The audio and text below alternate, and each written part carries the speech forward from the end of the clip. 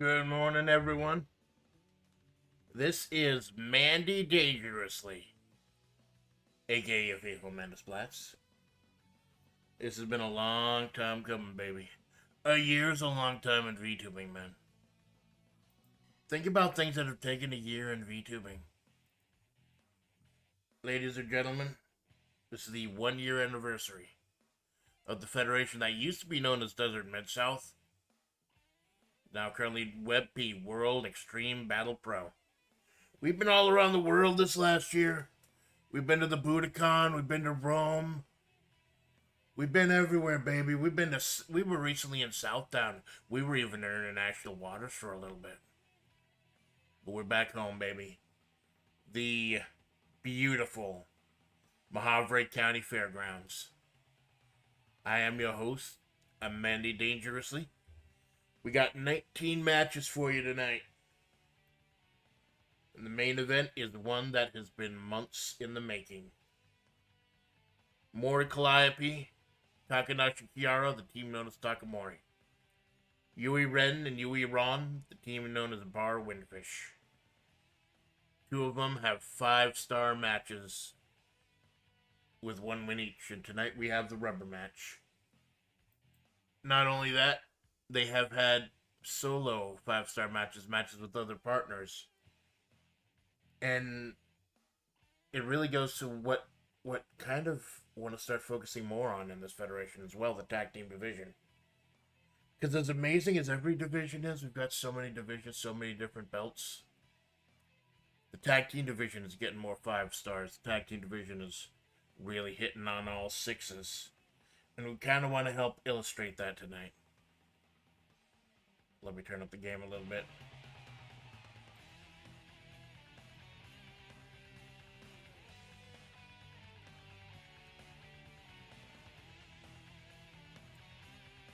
Hold on.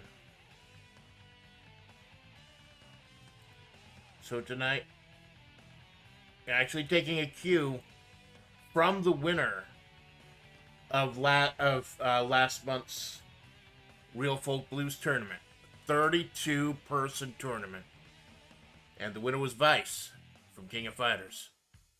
And Vice said, "No, I don't want a shot at Geese Howard's World Heavyweight Championship. He's my employer. I want a shot at the Tag Team Championships." They have shown the world that tag team wrestling is the hot thing right now. And so that is how big the Tag Team Championship is in this federation. That the person who won a World Heavyweight title shot threw it away to get a shot at the tag belts. And they will be getting that shot. Vice and Mature will be taking on Lincoln Zelda. CDI Lincoln Zelda. I can't believe they're the tag team champions, but who knows? By the time this night is over, it may be in the hands of the Assassins. But we got a little bit of a pre-show here, before we get to the big matches. We got a tournament, and we're going to do as a pre-show, we're going to do the 4 quarterfinal matches. Now, what is that new championship? Well, it actually stemmed from a match that happened at the Real Folk Blues. It was Gold Chip versus Jumbo Flapjack. They had a 5-star match. It was the most brutal, violent, gruesome thing. And they're both stablemates. They're both members of PepsiCo. So I was thinking, yeah, maybe we need a hardcore title again. Now that the Getsukyo Heritage Championship has been deactivated, we need a hardcore title. So this is going to be for the brand new No Exit Championship. This is not going to be the barbed wire death match. This is going to be the landmine death match. The other type of hardcore match that they have here. The one with barbed wire outside. 8 people had 5-star matches at last month's Real Folk Blues in Southtown. All of them were given opportunities to wrestle in this tournament. Yui Ren, Yui Ron and Mori Calliope obviously all declined because they're in the main event tonight, so they gave their spots to other people.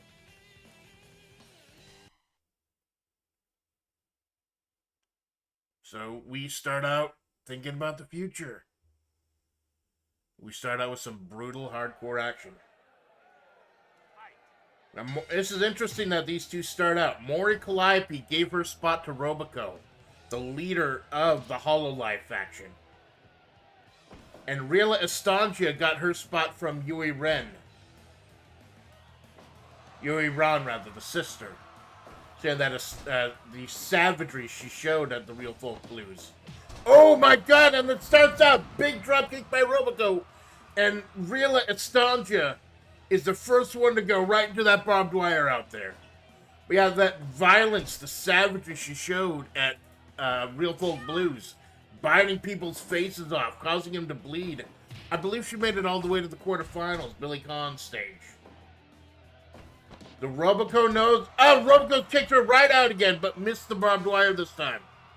Robico knows what she has to do. She was in that tournament. She saw Rila Estangia. She saw how violent, how gruesome she can be, biting off people's faces. She knows she has to exhaust her, tire her out immediately. I don't know if high-spec robots can bleed, but I get the feeling we might find out tonight. Hello, hey James, thank you for stopping by. Will the circle be unbroken? We got massive show tonight. Main event, Takamori versus Bar Windfish 3, the 5-star rubber match. Plus Vice and Mator, tag team championship against Geese, oh, big old shot. Oh, standing moonsault. I don't know why Carl's here. I think he heard that there was some hardcore action with women going down, and he demanded to be the referee for this tournament. Also, oh, Carolyn German trying to put her away immediately. Does not want Rila to get a real foothold in here, real savage foothold. Oh, follow-away slam by Robico. Plus, Geese Howard as well has chosen a challenger for his World Heavyweight Championship. I'm not happy with the choice, but I will accept it. I'm very unhappy with the choice he's made. Oh, axe kick by Rila. So we got a pre-show going, Jakes. This is the opening. We're doing the quarterfinals as a pre-show for the brand new No Exit Championship. We will crown a new No Exit Champion. Third time in the barbed wire. Robico knows she has to keep Rila off her game. She has to keep her off her feet and in that barbed wire. No rope. That wasn't a rope break, by the way. There are no rope breaks in the No Exit Championship. She just kicked out that quickly, I think. Rila whipping in the corner. Big old clothesline by the high-spec robot. And her heart has to be very heavy right now because Aski and Suisse, members of City 17, the G-Man stable. Oh my god, is she going for the worm? Oh my god, I think she's going for the worm. Weird choice, but okay. Does not pay dividends. She's right back up. Punch to the gut by Robico. So, Ochimachi, Suisse, and Aski, who want to join their dear friend Robico in Hololive again, are fighting for their freedom later tonight against fellow City 17 members Revolver, Ocelot, and The Undertaker. If Team INNK wins... Oh, big tornado DDT by Rila. Sliding dropkick. She's trying to get Robico out there into the barbed wire. But if INNK win, they will get their freedom at the draft show next month. If they lose, well, then it's business as usual. Oh, it took her a while to get out of that. It took her a while to break out of that hold. And there's the fluorescent light bulbs. Hey, if you want to, you can take off a light tube and use it as a weapon. That's fine. See, no rope breaks. Carl does not recognize rope breaks. Thank you, Carl. I think Carl was the only guy we could get to referee this tournament.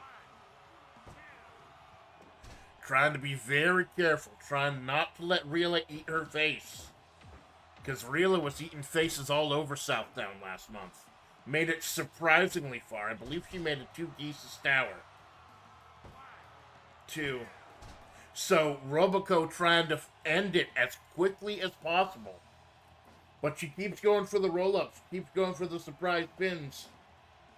But every time Rila kicks out, she just gets stronger and stronger.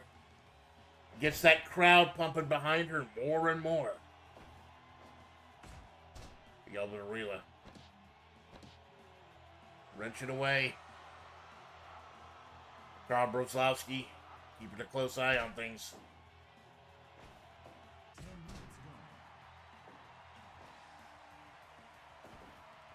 Another German. 2.9 by the high-spec robot. Who actually, I believe she lost in the first round of the Real Folk Blues to eventual winner Vice. Oh, standing moves up by Rila. Now, the high-spec robot Roboco, one of the best wrestlers in this federation to never win the World Heavyweight Championship. Probably the best technical wrestler in this federation. Those technical abilities are really not translating to the no exit championship. I'm a little surprised she accepted the invitation Maury gave her. But she's got that clothesline. Is she going to be able to take out the Amazonian savage Rila, who's just bleeding everywhere after being sent into the C4 3 times so far?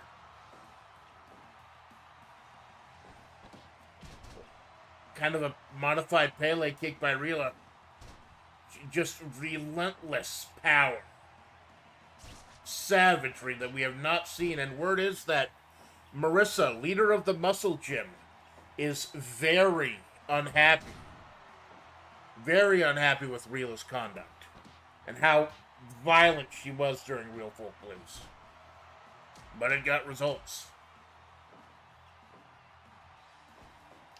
And Roboco, for the first time in this match, going out into the exploding barbed wire.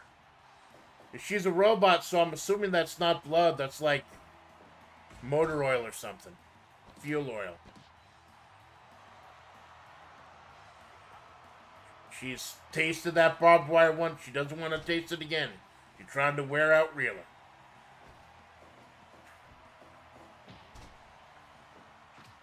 Oh, got a kick going.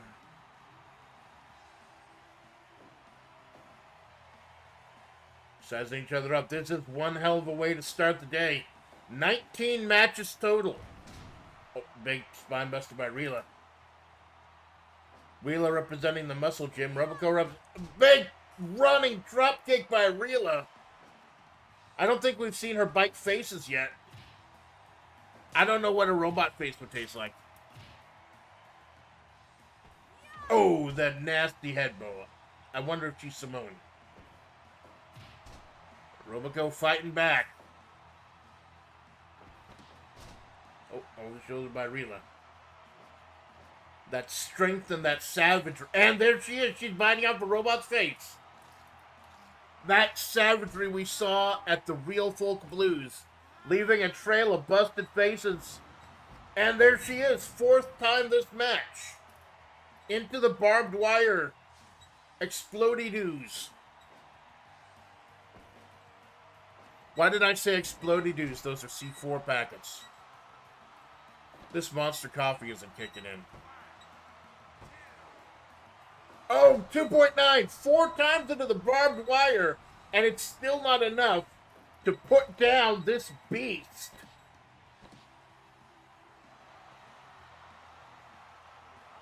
Anaconda device by Roboco. Taking her longer and longer to get to the ropes. There are no rope breaks. But in Fire Pro, how fast you go to the ropes indicates how well you'll be able to like break out of a submission. Even if it's not rope breaks like in this match.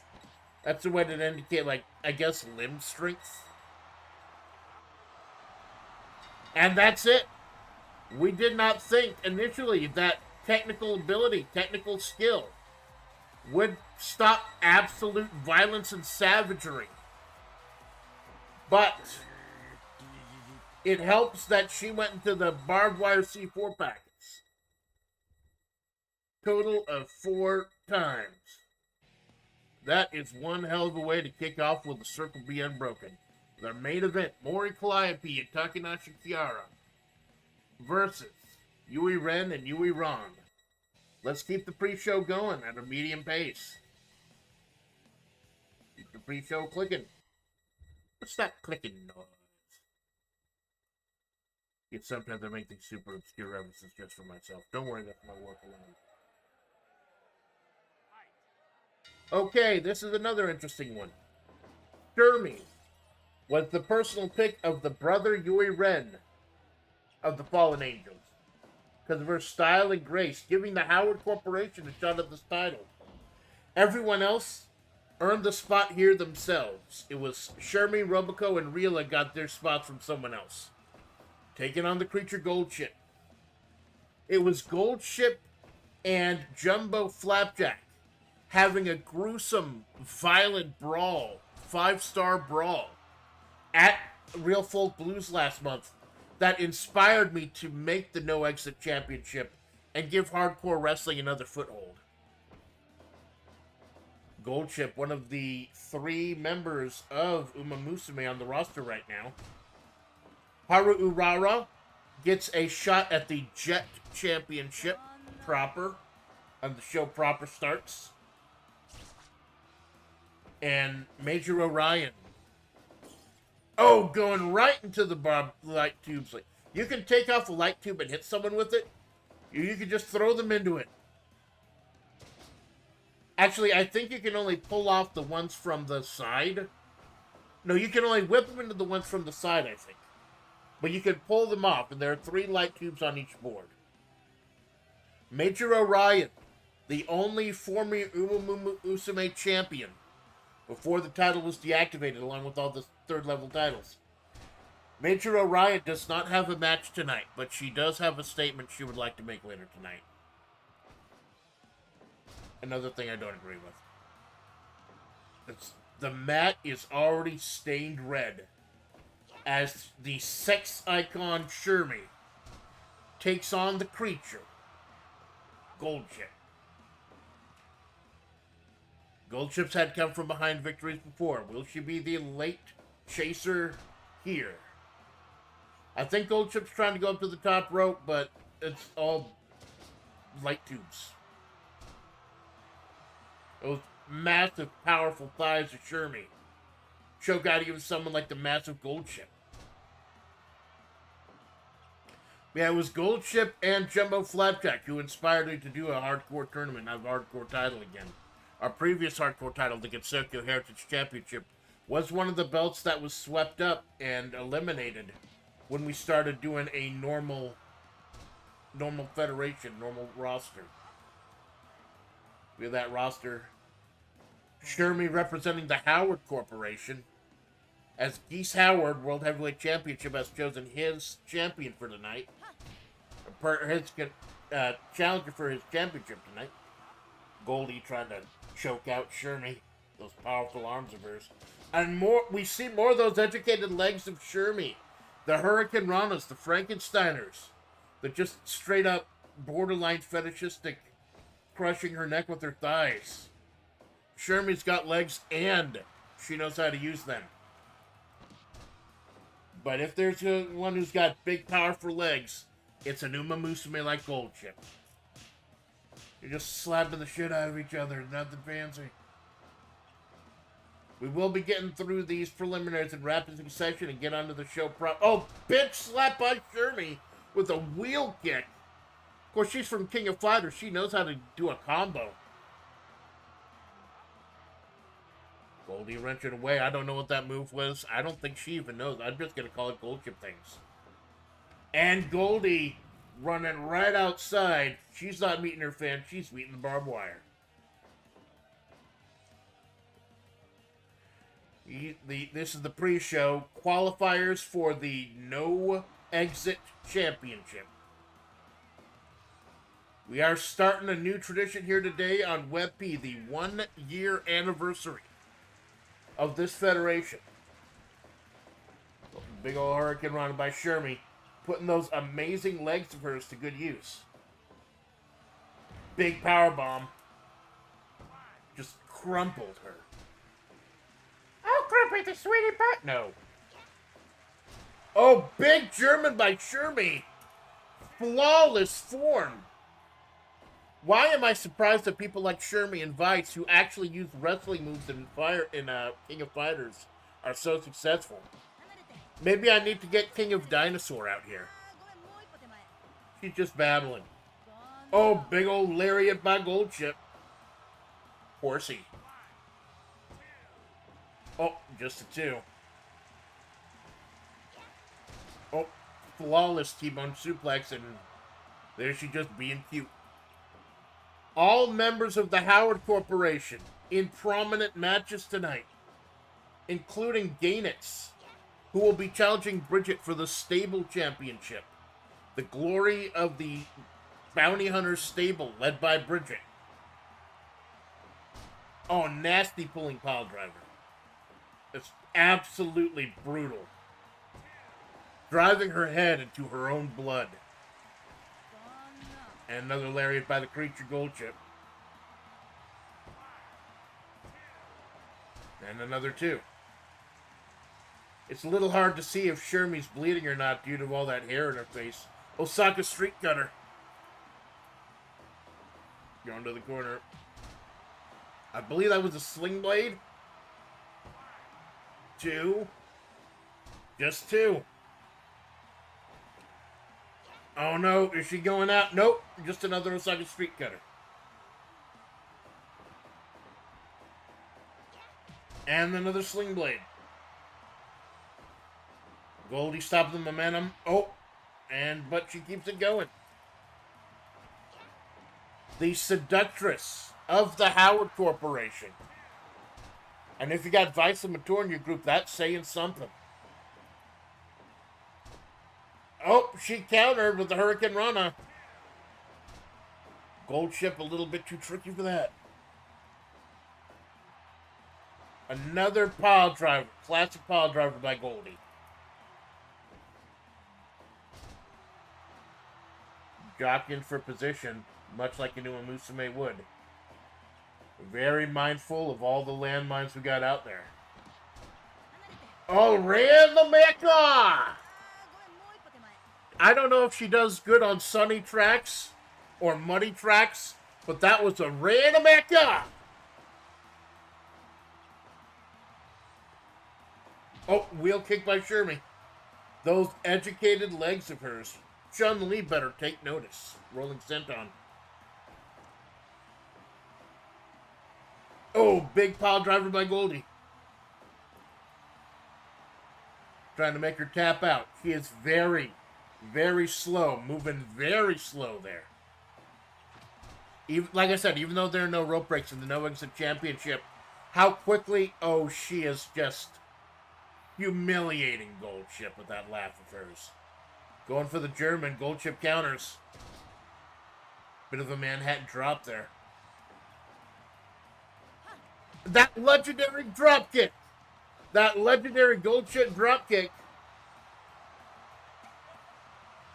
We are seeing the best of these two women tonight. And it... Oh. Triple Germans. A big old Shermie combo takes out Goldchip. So in our second act, we will see Roboco versus Shermie. And it's probably going to be a super quick match because, like I said, in tournaments, damage stacks. So the creature having to call it early as PepsiCo loses to the Howard Corporation. And again, not a whole bunch of storylines in these matches, so we're getting through them at trip hammer speed. We'll be splitting up the semifinals and the finals over the course of the rest of the show. It'll be 4 segments today. Omaru Polka and Cerno. Both of these two had 5-star matches at Will the Circle Be Unbroken? Omaru Polka, the last hope for Clowntown, who is not otherwise booked tonight. I hear they're in the building, but they're not otherwise booked. Polka's the only one who has a match tonight of Clowntown. And Cerno, oh my god, Cerno is one of the mainstays, one of the legends of this federation. World Tag Team Champion with Takanoshi Kiara. The Gensokyo Heritage Champion. She has been at the top or near the top of this federation multiple times, and it's time for her to claw her way back. Omaru Polka, though, showed an amazing debut at last month's big Real Folk Blues. One of the few highlights for Clowntown this entire year, as even Kefka Palazzo has lost. Kefka Palazzo losing to Geese Howard in the world title match. It was the first time the world title was successfully defended since, I believe, June. That's how badly Kefka biffed it. But Polka, though, the charisma, the attitude of Polka.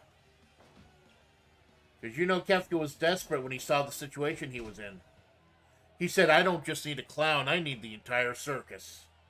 And you're getting the entire package with Ortica Portica. Big dropkick by Ortica Portica.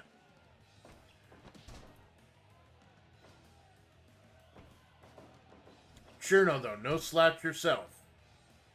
One of the mainstays, one of the legends, the pillars of this federation. Maybe after the show today, I'll make a Mount Rushmore of the federations for this. Although, if you want a Mount Rushmore for this company, I would hesitate to say it'd be Mori, Kiara, and Yui Ren and Yui Ran, the main eventers tonight. That's when you know you've got some good storytelling and you've got some choice feuds going. When the main event of your show is not even a title match.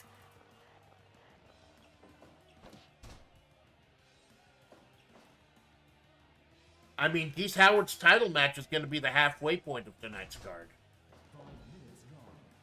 That's how huge the tag team wrestling is. The 5 stars. Oh, big old Pele kick by Cerno. I think she's trying to go to the top rope, and she missed. I don't know if it fucks up the logic of these characters, not having a top rope to go up to. Oh, running drop kick. Oh, Shining Wizard by the Shining Ice Fairy. Kind of a wrenching headlock by Polka. Some obscure, strange offense by Polka. Twist of Fate. We have not seen anyone bleed yet. I don't think we've seen anyone go into the barbed wire yet. We're actually getting a technical match in this hardcore deathmatch tournament. And that may bode well for whoever wins. Because like I said, damage will stack. So if you have a nice technical match you can recover from as opposed to bleeding like a stuck pig, that might set you up for success later on. Like I said, we're doing the quarterfinals rapid fire as kind of a pre-show. After that, we will start. I will tell you right now, the opening match for the show proper will be the Jet Championship. Marissa Rossetti, the hulking, muscle-bound muscle mama, who unseated a very unhappy CM Punk at last month. We'll be taking on Haru Urara, the little horsey who sacrificed a shot at greatness herself, just so she wouldn't have to break up the brother-sister team of Yui Ren and Yui Ran. I figured that deserved a little something. That will be the opening match tonight, and the main show. We'll get through all these 4 quarterfinals. We'll take a very quick break just so I can get some water, because it's the fucking desert.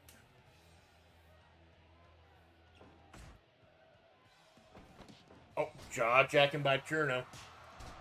No one's bleeding yet, I'm surprised. You can have a technical match in a ring surrounded by barbed wire C4 packets, I'm surprised. Right between the eyes and a big forearm. I would chide Polka for poking Cerno in the eye so much, but this is the No Exit Championship. No holds barred. You are not holding any bars in this match. You can hold a light tube if you want, but no bars. I might have to hold a fucking bar by the time this is over. Oh, wheel kick. Sure, no. If there's one thing this tiny ice fairy knows, it's nothing because she's empty-headed. Baka, 9-ball. But she knows how to rile up the crowd and get people on her side. As one of the members of the bizarre, eclectic PepsiCo.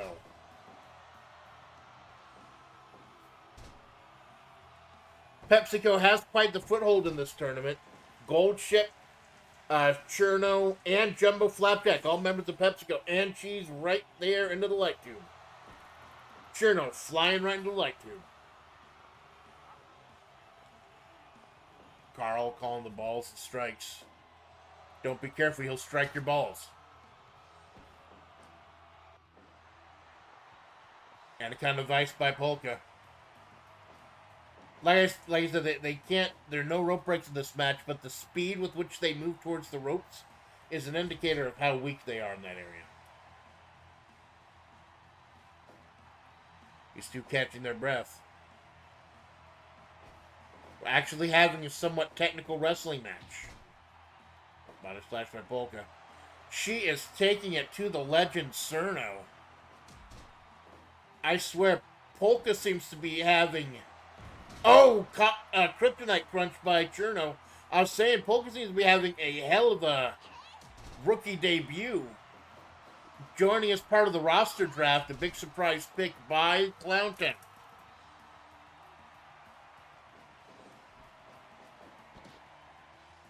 Oh, big old... Do they have Cyclones in Gensokyo? 2.9. She caught Polka on the back foot. Polka been juggling Cerno quite a bit. Yes, she has. I'd say of all the rookies that were hired during the draft, sight unseen, Polka has by far been the most impressive so far. Like I said, she and the sister Yuri Run had a 5-star match at Real Folk Blues, which is the reason she's here in the first place. Over in the corner. Big Hurricane Rana by Cherno. She's pointing up at the sky for some reason. Shades of Sabu, maybe? Is she gonna Sabu your mama through a coffee table? What a hell of an upset would it be? A foothold for Clowntown if Omaru Polka won the No Exit Championship tonight. Big ol' headbutt by Cherno. Run of the ropes. Big ol' kick. The 1-year anniversary of World Extreme Battle Pro. Will the circle be unbroken? Corner. Rotating forearm. She's stunting on him like this is stunting 101. And a big old clowny drop kick. I don't know what made it a clowny drop kick. Oh, that was a twisting, kind of a merry-go-round Hurricane Rana.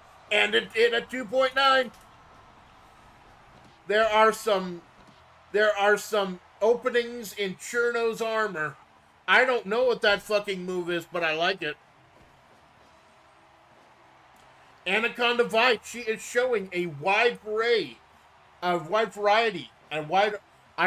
wanted to say variety and I wanted to say array. I think I made a new word. Fuck it, I'm a writer. You can make up words if you want to. Shakespeare did it all the fucking time. Or whoever wrote his plays. Oh, now I'm gonna get hate mail from the Shakespeare fans out there. And those hate mails are going to be written with quills in ye olde English. Fucking wrong with me today.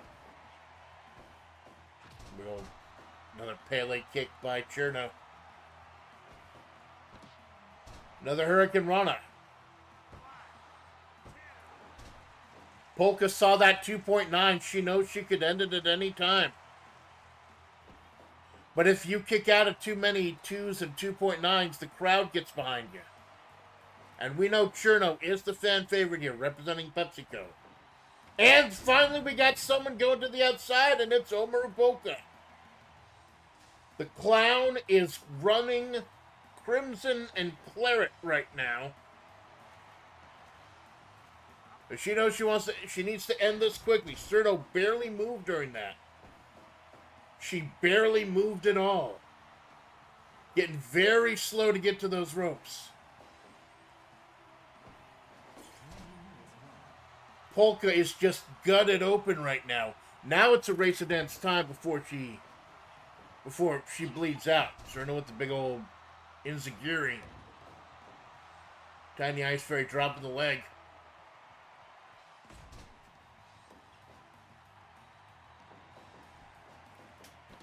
Another twisting Hurricane Rana. And that's 3. That's 3. Omaru Polka with the upset of the century, taking off the legendary Cherno. Does this mean a new day for Clowntown? As she is now is going to be the only member of Clowntown currently booked on the card. She has made it to the main show. I'll tell you, Kefka Palazzo, he fucks up a lot. Busted open, still taking the win. Hell yes. She nailed Cherno like a sack of potato PCs. She got that 5 million beef PC power going for her. And she will be making it to the main show now. And we make it now to the main event of the pre-show. I was mistaken when I said that everyone else earned their own shot.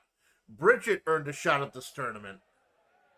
But Bridget gave her spot to Robert Landel, the golfing god, who is on the back foot right now in his career. A series of nasty losses. Hey, Dead Mac, thank you for stopping by, man. Thank you for the 1-year anniversary. Will the circle be unbroken? Main event, Takamori versus Bar Windfish 3. Despite fighting Cherno, there was no chill. No chill whatsoever. She got that 5 million beef PC on fire. And she's made it to the main card.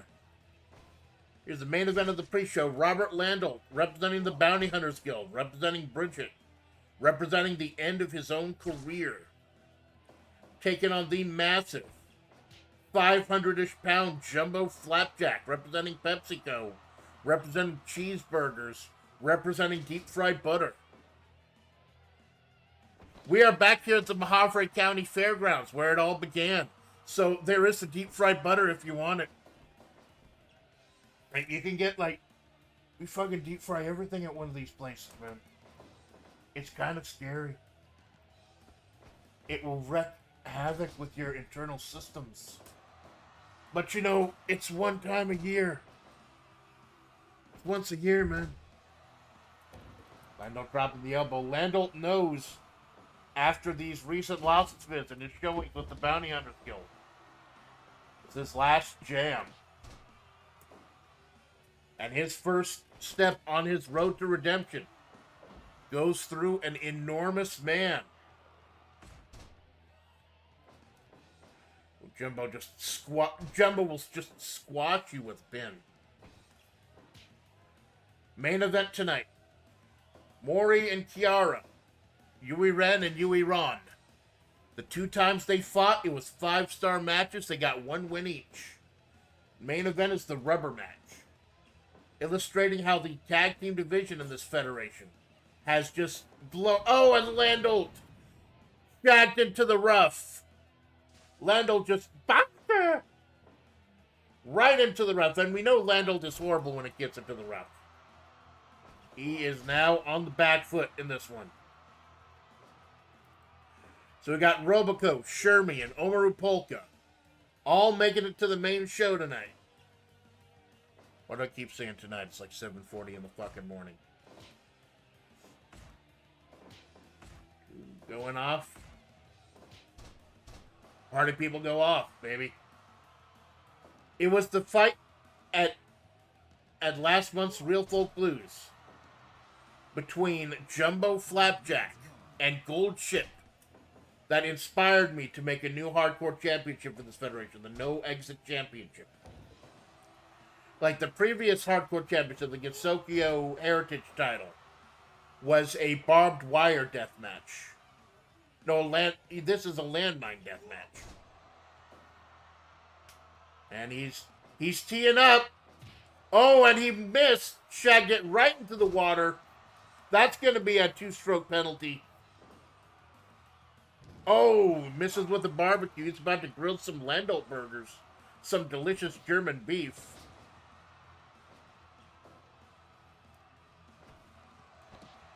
Oh my God, the power of that old fart. To lift up a 500-pound cheeseburger man. I don't know. Maybe he'd like. I apologize. I don't know if Jumbo Flapjack likes cheeseburgers or not. Maybe he likes chicken burgers. Maybe he's a vegan. Who knows? He's a 500-pound vegan. It's possible. Going for the balls. Now he's swinging up, teeing up. 5th shot, and he drops the club. Robert Landel, the greatest character in the greatest sports game of all time, Neo Turf Masters, a meme on my channel. Oh, the strength of Landel, picking him up again. No cheese, only pickles. Yep. You forgot the pickles. Since because pickles. But yeah, main event, Maury and Kiara versus Bar Windfish, the rubber match, 5-star rubber match. Plus, Vice, the winner of the Real Folk Blues tournament last month, gave up a shot at the World Heavyweight Championship to take a shot at the Tag Team Championship with their partner Mature. They'll be taking on Lincoln Zelda, CDI Lincoln Zelda, for the Tag Team titles. Geese Howard has chosen his opponent for his world title. I'm not happy with it. I don't agree with it. But it's his right.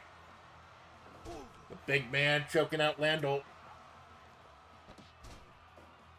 Landolt busted wide open.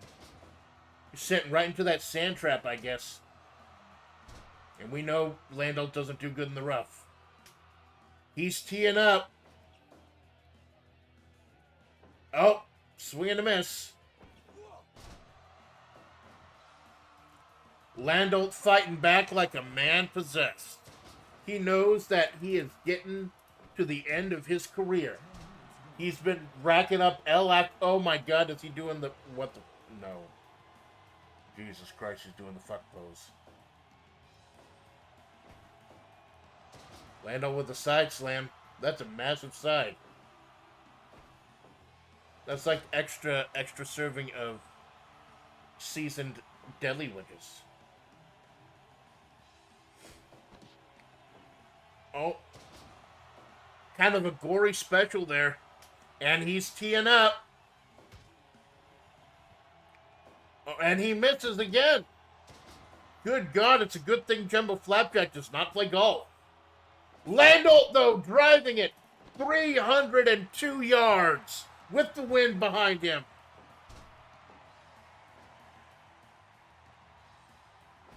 This man can drive for show and putt for dough. But that is a lot of meat to tear through. You see, Jumbo's back up. Jumbo's the first one to his feet. We're just going to crush the life out of this German. The German. Jumbo Flapjack. A man thrives in conditions like this. And that's it. That's it. He has just choked the life out of Robert Landel.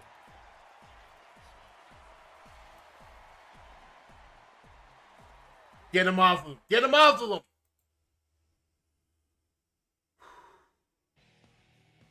Robert Landolt on the back foot. They're having a series of losses, even though Bridget personally handpicked him to join her Bounty Hunters Guild. Gave him her invitation to the No Exit tournament. And he's a loss to Jumbo Flapjack. So it will be on the main show. Robico versus Shermie. Omaru Poker versus Flapjack. Plus, the World Heavyweight Champion, Geese Howard, takes on an opponent of his own choosing. Tag Team Championship, Vice and Mature versus Lincoln Zelda. And the main event, Takamori versus Bar Windfish 3. Take a very quick couple-minute break to go ahead and set up the cutscenes. Yes, I did. I did pre-record cutscenes this time around to make it look more professional like I did at Real Folk Blues. I think it came out looking really good at Real Folk Blues, by the way. Just take a brief break, and we'll come right back with the main show. Bear.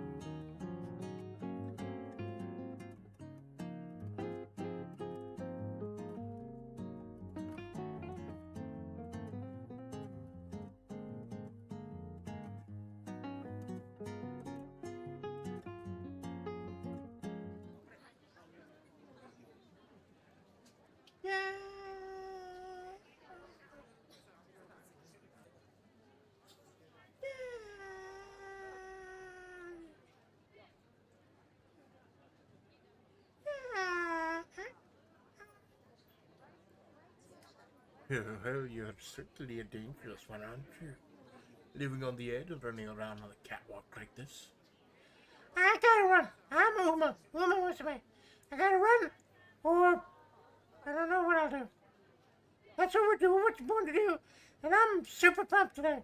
It's gonna be the greatest party ever. Yeah. Past the course, the tournament quarterfinals, we've been asked to open up this party. You truly prepared for what I am willing to do to you, Horace. Yeah. I'm not afraid of a good fight. Because that's like a good fight. It's like a good race. I may not win, but we'll always keep everyone entertained. My friend Hishiak Kubota calls it Buono. Want to be the most Buono horse ever. Your friend Loud sounds like she's doing little one. I don't think you could.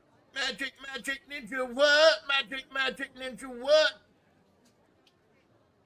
Ah, it's Cloud. Yeah, Cloud. I like clouds. They're cute. Ain't nothing cute about me. Yeah, I'm looking for you all over the arena, horsey girl. You been ducking out on me? I don't need to duck. I have proper form. Proper running form. Is there something I can help you with, Mr. J? Yo, none of this Mr. J stuff. I'm Violent J. And I've been looking for that damn horse ever since we got out of Southtown. Hey, yo, horsey. First loss by countout ever in Web P. And I get kicked out of that Southtown tournament. I know I could have gone all the way with the power of my juggalos behind me. Well, we should have got in faster. I'm Uma Musume. I'm the fastest horse ever. I mean, not the fastest, maybe. But you gotta be fast or you're gonna be last. Hey, yo, stop trying to be cute and throw me off, because it's kind of working. No. What I don't get is you take me out, count out, and now you're getting a title shot with this big girl. Oh, hey, big girl, how you doing? I have absolutely no interest in you, Mr. J. Are you saying that you want a shot at the championship as well? I want a shot of the damn horse. I know I could have made it all the way. Now, Clown Town may be on the ropes right now. I don't mind saying that. But I got my own wrestling federation to look after too. JCW Lunacy, watch it on YouTube. Currently written by Vince Russo, legendary Vince Russo, wrote for WCW.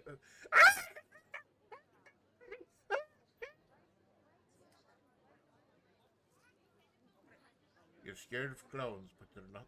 You're not scared of clowns, but you're scared of Vince Russo. Have you seen the Mama Bagwell at a forklift match? Yeah, Russo ain't here. Oh. Well, you may have a legitimate gripe, Father J. But I'm afraid Harura's dance card is full. She's got the shot at my jet championship. Well, you could run the throne in the match, right? What are you saying, little girl? You said it's gonna be. Amanda said that this is gonna be the biggest party of the year. Maybe the last big party of the year. And every big party deserves good clown. Yeah. You know what? I'll take you up on your offer. I'll get my win back, and big girl can go show you some love too. What you gonna do with Juggalo style?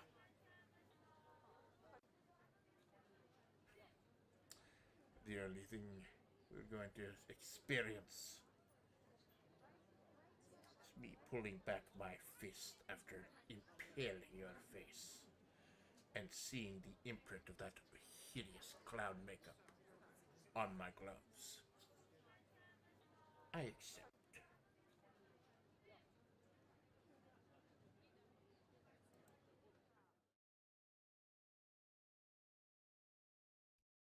Ladies and gentlemen, welcome to Will the Circle Be Unbroken? Massive developments for our opening match. As try to get the audio feed back to the arena. There we go. As Violent J of Clowntown has inserted himself into this match. Originally, I give the title match to Haru Urara for the Jet Championship, because she selflessly sacrificed a title shot for herself, so Yuri Ren and Yui Ron could have a shot together. Violent J losing to Haru Urara in, I believe, the first ever count-out, and getting crushed in the skull for his trouble. The first ever count-out loss in this federation. Violent J wanting revenge on Haru. I don't know why anyone would revenge on Haru. Haru's a good horse, a cute horse, adorable horse. So Clowntown, who was not otherwise booked for the show, Violent J going rogue, going against the wishes of Kefka Palazzo, going into business for himself, and his wrestling company, JCW Lunacy, now managed, booked by Vince Russo, has inserted himself into the match for the Jet Championship. What is the Jet Championship? Well, it's kind of like a TV championship or an internet championship. Usually I do 2 shows. Oh, swinging neck breaker by Violent J. Usually I do 2 shows a month. And the heavyweight championship, tag team championship, etc. are defended once a month. The Jet Championship is defended at every single show. Period. No matter what. Even if it's a tournament or something. Even if it's something unrelated. It has to be defended at every show. And right now it's around the waist of the massive muscle woman, Marissa. Former Fighters Champion. Former World Heavyweight Champion.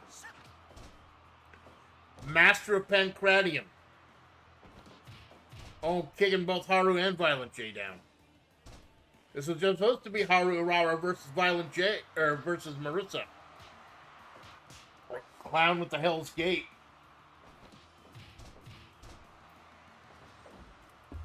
But Violent J talking his way into this match. Of course, Haru with the boundless heart of gold accepted. Remember, this is a triple threat. This is not a three-way dance. First pinfall submission wins.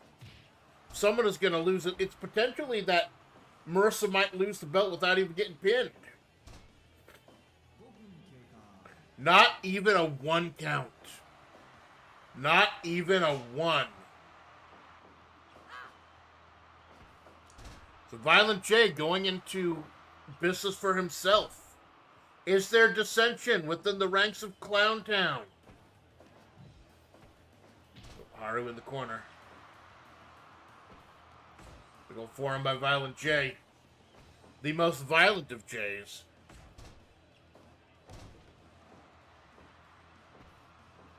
This must have been his plan all along. To insert himself into the card. Hip tossed by Violent J. I believe he and Shaggy 2-Dope are both former JCW heavyweight champions. Which tells you a little about JCW. Forearm by Violent J. Haru fighting back.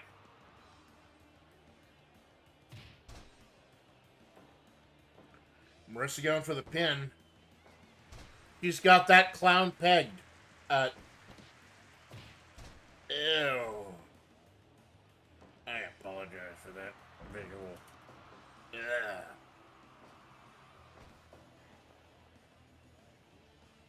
Oh, with the knee, Marissa. Trying to keep that clown down.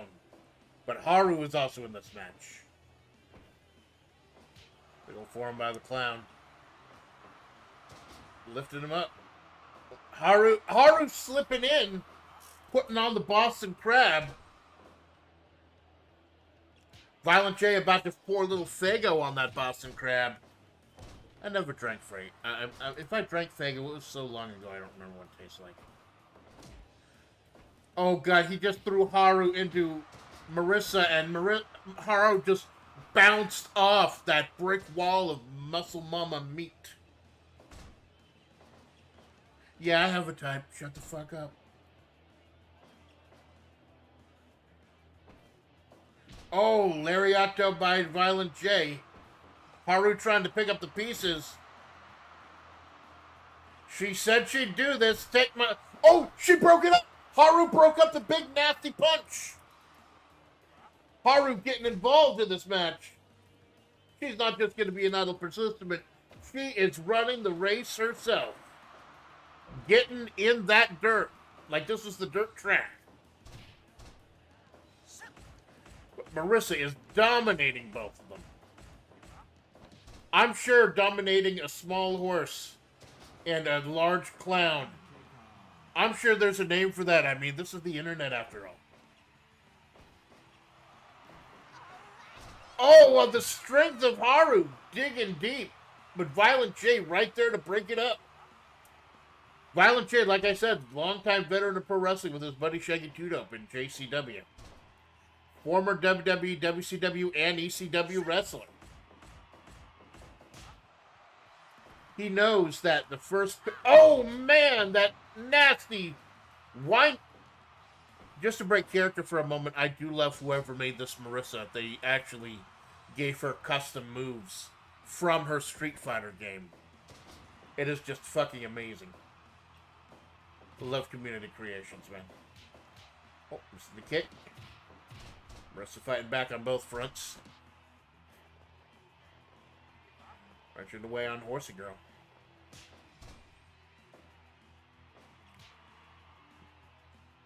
Is the ref Carl? Yeah, I don't know why. Oh, shit. Yeah, why is Carl here? Good morning, Darren. Yeah, Carl was the referee for the no exit tournament that we're doing. I don't know why Mr. Oh yeah, I'm getting word from the back that Mr. Judge is not here yet. The karate champ judge, our regular judge, he's not here yet. Must have been delayed because it is hard to get from place to place in Mahavre. Darren, welcome to Will the Circle Be Unbroken. Main event, Takamori versus Bar Windfish 3. The 5-star rubber match between the two greatest tag teams in this federation. No titles, just glory. And we're starting out the show proper with the Jet Championship. The title, that's like our TV title, our internet title, must be defended at every single show, no matter what. Violent J getting vertical. Violent J representative. Oh my God! Sitting pile driver by the clown. For as much as I'm a clown on Violent J and Shaggy Tudo, they have far more wrestling experience than anyone else here combined. Carl does love his horses. I will not be part of this slander or libel.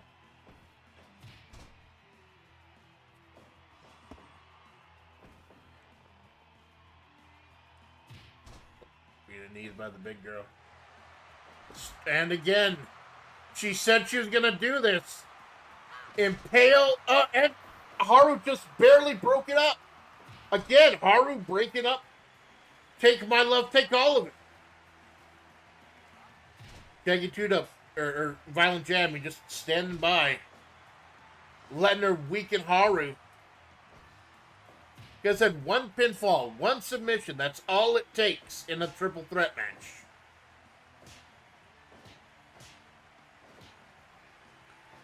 Haru with the dropkick, shaved everybody gold chip. Not gonna get the job done though. Wrenching away Haru's ankle.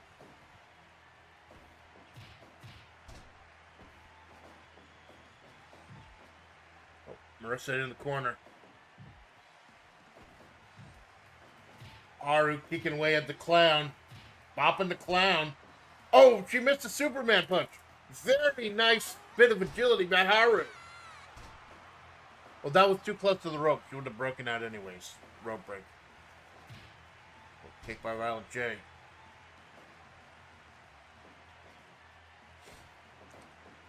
Haru whipping Violent J into the ropes. Haru switching back.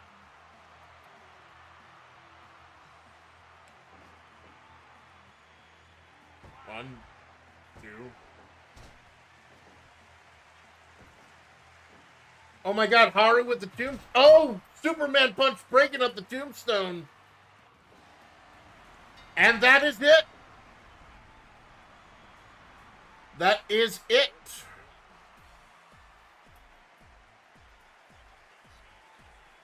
And thanks to Violent J. She has made Violent J tap. Oh my God, think about it. Violent J just screwed Haru Urara. Maybe I should elaborate on that. This was supposed to be a one-on-one match between Marissa and Haru. Violent J interjected himself. Violent J is the one who tapped out. So Haru wasn't even involved in the end. This cannot be a happy moment for the happy little horse. She cannot be happy with this, although I feel like she's probably happy with everything.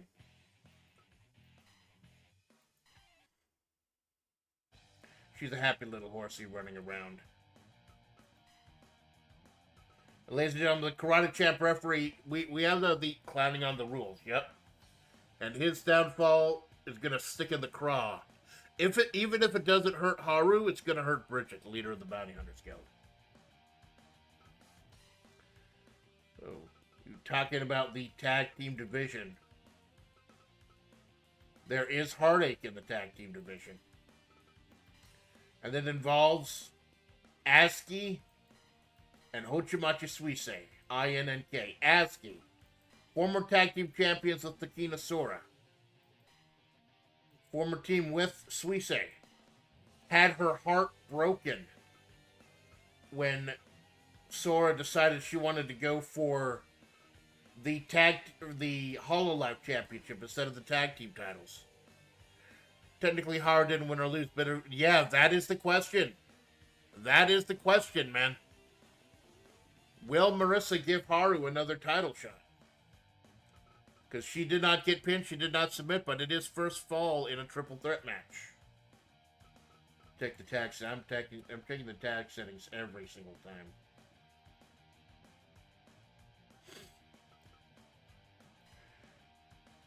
Every single time. So it's a hard heartbreak that Asuka has suffered that led her to the hands of City 17. But now she's regretting her choices. She's regretting giving in to sadness, giving in to failure. So the G-Man has made her an offer. All four of these people tonight are members of City 17.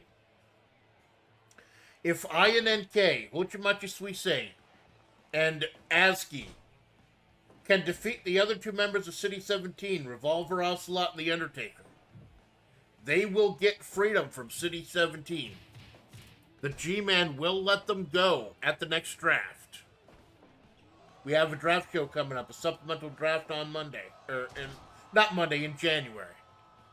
Supplemental draft in January, and if INNK defeats Taker and Ocelot, he will let them go, let them out of their contract, and you got to assume Robico will finally get her dream of reforming Gen Zero as a unit. There's our main referee, Mr. Karate Champ Judge. We just call him Judge. This man's calling all the balls and strikes tonight.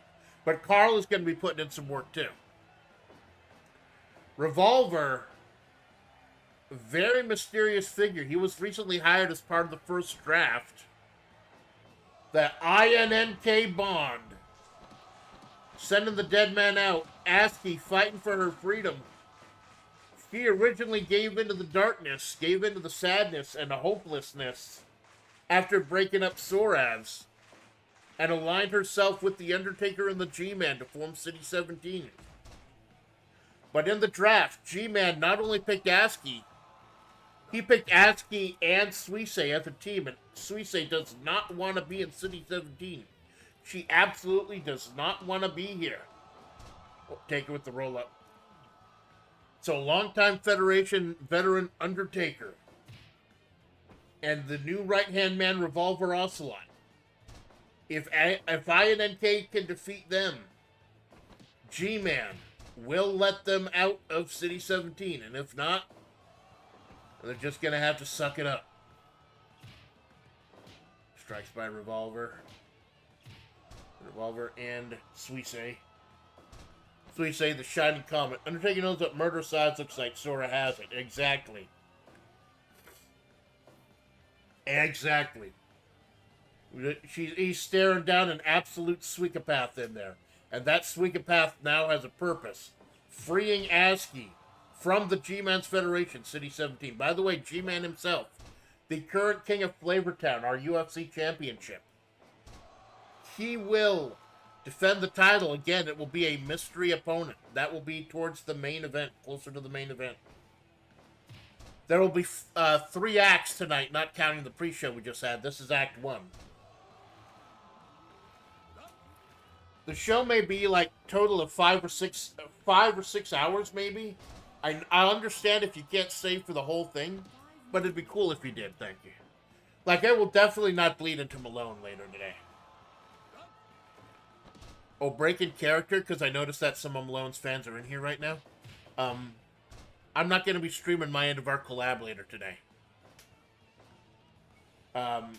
We're doing a lot of demos. They may just be too chunky to run. And I had way too much time to doing all the pre-records and stuff for the show. So I will not be streaming my end. Malone is like 12 subs away from 500. I want to funnel all possible eyes to him. Let's give him a slam by the dead man. The prominent U.S. champion, back when we had a U.S. wrestling champion, defeated everyone in the WWE to be the WWE tournament winner. A massive pickup for the G-Man. But now G-Man has been dealing with the broken-hearted Askey trying to break free. Askey regretting the impulsive decision to join City 17. And G-Man using it as an excuse to take Suisse with her.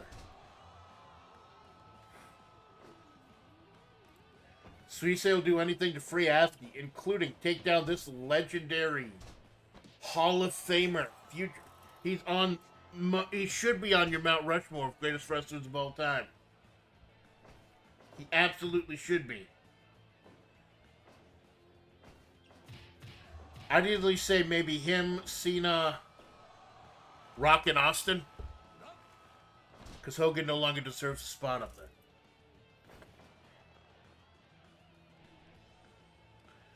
So we say now one of the biggest names in Hololive. And tagging in Askey, the INNK Bond. The INNK Bond. Will that get them out of City 17? Will they be able to escape? Well, by Ocelot. On Ocelot.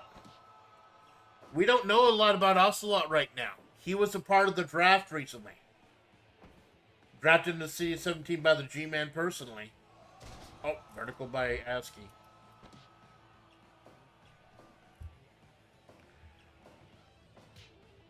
Bunch. Nasty technical rush by Revolver. We know Revolver has technical skills. You see how it can work again. But like I said, total of 15 matches, not counting the pre-show. Going to be several hours. I hope you have a good time. Punch and kick rush by Ocelot. All we know about Ocelot right now is that he has the G-Man's ear. 2.9! This was almost over. 2.9. Suisse barely breaking it up. The way Fire Pro works is it's really a 4 count. There's a 4 count system. 1, 2, 2.9, and 3. A Revolver going to the top. Undertaker not obliging. There's a little bit of a miscommunication there between Taker and Revolver. Trying to cut off Askey, but she's able to make it to Suisse. Those big old soup bones of the dead man taking her down. Will the INNK Bond be enough to get him out of City 17? Dropping leg.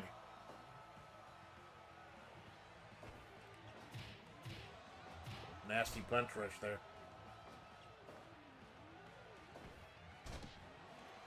Claw to the back of Suisse, trying to make her tap out. When it's concerning your friend Askey, I know Suisse will not give in. Unless the pain becomes absolutely unbearable. I just realized the mouse pointer was on the middle of the entire time, but luckily it's not catching the mouse pointer, so I got it set up right. That's cool. I've been playing this game with a mouse and keyboard recently. It's a lot easier than the controller. One of the few times I use a mouse and keyboard instead. You're now wrenching away at that leg.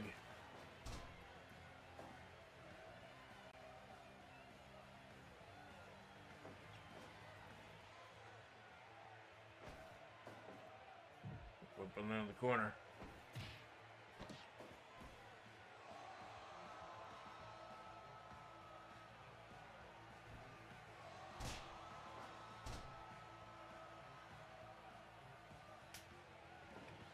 Tagging in Revolver. Both of these two teams working like a well-oiled machine, well teamwork. But they're going to each other so viciously, you wouldn't think they're all members of the same stable. What we do in WebP, we do like New Japan does. Almost everyone is in a stable. Almost everyone. So you can look at the group and you know what you're getting into.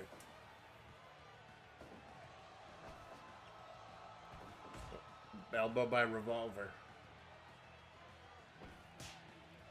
Slap by Askey. Straightened chops. Askey just recently, super kick, recently celebrated her 7th anniversary as a VTuber. 7 years. She has tenacity. She will not give up. But will she be able to make it out of Scissor 17 alive? Oh, big ol' high angle drop kick.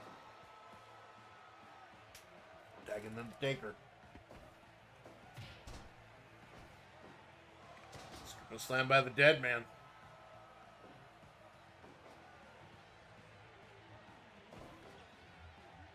Oh, trying to go for the live, but Taker, that veteran, decades of experience. Decades of experience.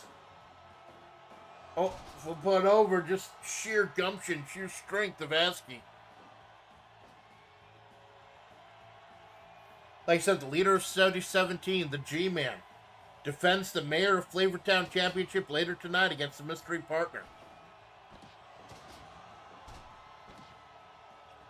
Maybe later I'll hint at who that mystery partner is. Just give you a taste of what's to come.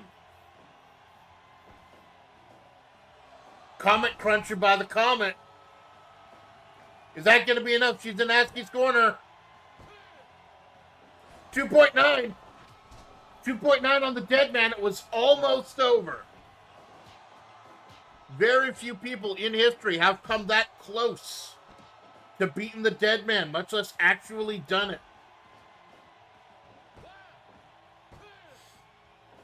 Oh no, it's so close. Take her now and wrench it away. Trying to make him tap out while Askey and Revolver both in there. Exhausted dead man tagging in Revolver. Suisse tagging in Askey. Revolver going up top. Drop of the knee. You're pretty good. Anyone who knows... Oh, working on it by Askey. Oh, 2.9 again. This one is so close to being over. INNK's fate. The fate of Gen Zero. Hangs in the balance. Break it by Revolver.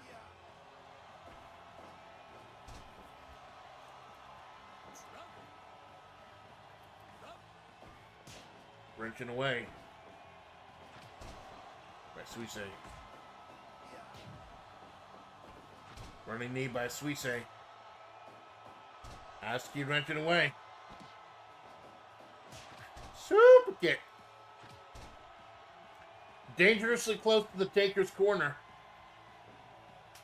Almost want to say close to City 17's corner, but City 17, all of them are membered right now.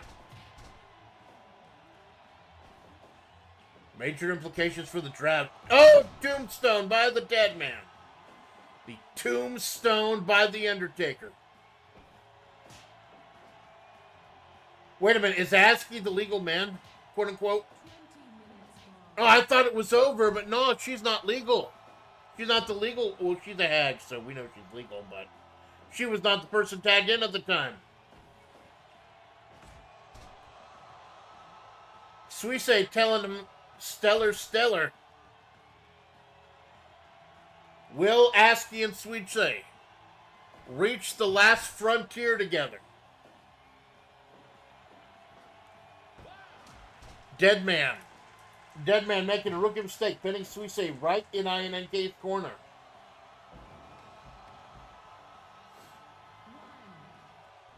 Oh my God! Top rope somersault. Amazing stunt by Askey. That dazzling display from the diva. The virtual diva. Super kick by Askey, or Suisse. And it has just broken down out here. Absolutely broken down. By the way, 20 count. It's a 20 count in Fire Pro, not 10.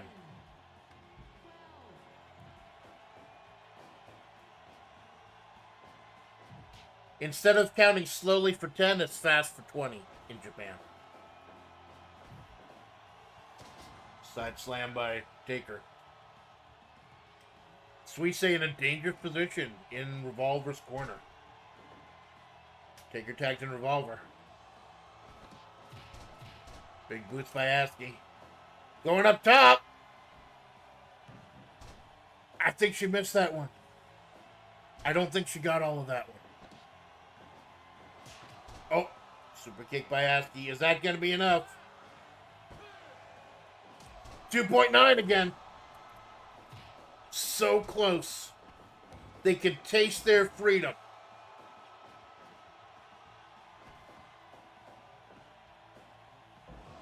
Oh my god. Like, that's kind of a side angle brain buster.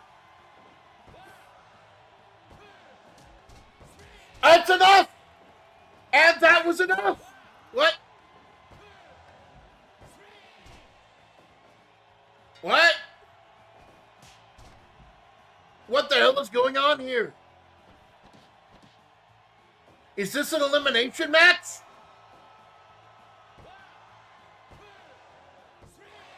Oh my god. Oh my god.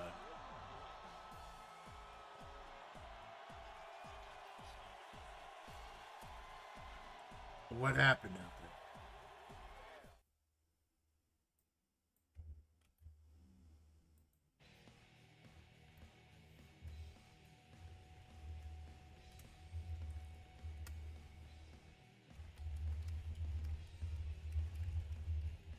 What the hell happened?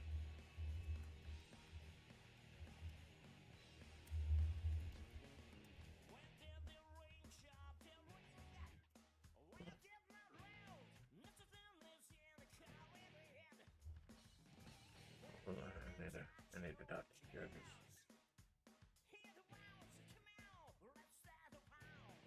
Okay, I'm getting clarification now from... What the hell do you mean? What the hell do you mean I didn't sign off on that? I didn't fucking sign off on it. What the fuck are you talking about, Joe? I'm just fucking poker here, alright?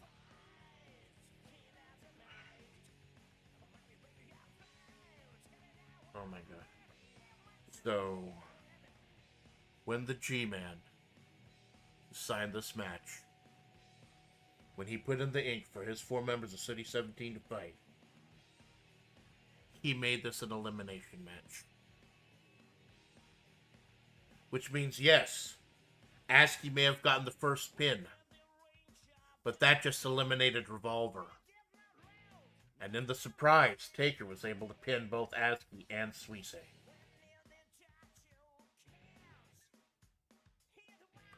So the G-Man wins again. The maneuvering of the G-Man. And Askey and Suisse are stuck in City 17.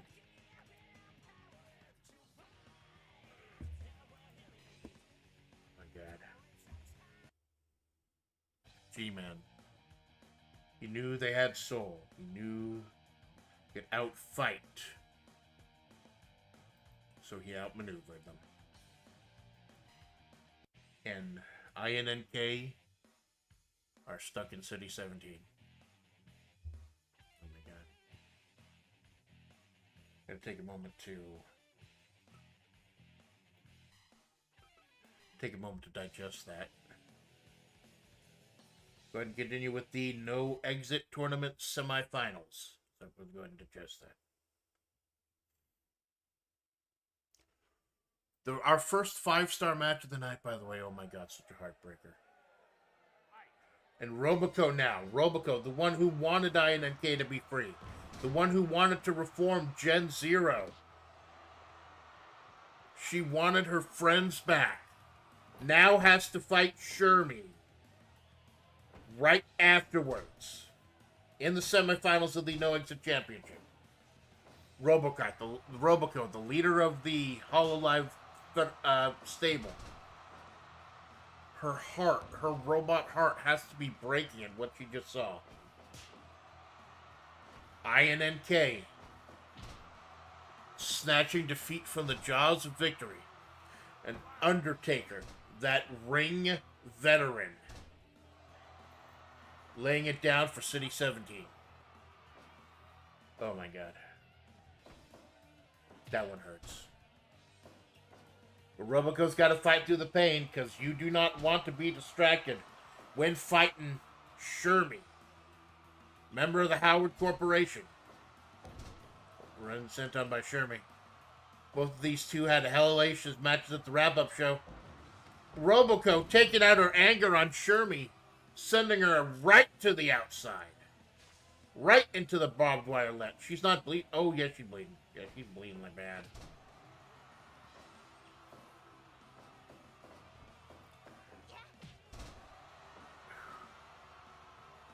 Roboco. And sending her right back. She is heartbroken over what happened to INNK. Heartbroken that they will not be reforming Gen Zero. And she's taking it out on Shermie. German suplex. The high-spec robot, both she and Shermie mastered the German. Shermie with the Osaka street cutter instead of sending her to the outside. Yep. Big old flying forearm sling blade. Rolling her up.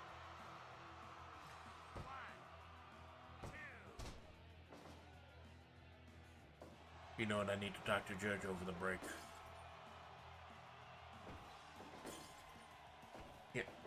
Yeah, have Judge can do the Geese Howard match. Then I need to talk to him over the break. Alright. I did not set off on this shit. Roboco wrenching away. Okay, kick by Jeremy. Lift her up. Vertical soup. Osaka street cutter. Cutting her right out. Another sling blade.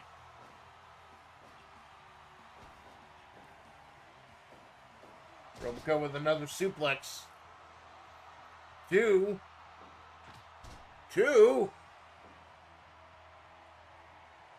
Shermie barely kicking out Roboco off her game.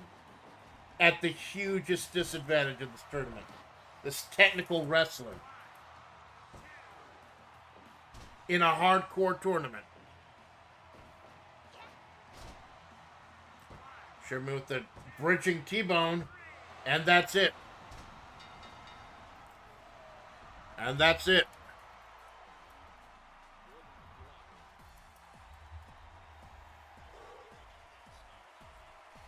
I want to give the assist to City 17 with this one.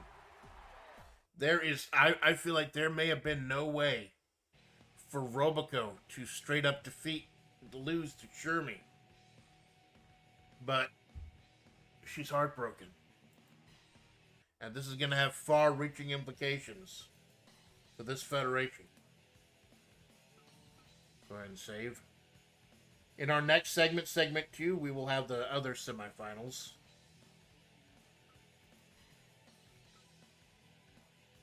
I get paranoid.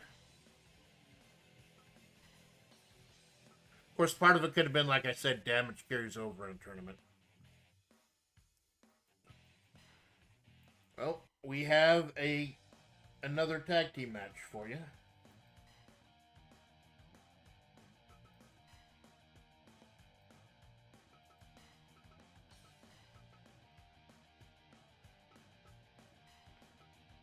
Like I said, the main event. Where's the clear all button?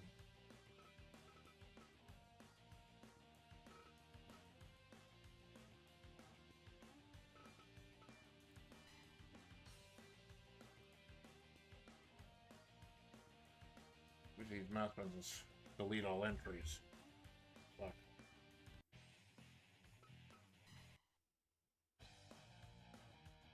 Enter finish, random select non-title.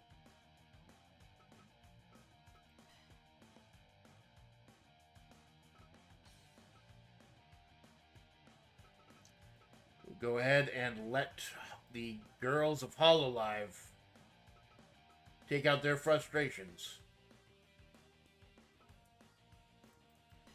Sacramento. You know she has to be unhappy.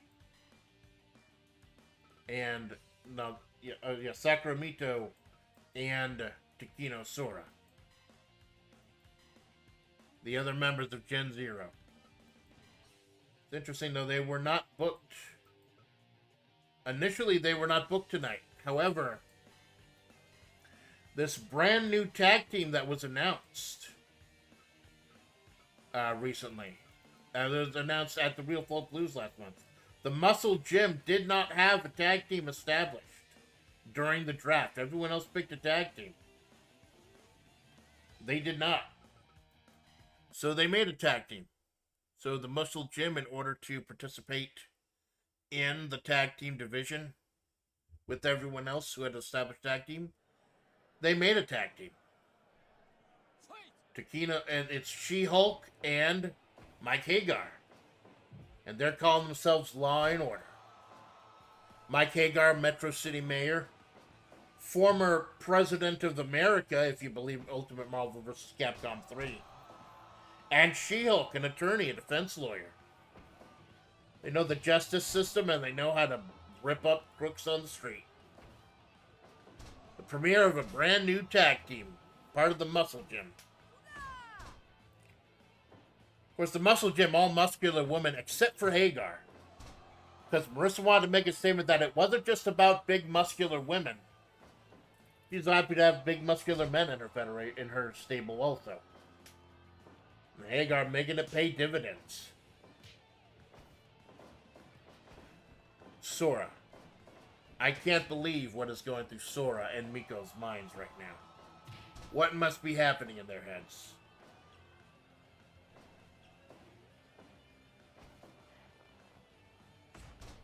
Ladies and gentlemen, after this match, we will have the World Heavyweight Championship. Geese Howard, the World Heavyweight Champion, in the confusion of everything, of Vice deciding not to go for the world title. Geese Howard has been allowed to choose his own pick.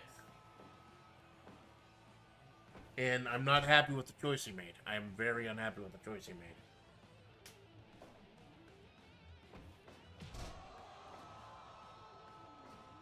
Okay, Miko and trying to bring at least one victory, at least one happy end for Gen Zero. Their fellow HoloLive stablemates, Mori and Kiara, in the main event tonight. Fighting in the main event.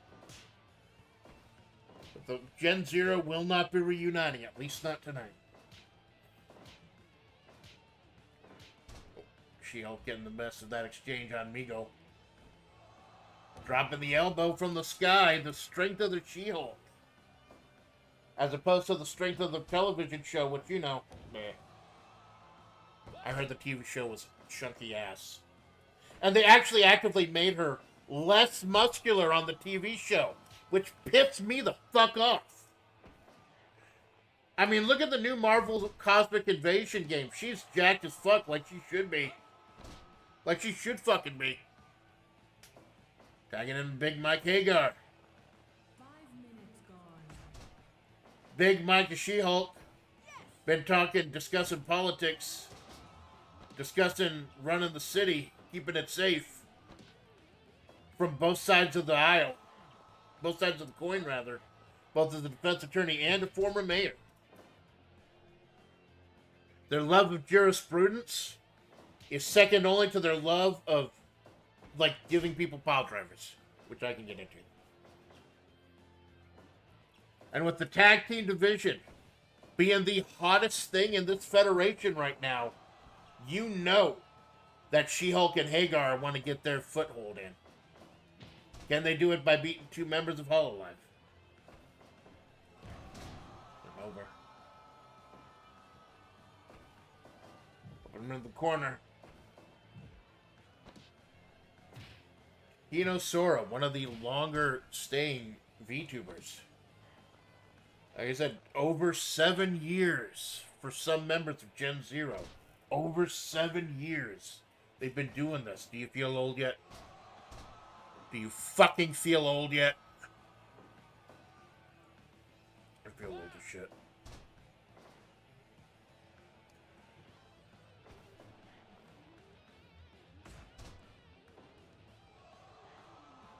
Hagar wrenching away. Migo kicking him off.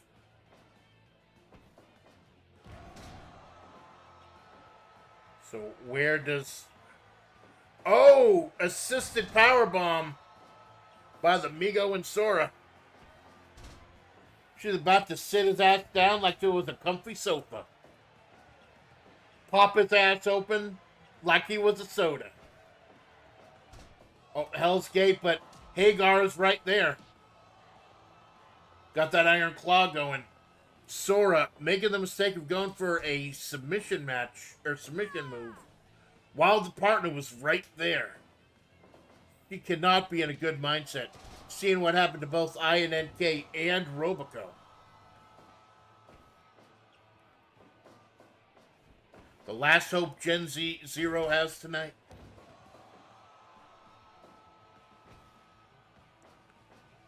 Oh, Muscle Buster by the Shield.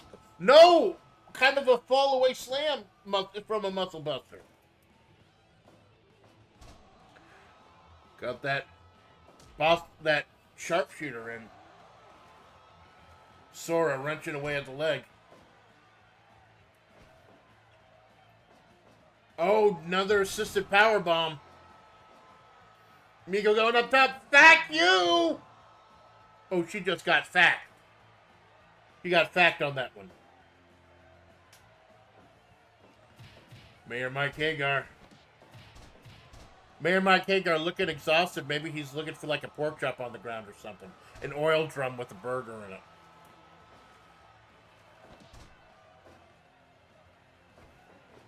Oh, lift him over.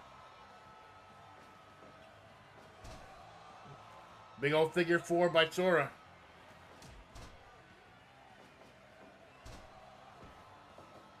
Next Cloverleaf.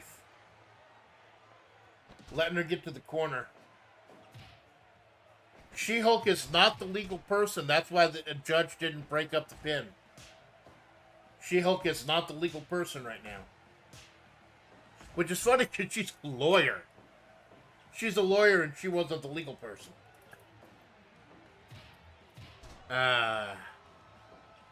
He's funny. I'm funny, roadkill. Oh, Sora going for the eyes. Oh, sit down pile driver and going up top. High fly flow misses. I'm surprised that She-Hulk didn't shove her off the turnbuckle. Miss Jennifer Walters must be more honorable than that.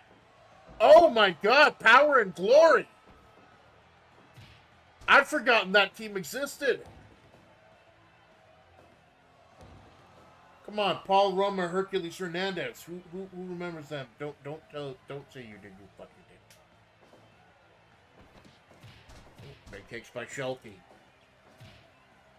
Fighting back by the Migo. She-Hulk just lands on the Migo. So we're trying to fight back. Oh, big elbow by Sakuramito. DDT. Running elbow.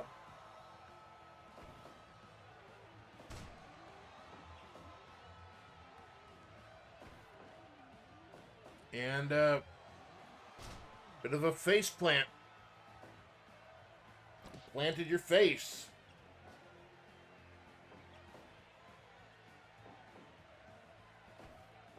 Talking about the World Heavyweight Championship match coming up next.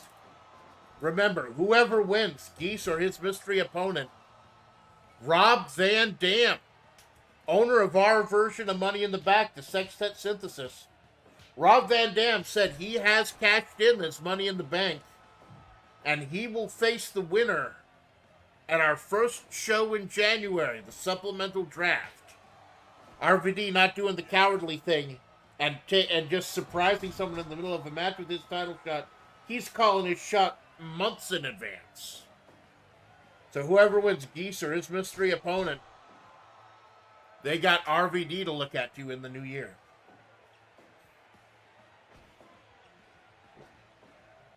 Double powerbomb. Trying to double team the member of the Muscle Gym. Hagar powering out. Oh, standing senton.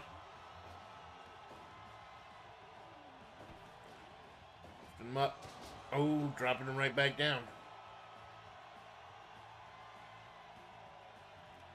Tagging in Shulky. The strength of the heart of Sakura Mito and Takina Sora versus the strength of the muscles of She-Hulk and Mike Hagar. Gotta think, with our newly rediscovered focus on the tag team division, how the main event of tonight's show is gonna be a tag team match with no title implications. You gotta think, whoever wins tonight. Oh!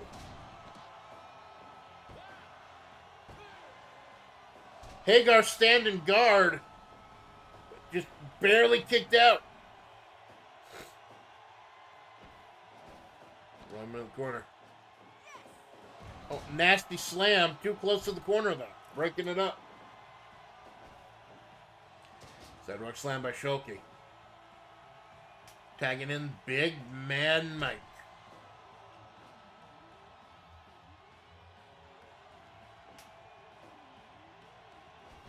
Tagging in Miko.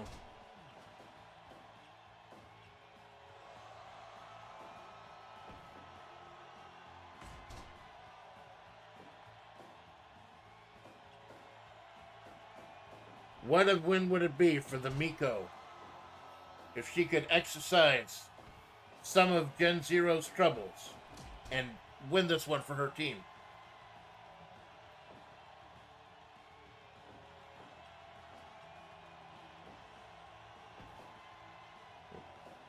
And power, what? Not a power bomb. Oh my god, I told her to stop using the fucking Gantho bomb. I told Mingo to stop using the fucking Gantho bomb. 20 minutes gone. She's out. She's gone. After today, she's gone. I told her to stop using that fucking move. This is a sport. You don't drop somebody unprotected on their fucking head.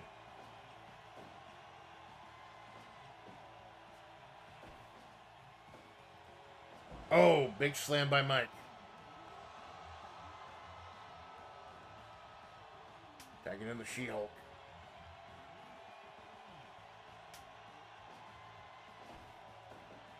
They go whipping him in the corner. Oh, slamming back first. Shulky going up top. Dropping the elbow. Absolute chaos. Everyone down. You know, maybe that's the way we like it.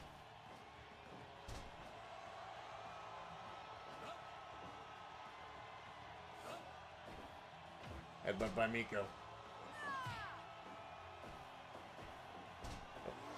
Wrench it away. Oh, big slam by Big Mike. She-Hulk almost giving up there. The She-Hulk just powering out.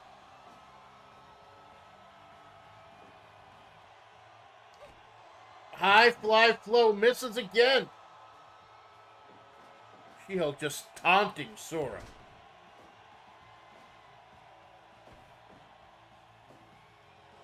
Well.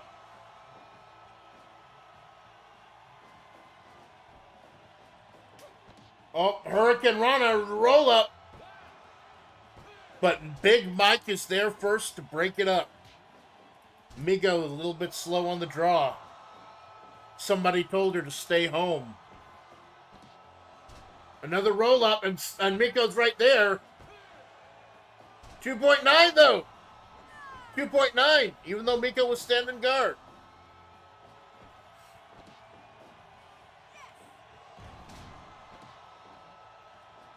Oh, breaking up the pin because of the rope break. You're a little too close to the rope. You got to be careful. You got to have that situational awareness.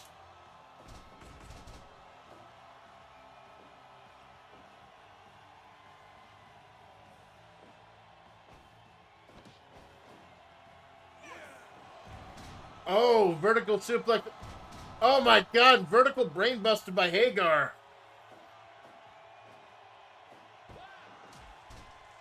I guess he thought he had to take the chance. Or the roll-up, but Sora's not even the legal person. Oh, Hagar dropping back, smushing the Migo.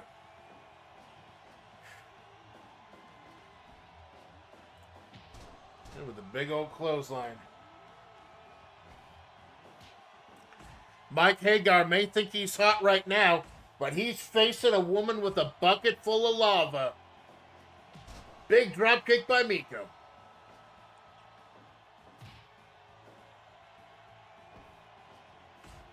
Form to the face.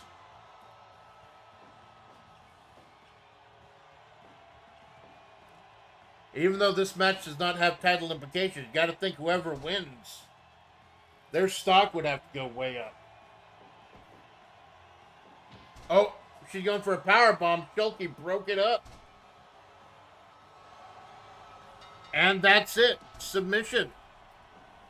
An impressive first outing for the tag team, the new tag team of She-Hulk and Mike Hagar, Law and Order. A big, big victory for the two big jacked muscles. And another loss for Gen Zero on a heartbreaking night. And we're just getting started, man. We are just getting started.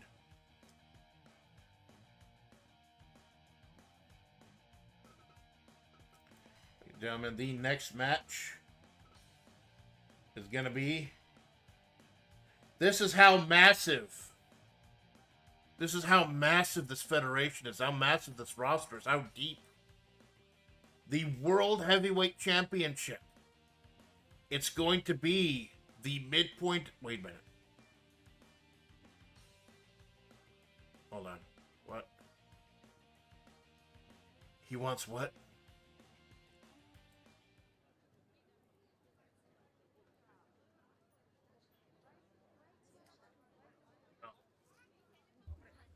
It seems like that Amanda's hasty to get everything finished before the end of the year. She's somehow forgotten about the World Heavyweight Championship. Maybe she gets the feeling that I've got it covered myself. Or maybe she thought that Vice would be foolish enough to turn against her employer in the shop for the belt. Not to make fun of her abilities or anything, she did win the Real Full Blues tournament. But her eyes are on a different prize. Whereas tonight, I have been told I can choose my opponent. I've thought long and hard about the things I could do to any single person on this roster who has crossed me in the past. To make an example of them. Biggest party of the year. But thinking about my further ambitions, thinking about the future, there's only one person I can think of. What the hell are you doing here? What the hell are you doing here? I'm the World Heavyweight Champion. This is my time to speak. I mean no disrespect, Mr. Howard. But I may be in a unique position to understand the kind of mistake you are about to make. Mistake. I'm Geese Howard. I don't make mistakes. The last mistake I made was decades ago. So I didn't kill Terry and Andy when I had the chance after I killed their father. Well, ever the edgelord, Mr. Howard. I digress. I do not think you understand the type of power you are willing to summon back to World Extreme Battle Pro. Oh, I know exactly what I'm doing. My question is, how do you know what I'm doing? My employers are paying me to know. You yourself were in a position. You are the one who, for the lack of a better term, you set her free. And if there's something flying around there that powerful, that useful, just flying around free, I want to get my hooks into it. I want to see what it can do in the ring. And the best way to draw out any wrestler with a shot at the World Heavyweight Championship. You've been in the ring with her. You say I'm not prepared. The situation I was in when I fought her was advantageous to me. It's the only reason I would have dare attempted such a feat. But if you will do this course of action, Mr. Howard, I guess I can't stop you. Here is where I get off.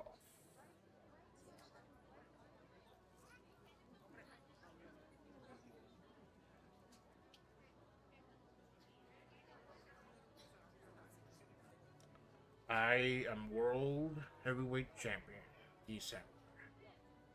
And for my opponent tonight, I choose Justice.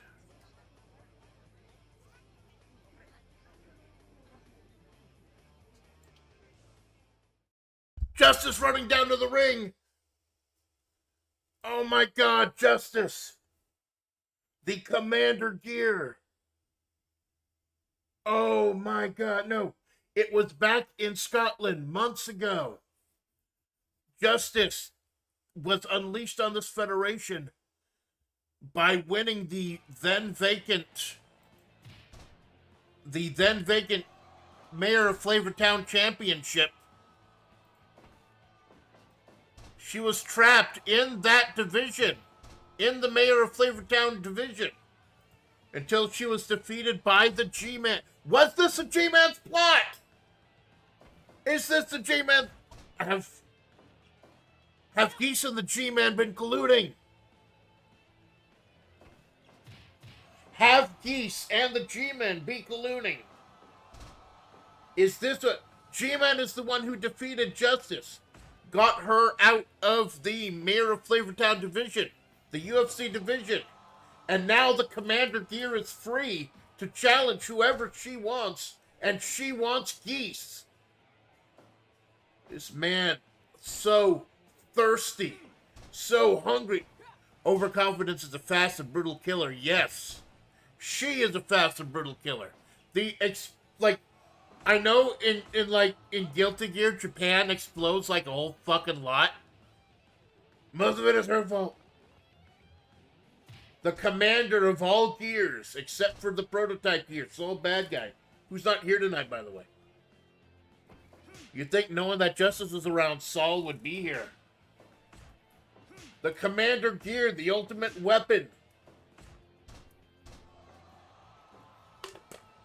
He's apparently getting kind of cocky after successfully defending his belt against Kefka. Has summoned Justice. One of the few female final bosses of fighting games out there. Yes, there is a woman trapped in that shell. And it's a horrific story.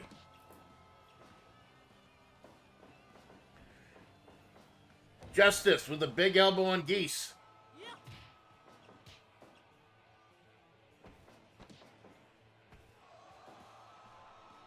Oh my God. Got those flames, those deadly flames. We've seen Geese Howard's lust for power before. In the first Game Boy KOF game, he tried to take the Orochi power. In what he's doing right now, toying with the Orochi power.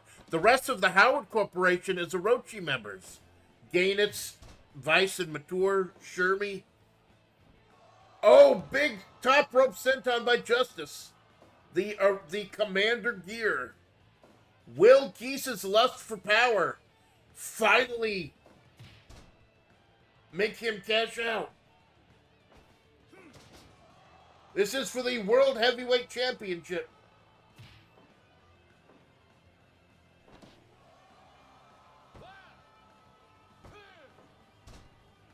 He's all alone in that ring. The Howard Corporation is the white book tonight. Could the World Heavyweight title be in the hands of someone who's not even a member of the Federation? Someone who just wants to actively destroy, actively obliterate. Will we see an era of gears coming? Or does Geese Howard, as he always seems to, know what he's doing?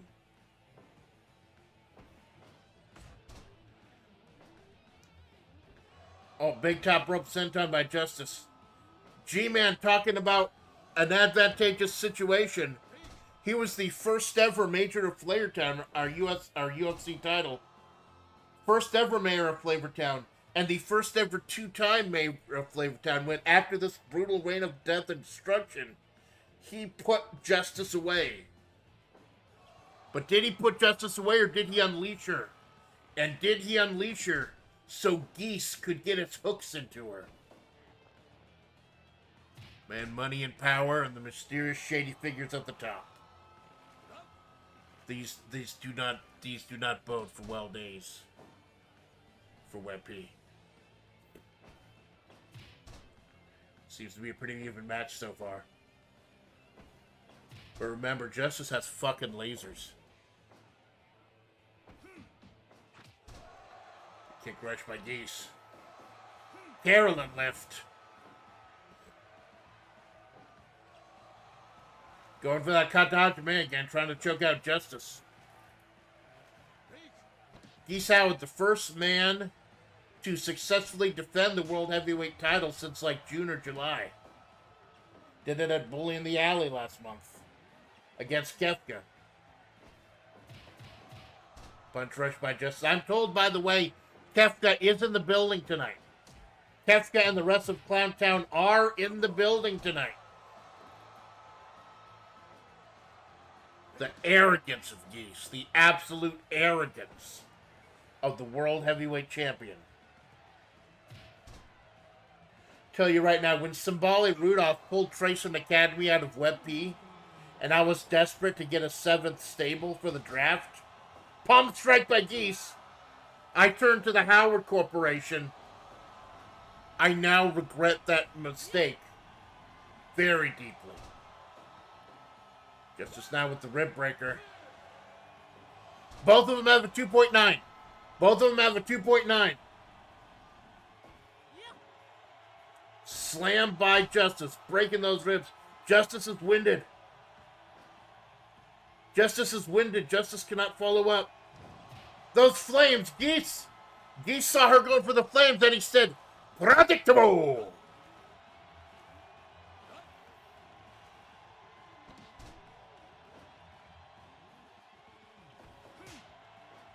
Oh, it's a knockdown, drag-out slap fight. The towering Commander Gear does not give a fuck about your kicks, Geese.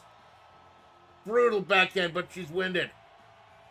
She's used to those quick, brutal fights in that UFC-style division. The 12-sided octagon, don't think about it.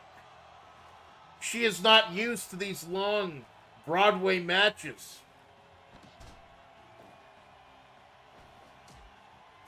She's used to quick, violent spurts in the UFC-style division. Does Geese have her number?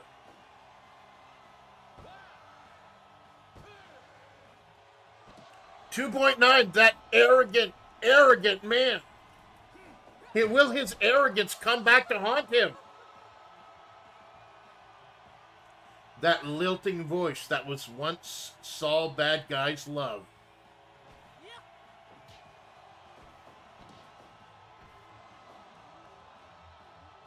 Bam! I guess they couldn't program her laser into Fire Pro.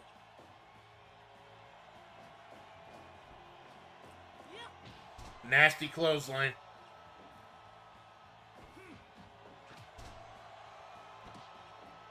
He's trying to keep her off her feet. He keeps going for that kata hajime. Does he think he can choke out Justice? Someone who's been in our mayor of Flavortown champion for months. Our UFC division. And again, the UFC champion, our Team Marathon champion right now, the G-Man. He will be defending his title later tonight against a mystery opponent. Oh, big splash by Justice! And it's only the position, I'm sure. It's only the rope break that broke that up. But Justice is exhausted. She keeps flattening Geese, but she can't follow up. Is she still repairing from the things they did to her? Did Geese know that? Is that why he did this? Hajime. Oh my god.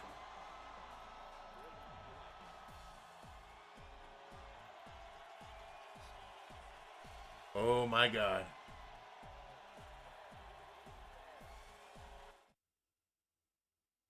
He called his shot. And he sank that putt. He called on the power of justice. And once again, the corrupt police chief of Southtown, absolutely ruins justice. I was scared, man. I was scared that Justice was gonna take over this federation as the World Heavyweight Champion and in a new era of destruction. Now I'm a little bit more scared that Geese retained. It really is the Geese of this federation. Confident, violent, and that beak has hooks in it. Yes, and now he has his hooks in Justice. You gotta wonder what the G-Man is thinking. You gotta think the G-Man was trying to betray Geese, setting Justice in his path. He has proved why he is the World Heavyweight Champion. Ladies and gentlemen, we've taken our break. When we come back, we will have a statement from former Uma Musume champion, Major Orion. Bear me.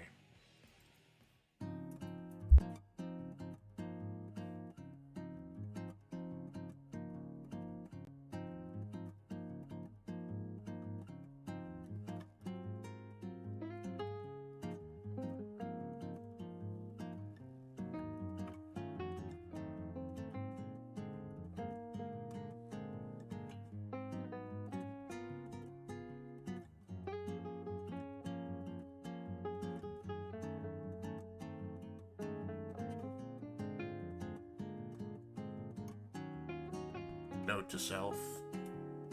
To clear out a character using mouse mode, it's right click, hovering over entry.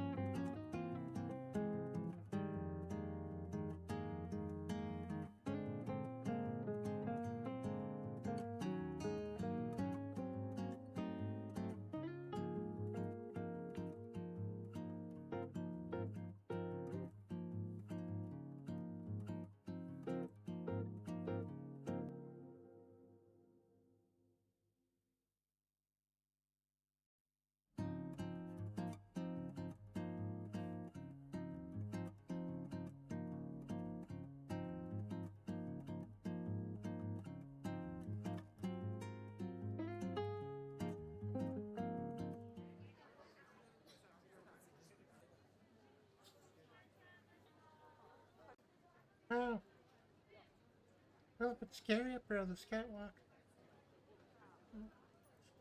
Hello, my name is Major Orion, former Miss May champion, for however long that was. I used to think that anything could be solved with the power of muscles. Now I'm not so sure. I made it so close in the Survivors tournament. And then, well, for those of you who don't remember the Women's May Championship, I won the belt after beating Air Groove. After both those qualified in front of our own Racing Academy. Then I got to defend against Haru, and then nothing. The belt and all the level 3 belts got stripped because we're putting together a roster. And I'm happy to be part of it. I'm happy to represent Marissa's Muscle Gym. But I feel like in following my dreams, being a professional wrestler, and overpowering everyone on the roster, maybe I've forgotten who I am, what I'm really about. I'm an Uma.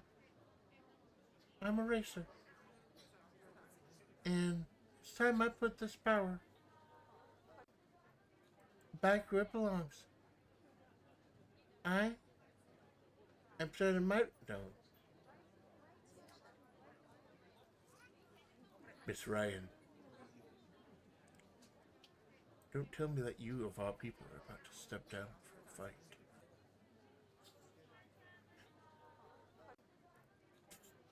Emperor! Yes, it's me. It's the bully Rudolph. The Emperor, Student Council President, whatever you want to call me. No, I don't have that kind of power here today. Yeah, I'm just Symboli. But Symboli, actually, maybe I do prefer Miss Rudolph. Yeah, okay. I didn't think you were allowed here anymore, not after what happened. Well, I've been thinking myself. Maybe the Emperor isn't infallible. Maybe I did make a mistake. Pulling Tracing Academy out after Belts dissolved. But to see how you and Goldship and Haru have flourished in this federation. With the opportunities I know that are coming. There are so many more Rusumais back there who want their own chance, who want their own shot. And if my feud with Amanda Splatts has gotten in the way of their happiness, well then that does not make me a very good student council president. So I'm willing to bury the hatchet, so to speak. What does this mean? It means that I'm going to be working behind the scenes. So don't think I'm up to fighting weight yet. But be assisting Amanda behind the scenes. Possibly feeding her some new trainees. And in fact, that's what I want to talk to you about. Because I know you specifically asked not to have a match tonight. I know we're free. Yeah. But I asked not to have a match tonight, so you will do nothing of the sort. You will not resign this company. You are the one star who defeated all of your classmates, all of your partners, and my right hand, Air Groove. I will not let you squander this opportunity. Yes. Yes, a student council president. Yes, I will fight with all my muscle. Glad to hear it. Because as soon as Amanda's done with her break, hiatus, whatever she wants to call it, we are experiencing something Uma Moose may know quite a bit about. A draft. Oh, a draft, yeah, another one. No, you see, because we're horses. Draft horses. Huh?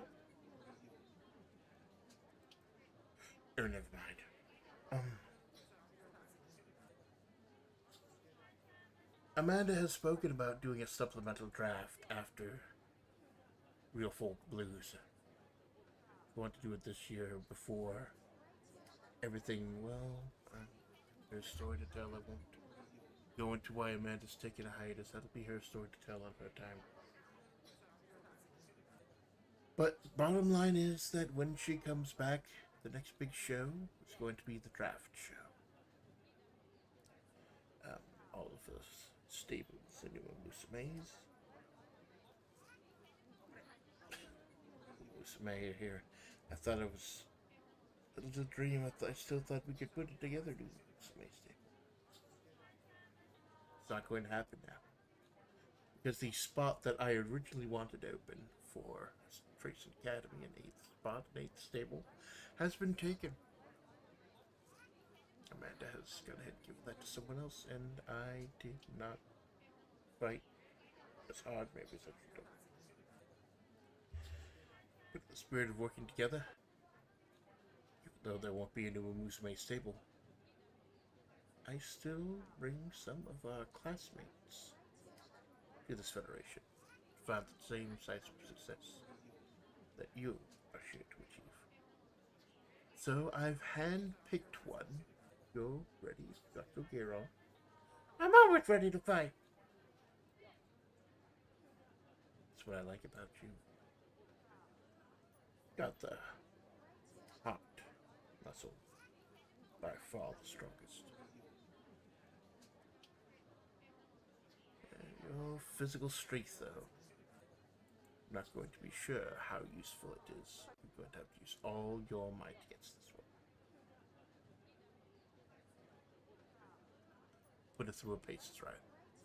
I'll expect nothing less. Hey, but who am I?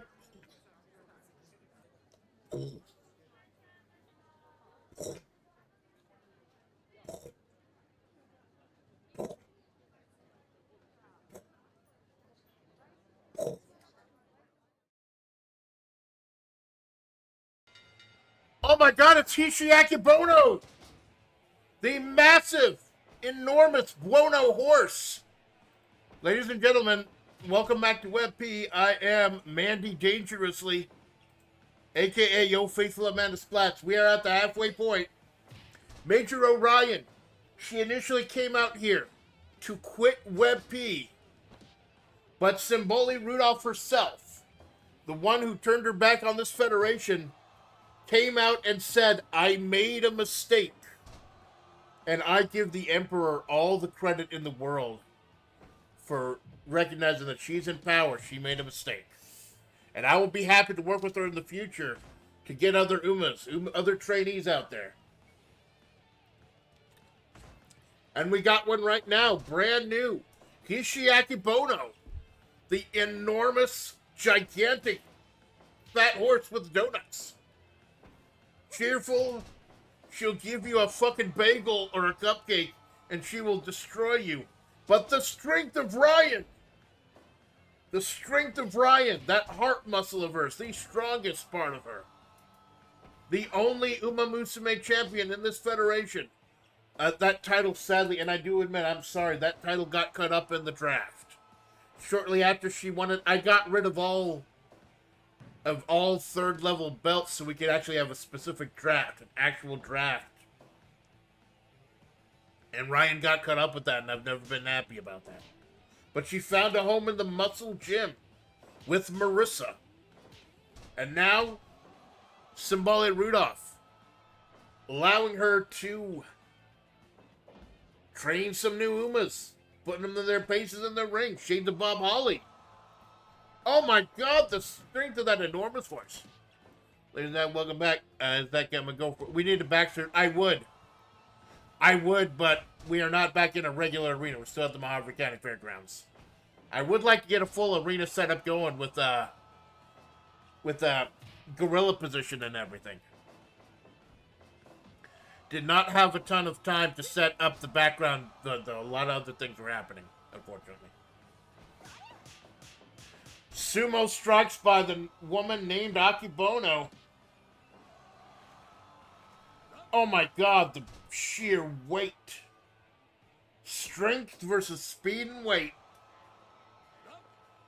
Big old bear hug by Hishi. Big horse wanting to get to the mountaintop. Gonna have to go through Ryan to do it. And yes, Simbali Rodolph was right. Our first show back will be a draft, a supplemental draft. Plus, Geese Howard will defend his heavyweight championship against Rob Van Dam. Oh my god, Geese. Geese, calling out the destructive original Gear Justice. The Gear who helped wipe out Japan, the deadly lethal weapon, slaughter of humanity. And he beat her clean as a sheet. Geese truly is the final boss of this federation. And I don't like Rob Van Dam's chances, but RVD is one of a kind. So the main event for the draft show in January is already set. Geese Howard versus Rob Van Dam. We had a long, long chat with Miss Judge over the break. Going to figure a couple things out maybe in the new year. Ishii with those big slaps. Pummeling away with those fists.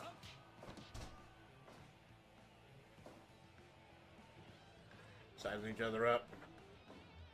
Oh, the power of Ryan to powerbomb this enormous horse. Going up top. We don't see going up top for Ryan a lot. Nasty drop kick. She must have gotten that from Goldship. Power versus size. The ultimate struggle. It's like Hogan versus Andre. Except neither of these two are horrible people.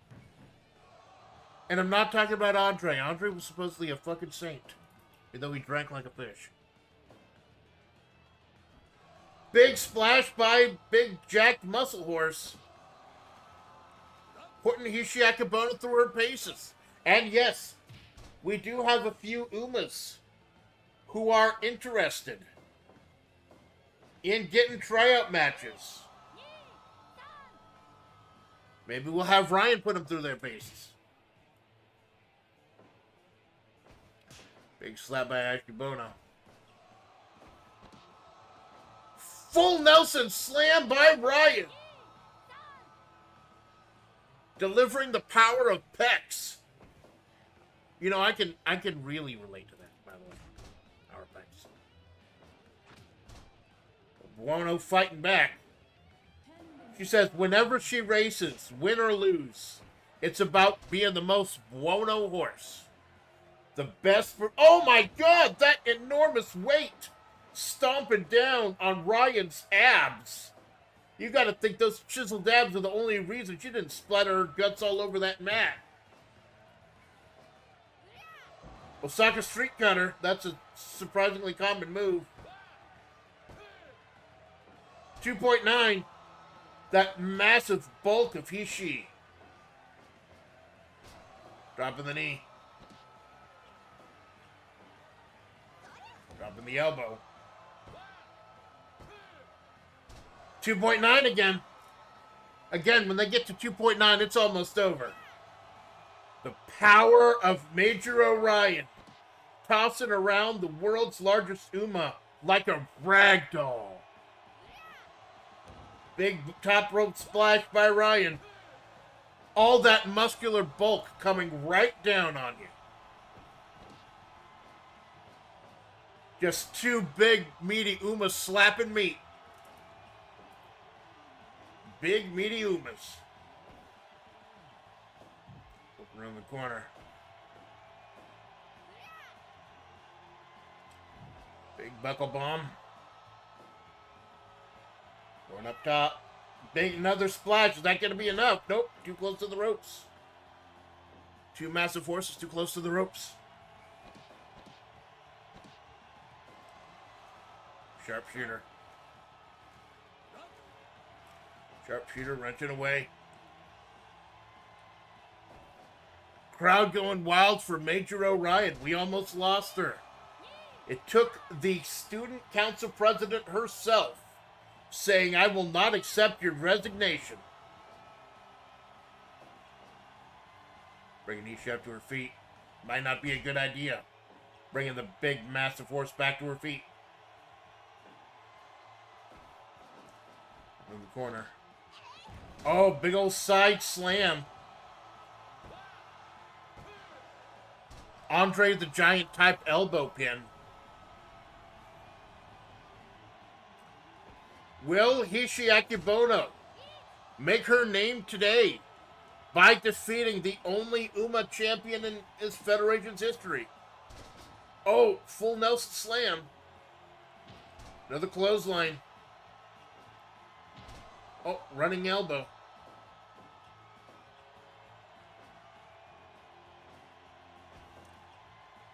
Lifting her up. Oh, man! Massive STO. Huge body splash. From her huge... And that's it. That's it. Holy hell. A hell of a debut for Hishi Akibono. Defeating the only Uma champion in this federation's history. You know, Ryan has nothing to be embarrassed about, though.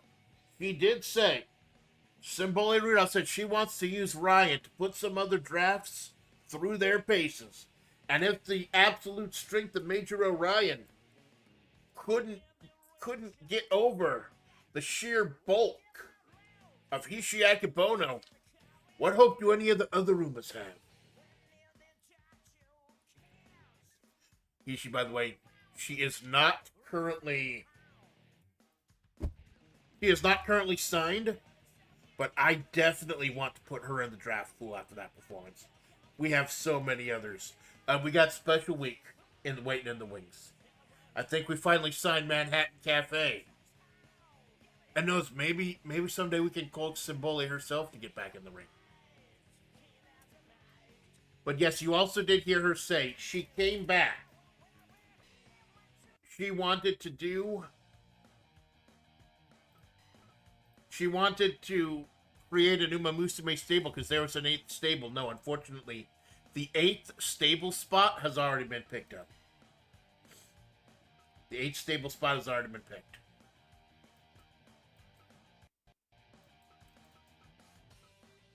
Ladies and gentlemen, we have a #1 contender match up next. I hate it when one of my legends doesn't get booked. One of the people who are... Especially since it's supposed to be the 1-year anniversary show. I hate it when one of the legends doesn't get booked.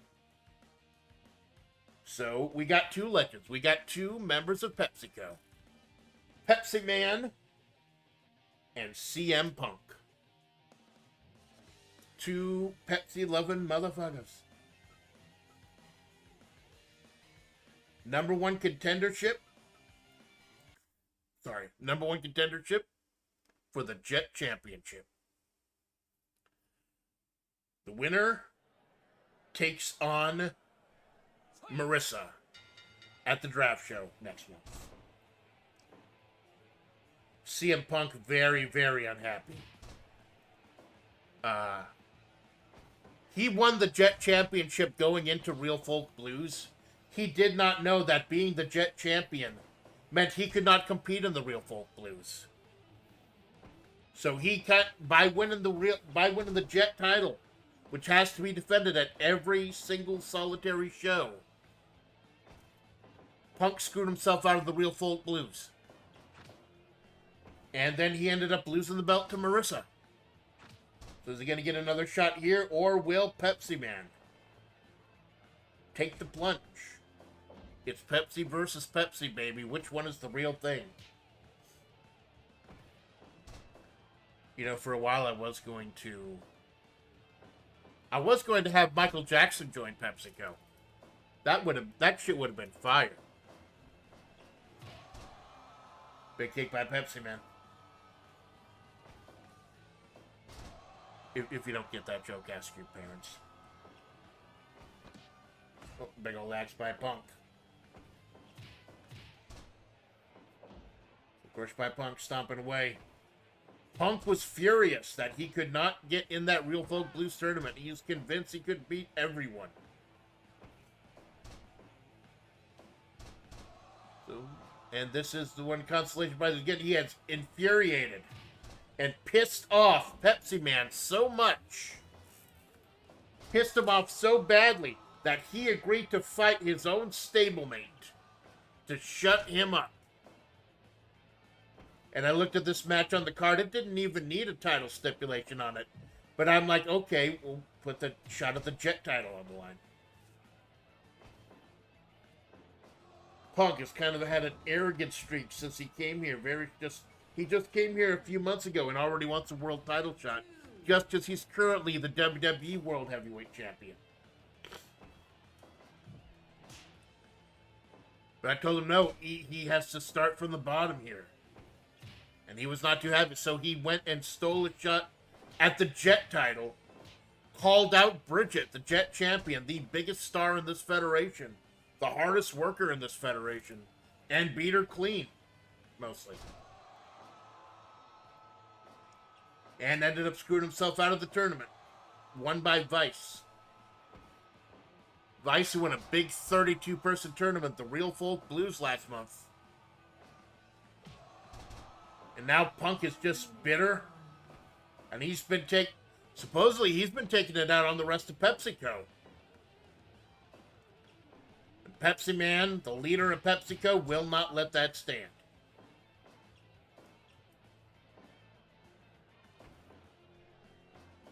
Vertical suplex, and he's spinning around, spinning the bottle.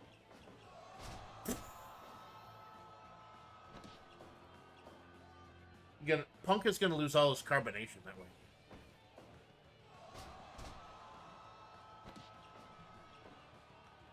Dragging him over. Belly to belly by Punk. You can jive and catch these hands. Punk taking a much more aggressive turn.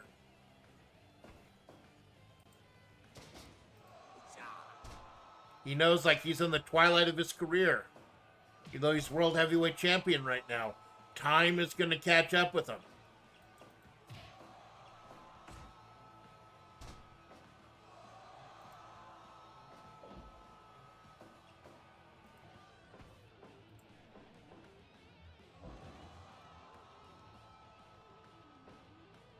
Well, Pepsi Man the first up.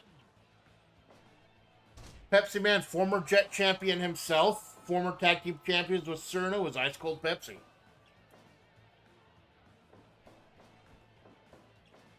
Big old drop kick. Ow. Taking that Pepsi plunge right there in the corner. What does Pepsi mean to you? What does Pepsi mean to you? Write down, let me know in the comments section below. Please like and subscribe. Please subscribe to me, and please subscribe to Cara Malone. Cara Malone is like 12 people away from 500 subs. Subscribe to Malone. You'll have fun in your home. By the way, quick programming note. My collab with Malone later today, I will not be streaming my end. He is 12 people away from 500 subs.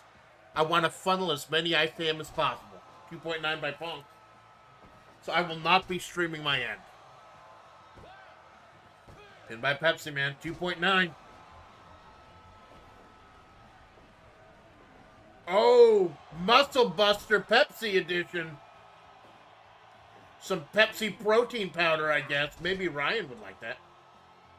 Wow, hell of a fight by Ryan. She was not prepared to fight tonight. She was prepared to resign. I'm sure if Ryan had been able to prepare for her fight tonight, it could have gone a completely different way. But Hishiaka Bono with a very buono victory.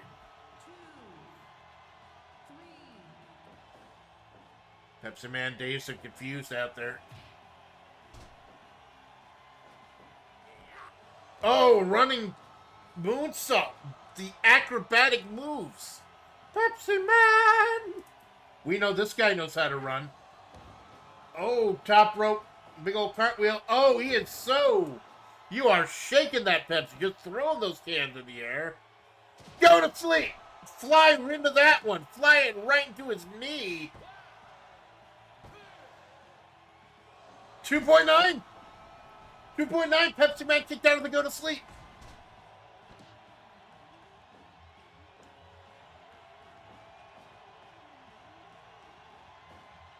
Drop kick by Pepsi Man. The winner takes on Marissa for the Jet Championship at the draft show. Whenever I come back from my hiatus. Around, dropping him right on his head. Standing moonsault, slamming him down. Too close to the ropes, though. He did not... You don't have a lot of control in the air doing something like that. Another plunge and another rope break. CM Punk. Ring veteran for decades. For decades. With that situational awareness. He saw Pepsi Man was getting a full head of steam. Or a full head of carbonation, as it were. And stayed by the ropes where he couldn't be pinned. Phil Brooks with the Anaconda Vice. And that's it. CM Punk gets another shot in an ultra rare thing for this federation. You almost never see a rematch in WebP. You will see a rematch. He's really pounding the CM out of that Punk. Rigged, yeah. I'm not happy with Punk's attitude either. I'm not. But hey. He won his match, and he won his match against the stable leader. So, Punk survives another day. And he will be taking on Marissa for the Jet Championship at our draft show next month. Ladies and gentlemen, we move at a trip hammer speed here in WebP World Extreme Battle Pro. We continue with the tournament, the no exit tournament. We continue the semifinals of no exit. Coming up at the end of this segment, we will have that tag team championship match. Bison Mature versus CDI Lincoln Zelda.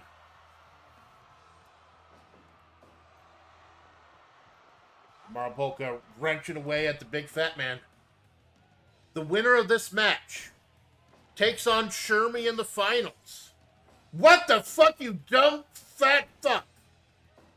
Jumbo Flapjack running into the light tubes twice, making himself bleed. You fucking dumbass. What the shit, Jumbo Flapjack? He's throwing this one right into the toilet.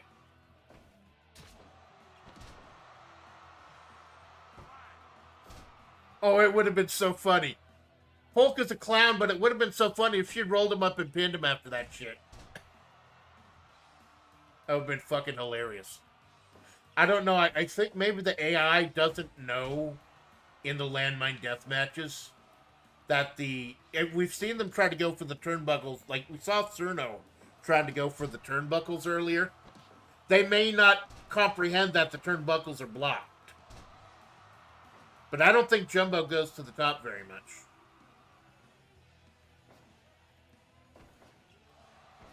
Well, Jumbo with the big kick to the small... What the fuck, Jumbo? Jumbo now running face first into 4 light tubes. Oh, he finally got one. Great fucking work, dumbass. He ran into 4 fucking light tubes just so he could grab one. Wow. Check out the brain on this fuck.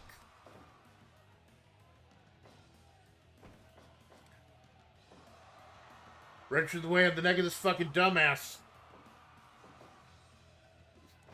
He's bleeding like a stuck pig, and he's the one who put the apple in his own mouth. How the fuck did this guy beat Sex Skull Robert Landell?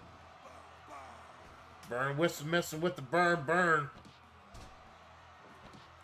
Polka, I don't know what that is, but I like it. But it might be too big for that interaction. Probably. His ass is too big for that interaction. But I know it works because you see he did grab one. He did end up grabbing one. It's the one right there on the floor. Here's our little clowny clown. Gonna bring honor to Clown Town. Oh, rolling him up. 5 minutes gone. Wrench it away.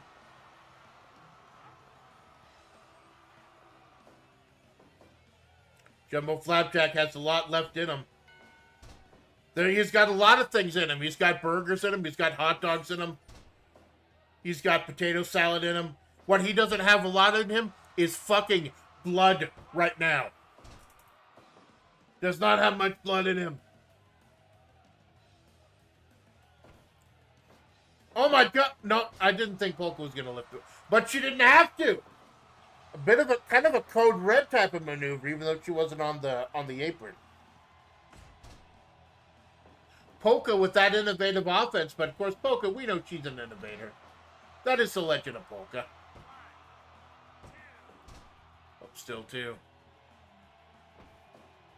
And set him, you know, I don't think you needed to throw him out, Polka. He would have eventually fucking jumped into the barbed wire himself like a dumbass at some point. Jumbo trying to choke out the poke out.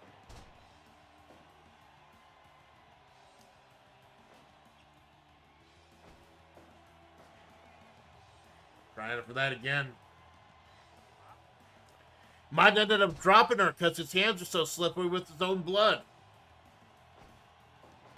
And there, she threw him into it that time. I don't blame her for that one. She threw him in that time.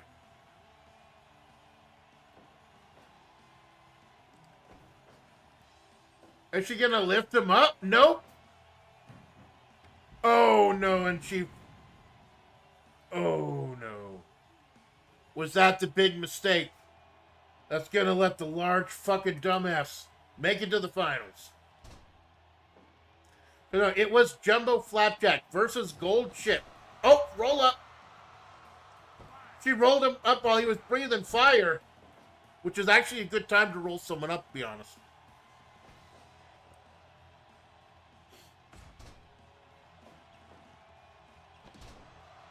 Rolling him up again.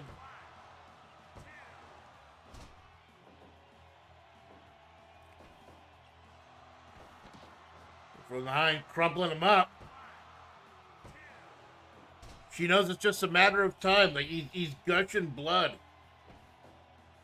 I hate the fact that I use the word gushing blood so much in this federation. Giant swing. Gonna fucking pass out at this point. But Polka right up to her feet. She's used to big wild carnival rides. That's nothing to her.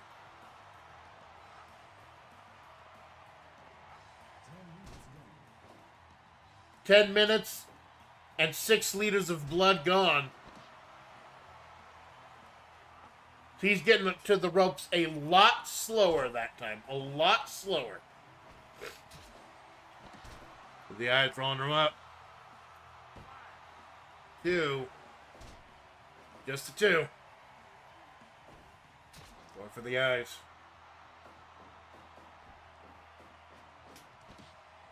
We go Hurricane Rana by Polka. Is that going to be enough? Remember, winner takes on Shermie in the finals. As we crown the first ever no exit champion. Trying to break Polka in half. She's stronger than that.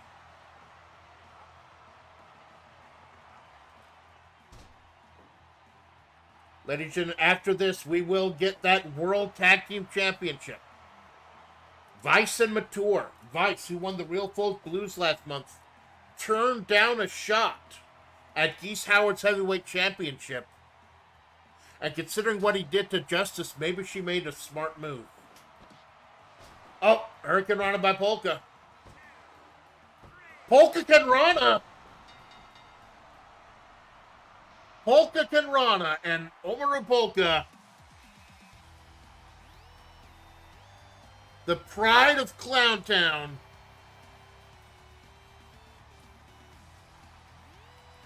takes opportunity.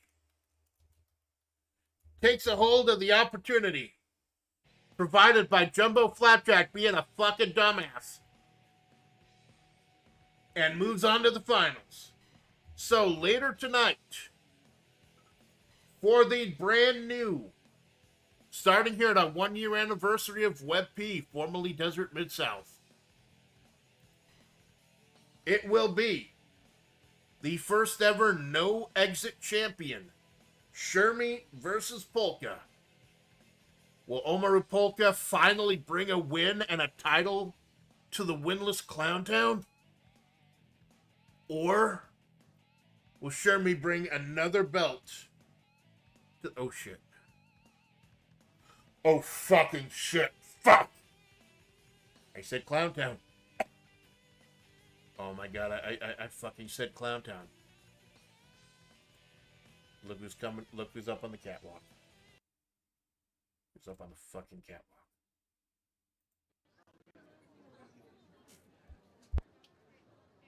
Oh, standing up on this catwalk, it's like standing on Kefka Tower watching all the peons from below. The view never truly changes, does it? It's a view from the bottom, I see. Cloud Town, maybe. Down. But like a good popping clown, it never truly goes back down. Put another coin. Clowns pop back up. Fire your little cannonballs at them. We have a big, beautiful plans for this federation. And the clowns will only continue to multiply.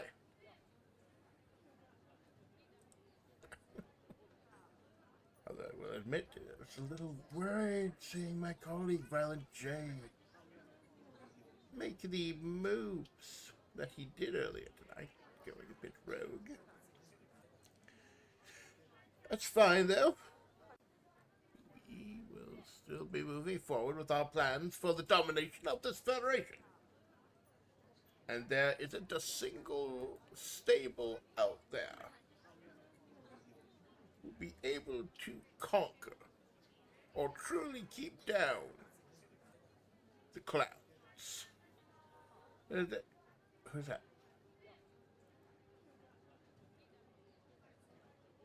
Who is that?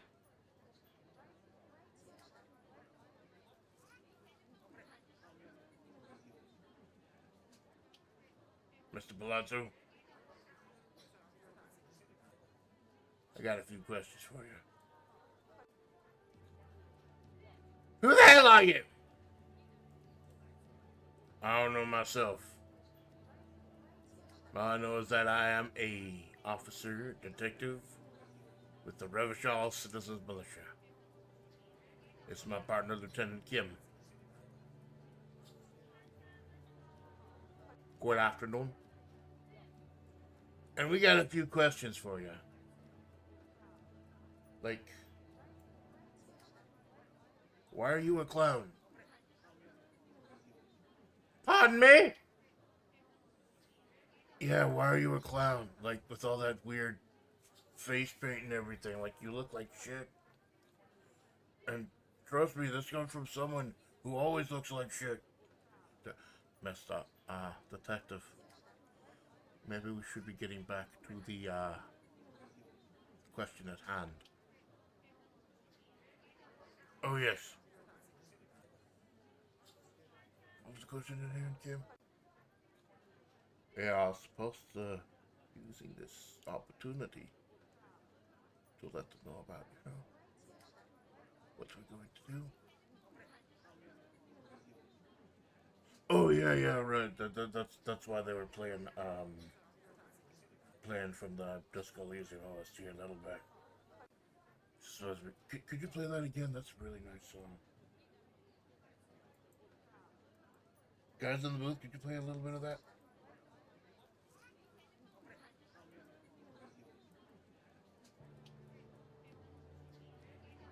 Yeah, I like that.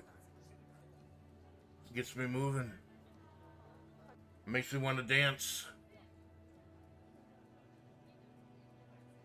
Could you please? I think we've made our entrance. We don't want Amanda to get claimed again.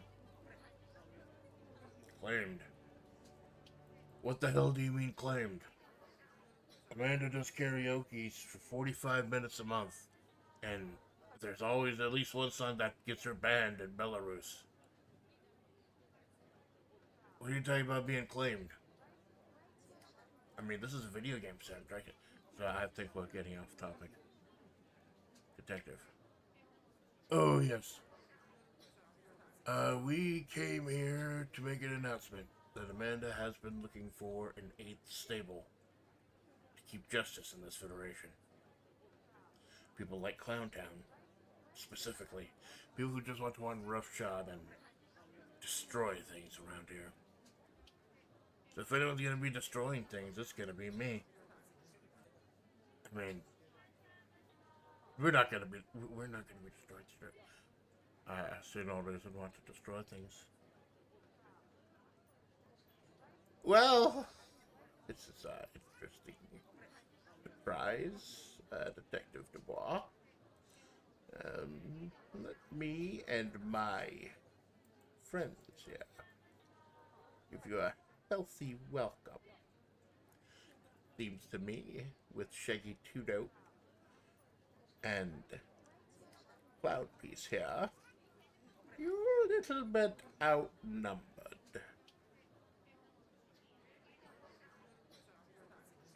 You may be correct about that. Holding, requesting backup.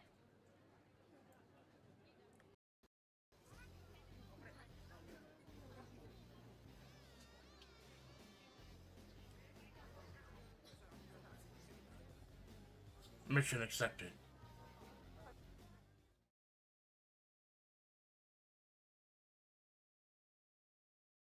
Ladies and gentlemen, and it is on. You heard that correctly. The brand new stable in WebP. The Revachol Citizens Militia. The Detective and Kim have made it to WebP, and they are here to police the shit out of it.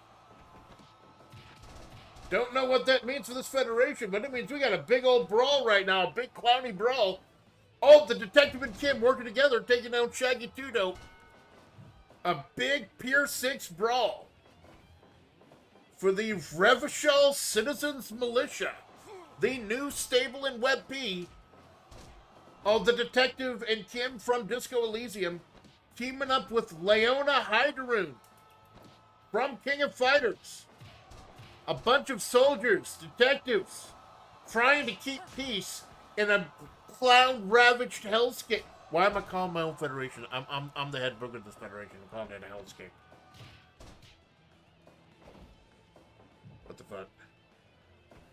Kefka Palazzo trying to leave through the fire escape. He's finally got someone to wipe up these stinky clowns. The Revachol Citizens Militia, the RCM, has joined WebP.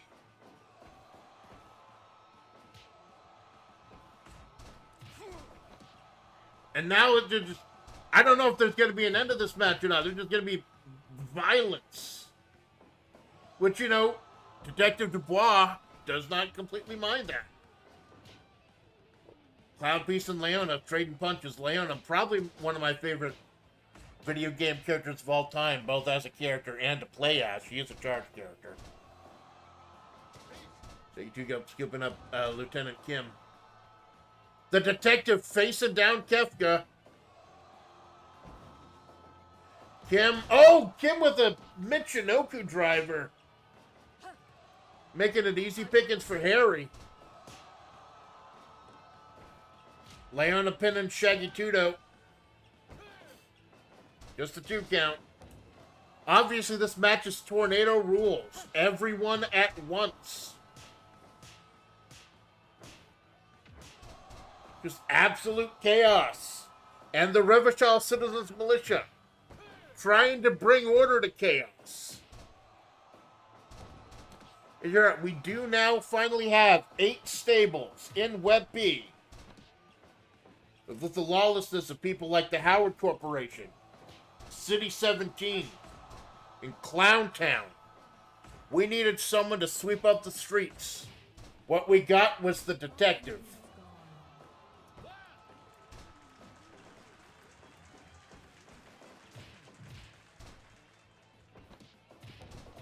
Big boots by the detective. Okay, now this Pier 6 brawl broke out. The next match is going to be for the World Heavyweight title. Or the tag team titles, rather. Lincoln Zelda versus Vice and Mature.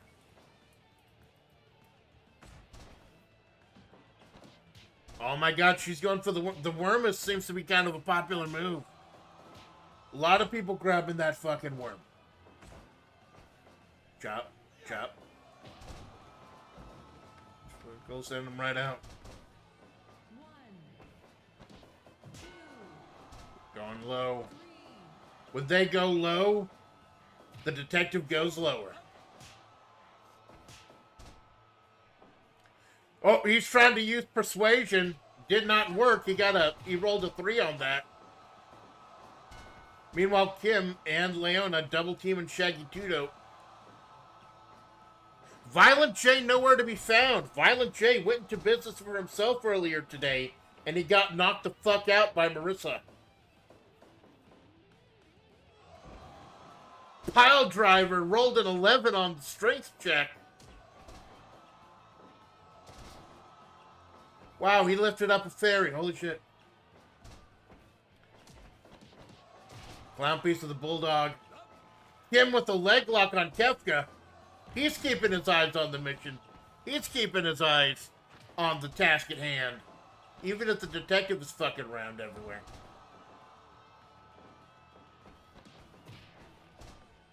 The neat DDT by Kefka Palazzo. What must Polka be thinking right now? Sitting in the back, waiting to fight Shermie for the no exit. Detective Harry misses. A little miscommunication. He must have rolled a 4 on that aerobatics check or whatever. Leona with the roll up. Leona head down. One of my longtime favorite characters.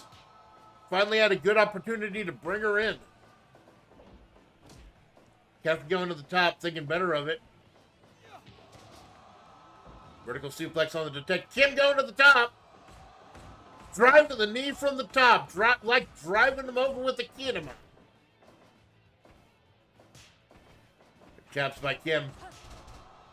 Leona smacking down both of the Clown Town members. Kim going to the top again. Someone hit somebody in the balls. Vertical suplex by Shaggy 2 Dope. The RCM trying to sweep up Clown Town.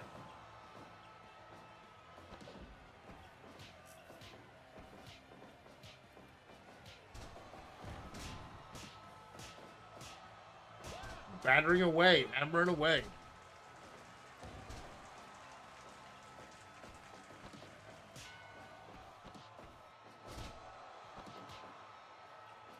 Just absolute havoc, absolute chaos.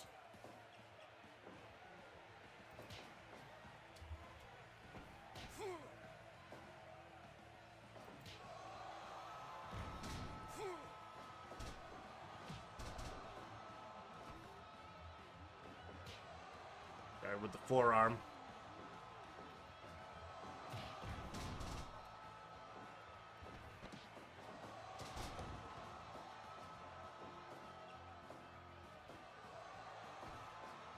And locking up. The detective whipping Kefka into the ropes, rebounding right back.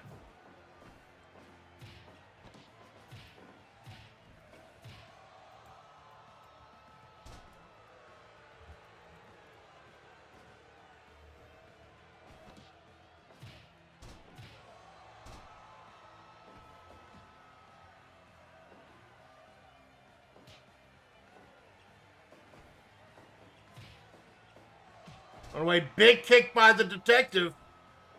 Him into the ropes.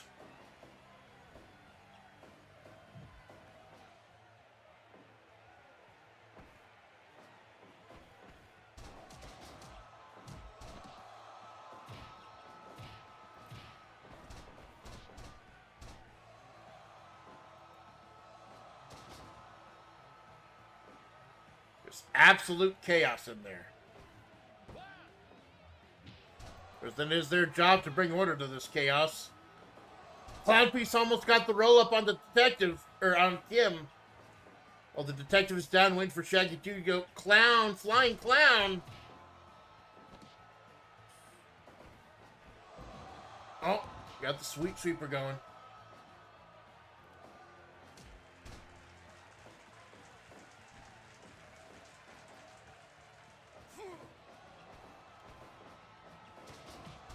Having him down. That very strange lock that the detective has on Kefka. Or Lieutenant Kim has on Kefka.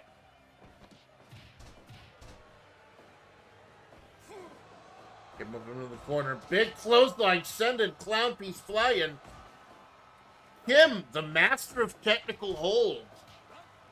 Able to tie up a suspect in knots verbally.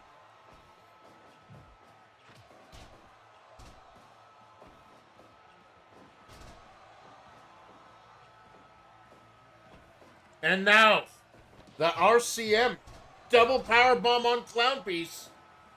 Harry's going to the top. And Kim, a little miscommunication there. Meanwhile, Leona in a very dangerous spot. Hangman's neckbreaker by Shaggy 2-Note. Running slam by the clown. Like I said, after this absolute chaos. Oh, top rope by Kim. Double power bomb by the clowns. Power bomb by the RCM. Everyone's flying. Everyone's running around there. What the fuck? Jesus, please don't do that in the ring, Harry.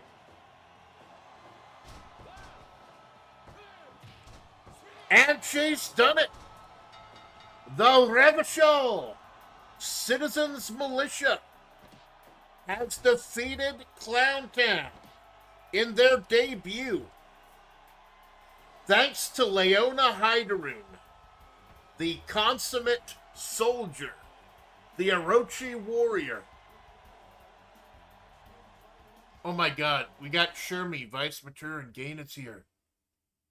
Is that what her agenda is? Is that why she agreed to join the Revachol Citizens Militia? If she wants to take down Geese Howard as much as they do? Geese Howard having aligned himself with the Orochi, the Hakushi, the ones who killed Leona's family or made her kill her family. It's a whole fucking thing. I can't believe King of Fighters actually has a story. Really in-depth story. It's actually kind of cool.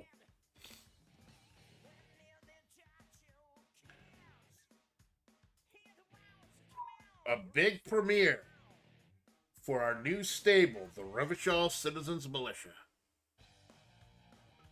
We'll learn more about them at our draft show next month. But right before we go to our break, ladies and gentlemen, it is time for one of our main events.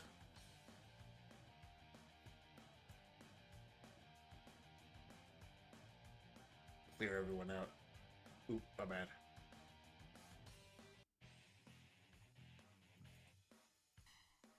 Ladies and gentlemen, Vice. The winner of the Real Folk Blues last month defeated 31 other people in one tournament.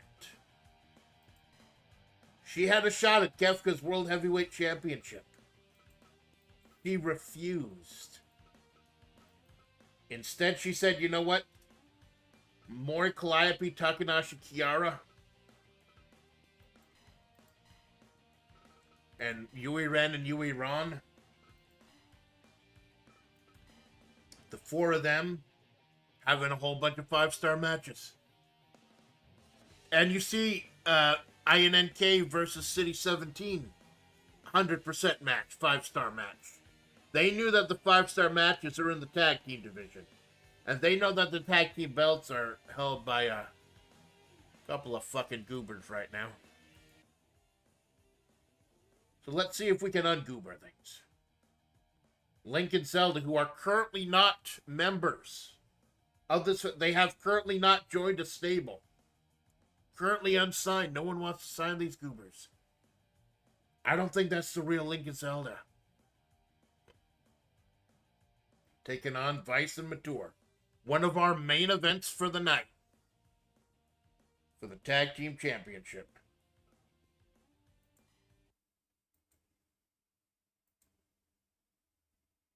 The following matchup is for the World Heavyweight title. Tag team titles. My bad. Tag team titles.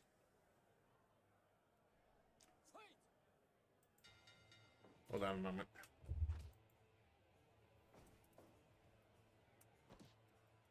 Hold on. That was a technical issue. BRB.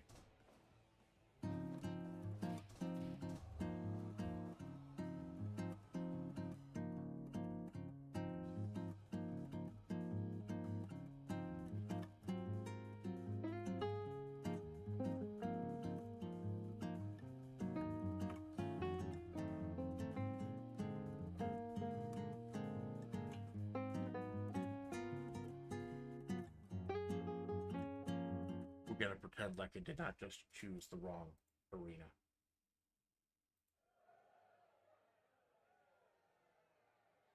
Fuck, hold on, shit.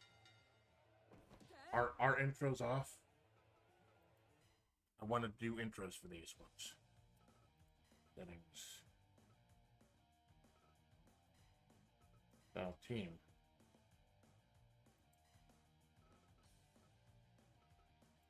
I'm sure the Grand Dome has intros.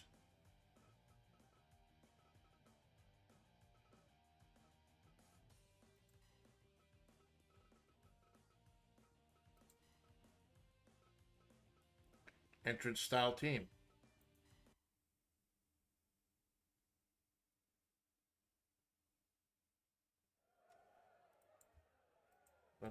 I thought the USA Dome had intros. Hold on. It's a squash. This is supposed to be the biggest fucking night of the year. Why are they not doing the intros? Fuck.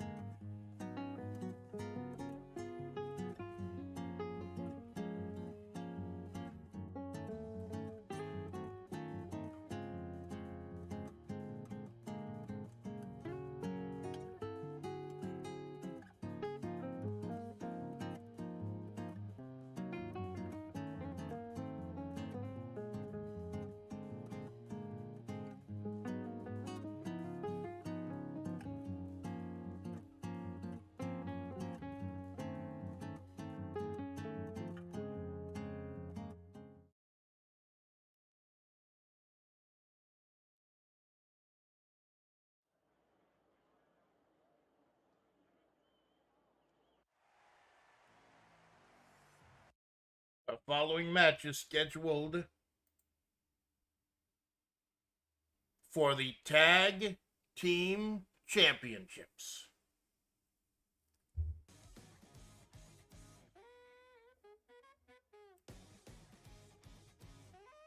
Making their way to the ring from parts unknown, representing the Hakushi, Mature, and the 2025 Real Folk Blues winner, Vice.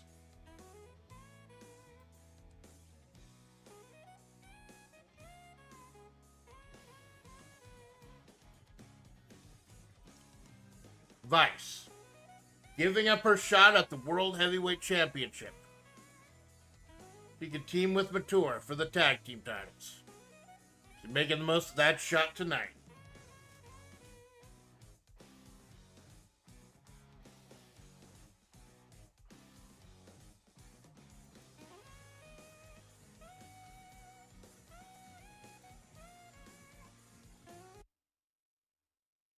And their opponents.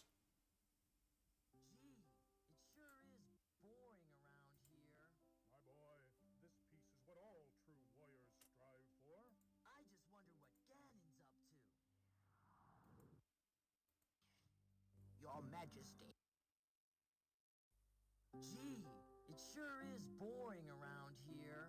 My boy, this piece is what all true warriors strive for. I just wonder what Ganon's up to. Your Majesty, Ganon and his minions have seized the island of Korodai. How can we help? It is written, only Link can defeat Ganon. Great, I'll grab my stuff. There is no time. Your sword is enough. How about a kiss for luck? You've got to be kidding. Squatter luck.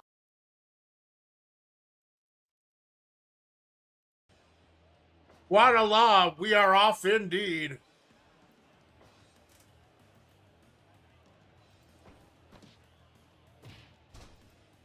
Sorry about that. It turns out that there are two different ways to turn off the entrances. One is through the options menu itself. I had to back out all the way into the options menu. Because I knew the Spike Dome and the USA Dome both had entrances.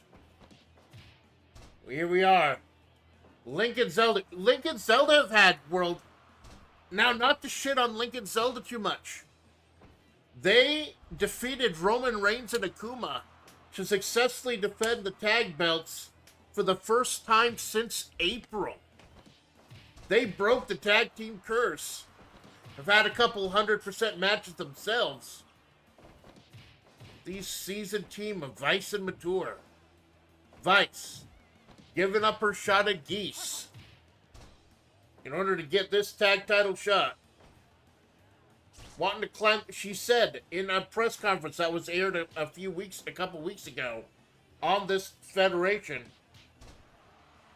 Look at all the 100-star matches that Maury, Kiara, and the Bar Windfish brother and sister, Yuri and have had. All those 5-star matches, most of the 5-star matches have been in the tag team division. Now her partner Mature, her hetero life partner Mature. Gotta think Leona, member of the Revachol Citizens Militia. New member, new federation, new stable. Keeping a close eye on this one. She tags in the 2025 Real Flow Blues winner Vice. Vice actually defeated Mature in the quarterfinals of that tournament and said it could have gone either way. They fight and spar all the time. And as soon as she defeated Mature, it was like the two were fighting as one. Link, though, now taking the screws to him. Zelda wrapping him up. Like I said, back at Bully in the Alley a little over a month ago. Link and Zelda defeated Roman Reigns and Akuma to successfully defend the belts for the first time since Team Soraz defended them successfully against the Dudleys in April. The belt had changed hands every single time until then. So not to take away from these fucking goofballs. Dropping the knee. Kick. Zelda tagging in Link. That fucking grin, oh my god. You can tell this is a man who can't wait to bomb some Dodongos.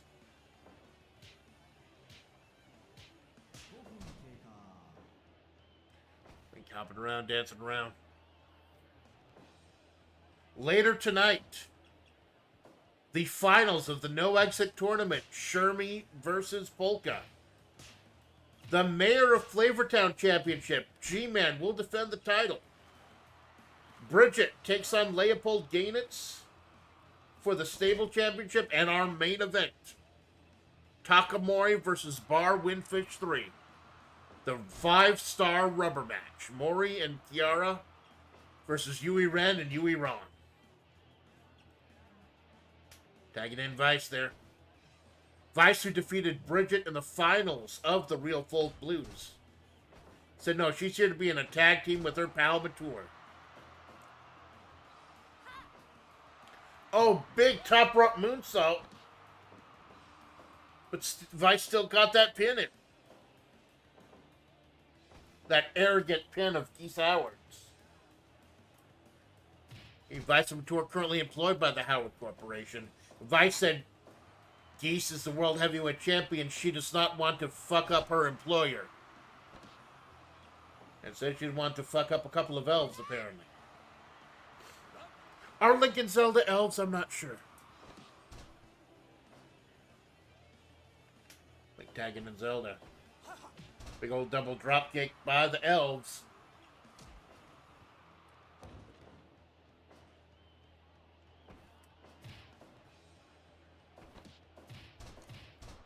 Vice knocking them both down, tagging in Pal Mature. Oh, kick knee rush by Zelda. Zelda has proved herself to be the pinnacle of her tag team. They're Hylians, which are sort of Alpha Jason. They're some kind of like me with T1 Glistener Alpha. I'm Alpha Jason. Does that make me a Hylian?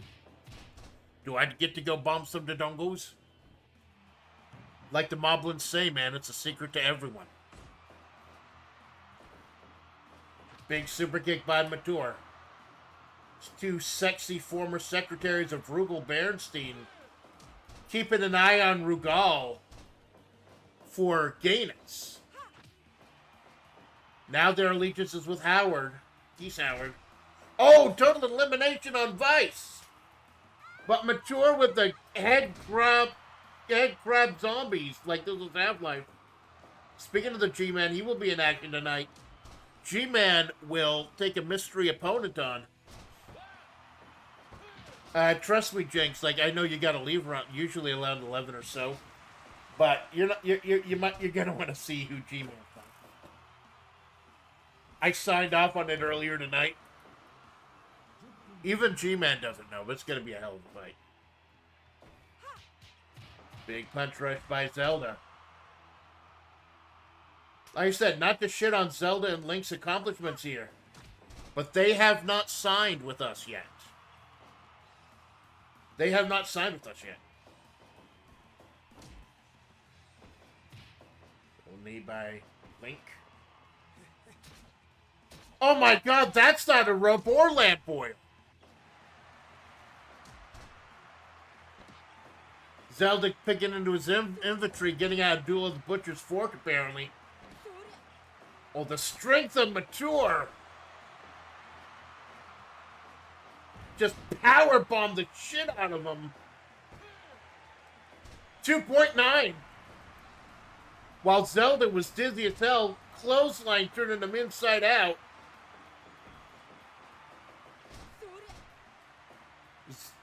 Link too busy focusing on Mature when Vice is illegal.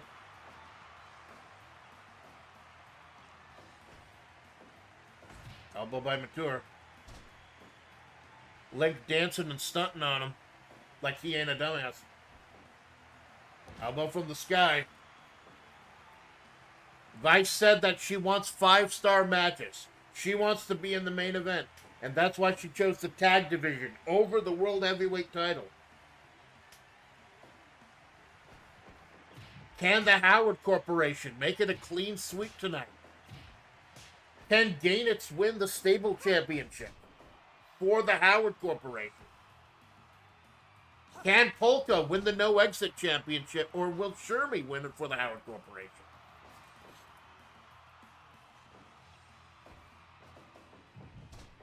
Oh, she's flopping down. She wasn't flopping down, she was just doing the duck walk. In the corner. Big boot by Zelda. Spinning kick. Little big kick by Zelda. Taking Mature off her feet might be the best move for this. And that's Mature's move. She's stolen Mature's head crab drop, whatever it is. A little too close to the corner, though. Vice able to break it up. And that's, oh my god, that's strength. That's the move she won the tournament with, that triple power bomb. Just folding Link up like an accordion.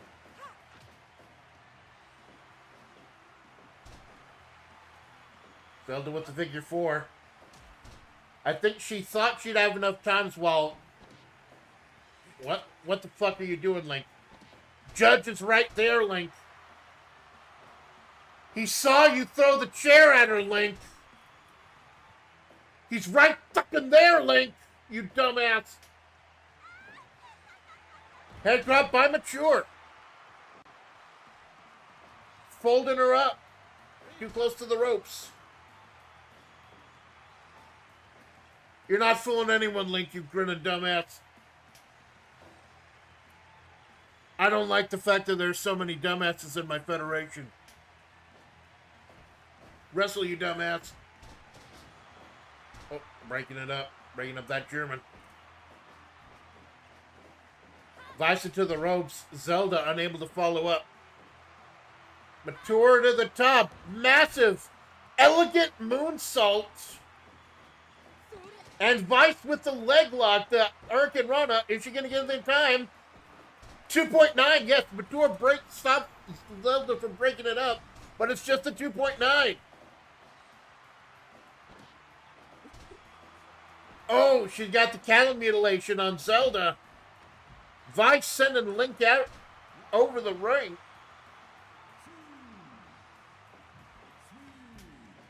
Oh no, Link is going, he's pulled out his sword. That's the Master Sword. It looks like a candlestick, but it's actually the Master Sword. Link is so desperate, he had to pull out the Master Sword. Yes, it just looks like a candlestick. Shut the fuck up. Link going to the top multiple times. I think it's just trying to destroy her kidneys. The Master Sword just laying in there. Like he pulled it out and he's not gonna fucking use it. That's what she said. He's hitching up her jocks. This is Jock Watch 2025. Oh, drop toe hold by Mature.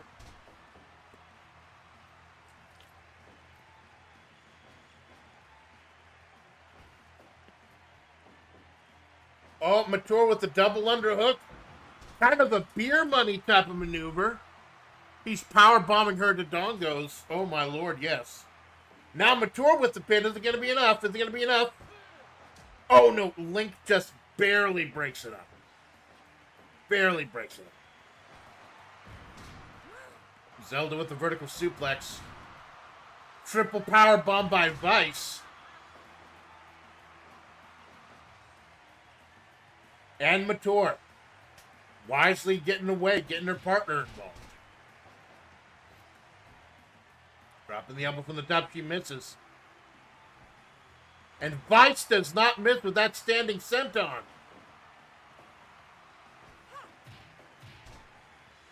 So they're bringing up with a kick rush. Oh, another fist to the kidneys.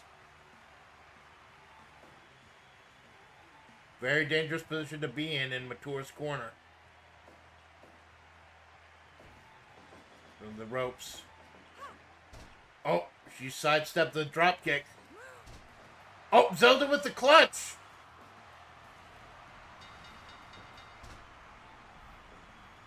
And she tapped. Vice gave up her shot at the World Heavyweight Championship for a shot at the tag team titles. And in the end, she ends up tapping out.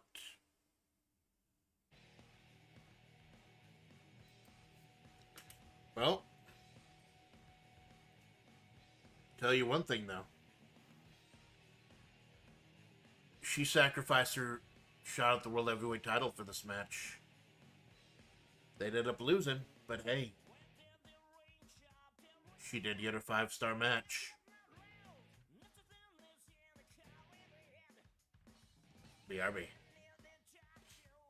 This will be our last commercial break unless something else fucks up.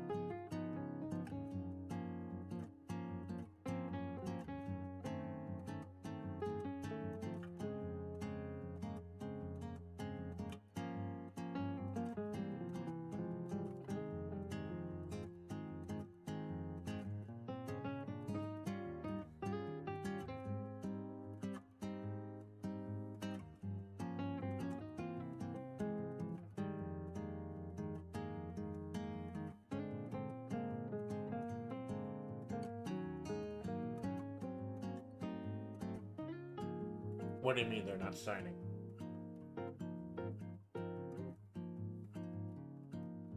They're our tag team champions. They have to sign. They're our tag team fucking champions. They have to sign with us. They're not signing? What are we gonna do about the tag titles?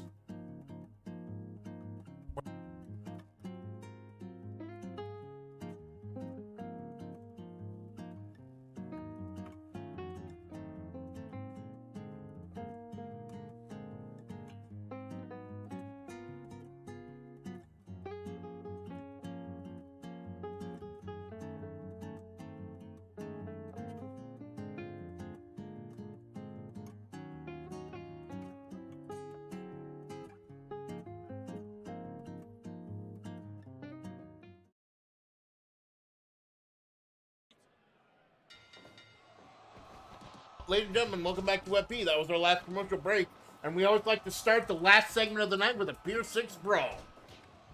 This is what's known as the Sevens Champion, the Crazy Eights Championship.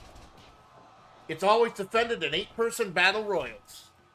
7 random opponents. The current champion is the blue-haired person in the middle, Cherry from Fighter's Destiny. And you can see, unknown from Tekken, Pyramid Head from Silent Hill, Miss X from Gals Fighters, the Scorpion from the same wrestling game that Jumbo Flapjack is from. We've got the legend himself, Minoru Suzuki. And we've got Ryzen from Two Who's. You got a little bit of Two Who's today. Tiny little bit of Two Who's. For those of you who are not familiar, the Crazy Eights Championship, it is always defended in 8-person battle royals. I just randomly choose 7 people out of nowhere.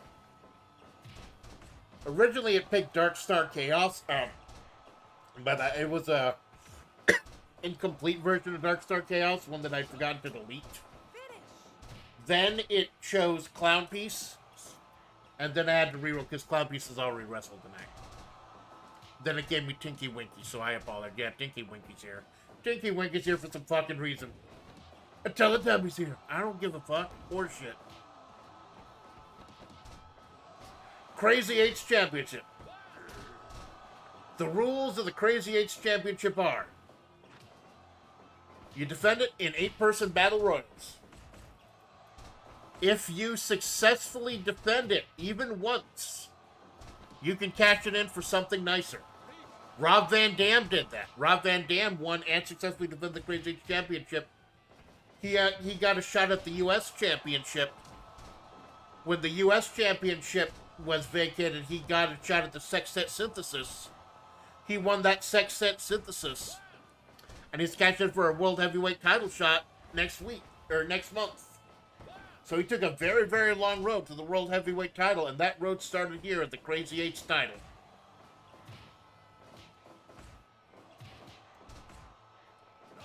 Cherry, wrenching away at the legs of the unknown.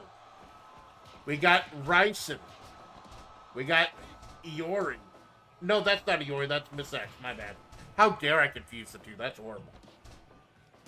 And Tinky Stinky Panther is here for some... I don't know what's more terrifying, Tinky Winky or Pyramid Head.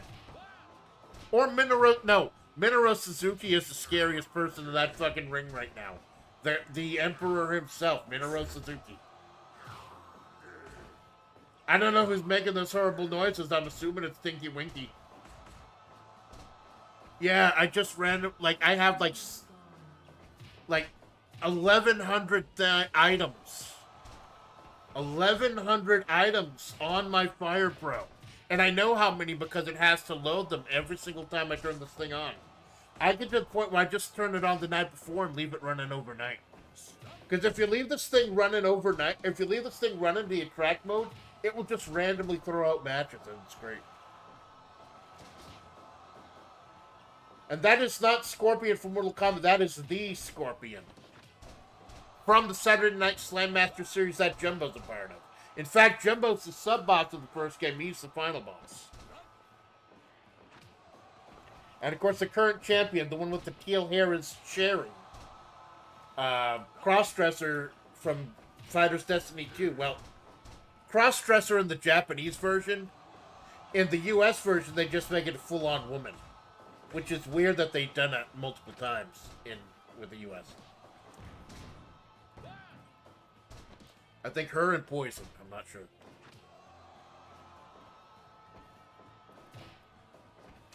But Cherry is if Cherry wins, then Cherry could potentially turn that belt in for a title shot. If anyone else wins, they're going to have to successfully defend it at the January show, the draft show. Oh, big splash by Tinky Winky. Wow. This has been a night of shocking events so far. Vice and Mature. Vice sacrifices the shot at the World Heavyweight Championship take on the tag team champions Link and Zelda. They end up coming up short. Zelda ends up making her tap out. But she did get her 5-star 100% match. Dave Meltzer did give her her flowers. Dave Meltzer comes to every show for some reason. It's a little weird. I don't know why Dave Meltzer... He doesn't even write up a report. He just stands in the front row and screams out, 4.5 stars! 2 3/4 stars! And then he, like, chugs a Mountain Dew. I don't know. What did Dave Meltzer like to drink? What is Dave Meltzer's favorite beverage? Write your guess in the comment section below. Please like and subscribe. And subscribe to Cara Malone. Because he's cool. Oh. Tinky Winky. We got Tinky Winky and we got Spearmint and we got Minoru Suzuki. Your pants should have been shat 5 minutes ago. Those 3 horrifying guys in the ring.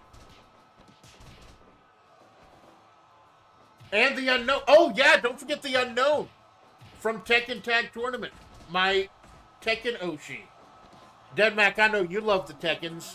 When are they going to make Unknown a canon character? Come on. I hate that they retconned her and made her June. Because she's not supposed to be June. Look at her appearance in the first Tekken Tag. It's supposed to be a different character. Now she's June. Fuck. At least I didn't completely forget about her. And what about that giant wolf? What was the fucking wolf hanging out behind her in the first one? Big old slaps by Miss X. Who is totally not your Yagamian drag.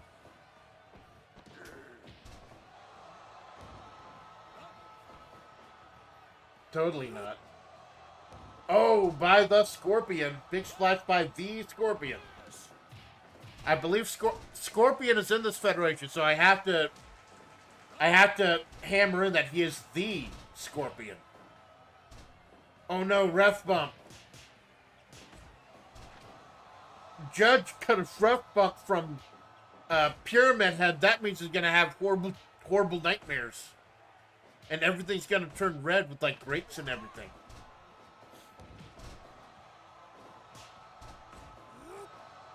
Ooh, big splash. Elbows by Unknown. Up to the back of the fucking kidneys. Some horrifying, terrifying mountains of humanity in there. And Ryzen.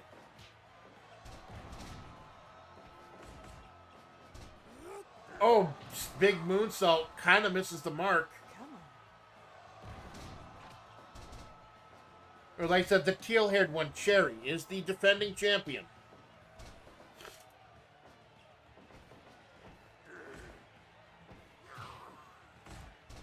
This is what's known as an open title. One of the championships that is open to anyone who is not in the Federation. Anyone can get in for this. In WebP or outside of WebP. There's not going to be a whole lot of open titles going forward, but this is always going to be one. Because it's always fun to just throw 8 random motherfuckers together and see what they can do. It's always fun.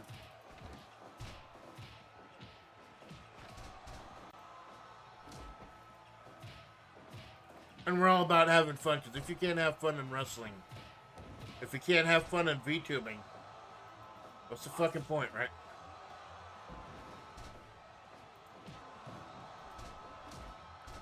This is supposed to be fun. And I'm having a fucking blast. Punching away that arm of Cherry. Yeah. Oh, there are rope breaks in these titles, these matches. Who's gonna walk away with the Crazy 8? Is it gonna be Pyramid Head? Is it gonna be Tinky Winky? Is it gonna be Minoru Suzuki? Is it gonna be the Unknown? Is it gonna be Ryzen? This isn't a Royal Rumble, by the way. Being thrown out does not get you eliminated. Got to be a pinfall or submission. Yeah, it looks like a lot of people. Looks like it's going to go on a long time. But remember, their stamina and their HP is draining at all the same rate. So once the pinfalls and submissions start, they're gonna be real quick succession. Just like the real quick succession earlier tonight. Oh my god. My mind goes back to that heartbreaking City 17 match. ASCII pinned. ASCII made a pin. He thought she'd freed her and Suisse from INNK. No, it turns out it's an elimination match. And then both of them swiftly got pinned in the confusion. Now they're stuck in City 17 under the eye of G-Man. Like I said, G-Man has a match later in a little bit. After the finals of the No Exit Championship, G-Man has a match himself. And he does not know who he'll be facing. I know who he'll be facing. Punch rush by Tinky Winky, Stinky Pinky. Stand by. It's so hard to call a battle royal. Especially with 8 weird motherfuckers like this.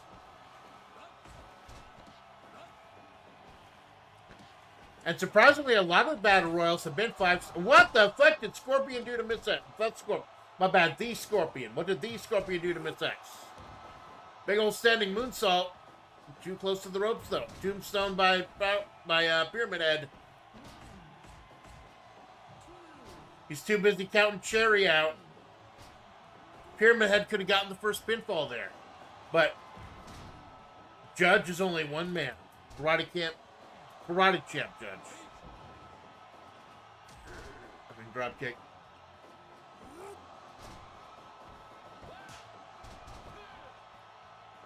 $2.9. You do not take out the Emperor Minoru Suzuki like that.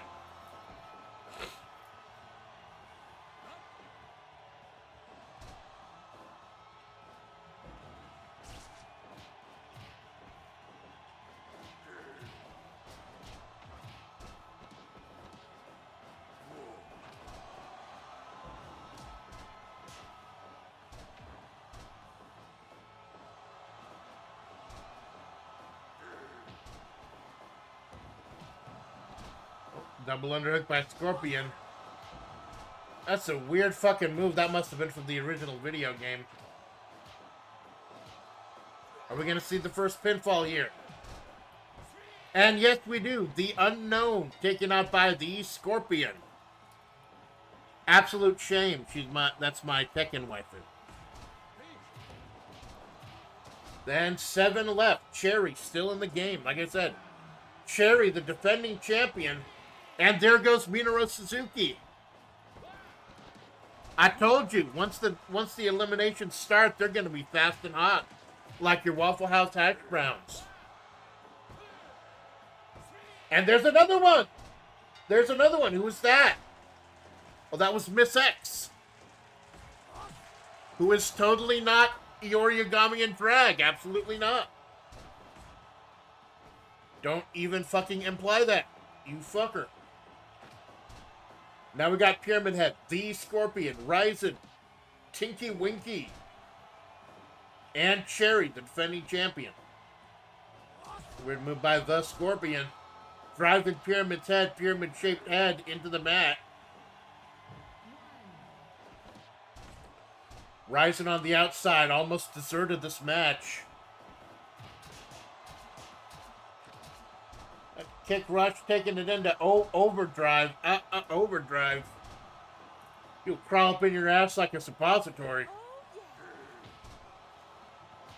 Cherry trying to choke out Pyramid Head. I didn't see who broke it up.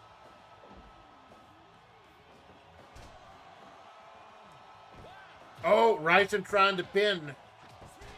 She was able to pin Pyramid Head, but that's not going to take care of the nightmares in her head. And yes, I know he's called Red Pyramid Thing. Shut the fuck up. It's Pyramid Head. It will always be Pyramid Head. There's the Scorpion on the mat.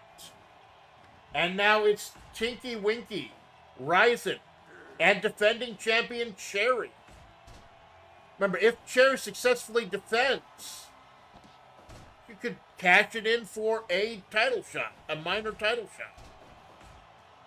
Cherry fighting them both off. The strength of this person. To the head. Will she force the rabbit and the Teletubby to team up? We are down to the last three. No Exit Finals is next. Then the G-Man versus the mystery opponent. Oh, she missed. Nothing but title matches, except for the main event. The main event, Maury, Kiara, and Bar Windfish. 4 performers with so many 5-star matches and so many amazing performances, they did not need a title to secure the main event. Vertical suplex by Ryzen, sending Cherry outside. Tinky Winky flexing on him.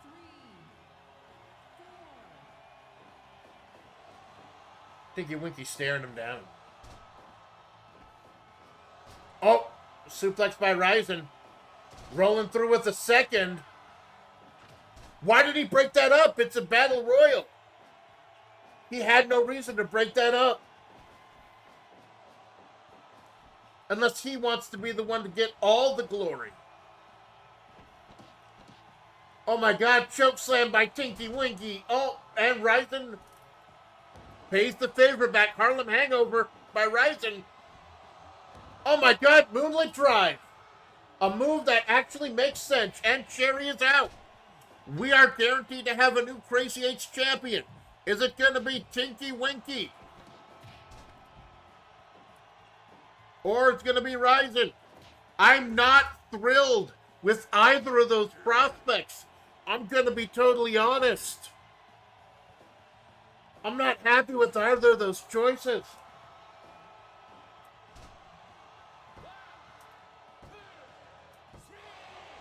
And, well, I guess...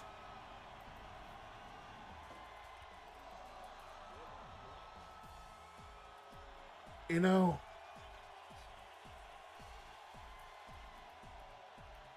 I guess at least it's not Tinky Winky.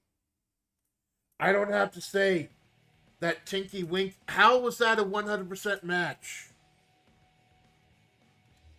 Is Dave Meltzer hammered right now? He's yelling 5 stars. But Ryzen Udongan Inaba is our new Crazy 8's champion. Now, Ryzen has won the title. That doesn't mean anything right now, except that she's guaranteed next month she'll face 7 randos. If she beats those 7 randos, successfully defends the Crazy 8's, she could trade it in for a title shot. Or she could stay in the 8's division. Ryzen taking this match into overdrive. And the Crazy 8's championship currently in the hands of the Lunatic Cage. And we keep going at Trip Hammer speed, baby. Trip Hammer speed. We've been teasing it all day. We had the whole... You're really happy? If holy fucking shit. Yes, I am. I didn't want to have to do the Tinky Winky voice. I really did not want to have to do Tinky. Oh my... I don't even remember downloading him. I don't think I downloaded all the Teletubbies. I might have just... Why did I fucking download Tinky Winky? Kids, don't let your friends... Friends don't let friends download Tinky Winky. Let's forget the shame of having Tinky Winky in my federation as we move on to some violent blood. Some horrible fucking shit. And it's great. The No Exit Championship. Shermie, fighting on behalf of the Howard Corporation, who's had kind of a mixed night so far. And Omaru Polka, the last hope for Clowntown. I think Polka went further than anyone in Clowntown did in Real Folk Blues last month. Polka having an amazing run so far.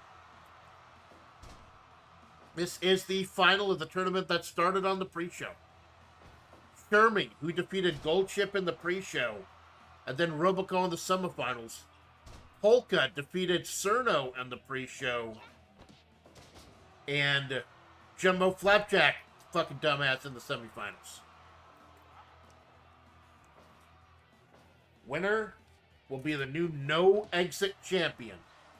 Our new hardcore title, now that Cerno's Gensokyo Heritage Championship has been deactivated. Like I said, damage stacks on tournaments, so I expect this to be relatively short. Will Shermy be bringing another belt to the Howard Corporation? And what must Geese be thinking now? Advice and Mature did not bring it home to the Howard Corporation. What am I going to do now that my tag team championships are in the hands of two people who have refused to sign?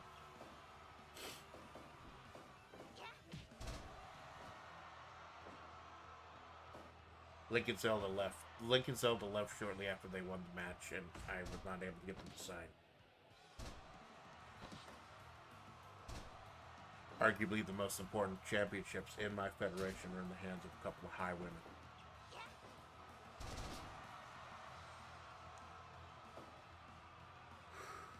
Fucking Hylians, man.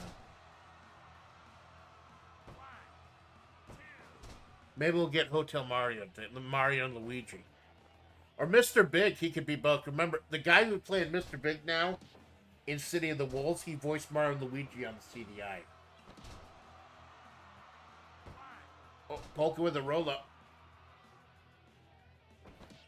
Kinda nice of the house to invite us to Southtown, huh? I hope they brought lots of Republicans.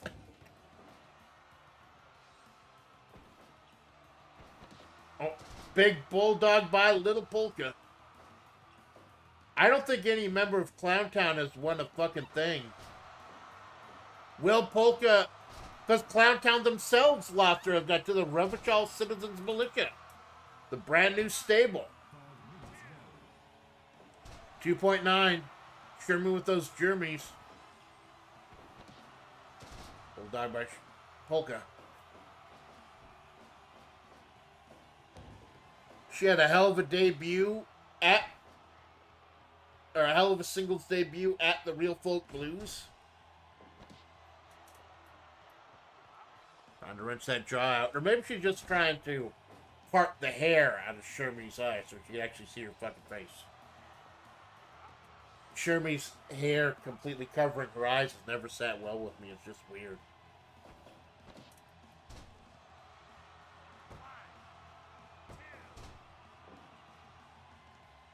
Setting each other up. Oh, following through that Hurricane Rana. Karl Bozlovsky. He's been having fun watching these two beat the shit out of each other. He's been having fun. I think maybe I'll make him my regular no exit referee. Things are getting violent and bloody. Slamming the knee down. Rolling her up. 2.9. Getting dangerous. Polka with the roll-up.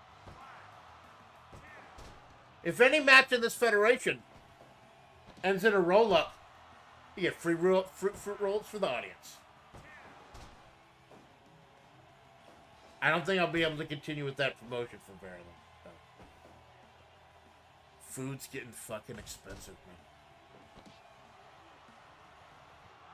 I haven't had a fruit roll-up in the longest time. They're like these little cellophane sheets of sugar gum. Oh, well.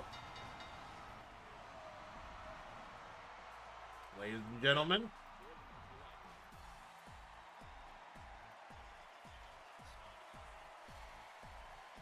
Polka had a hell of a debut.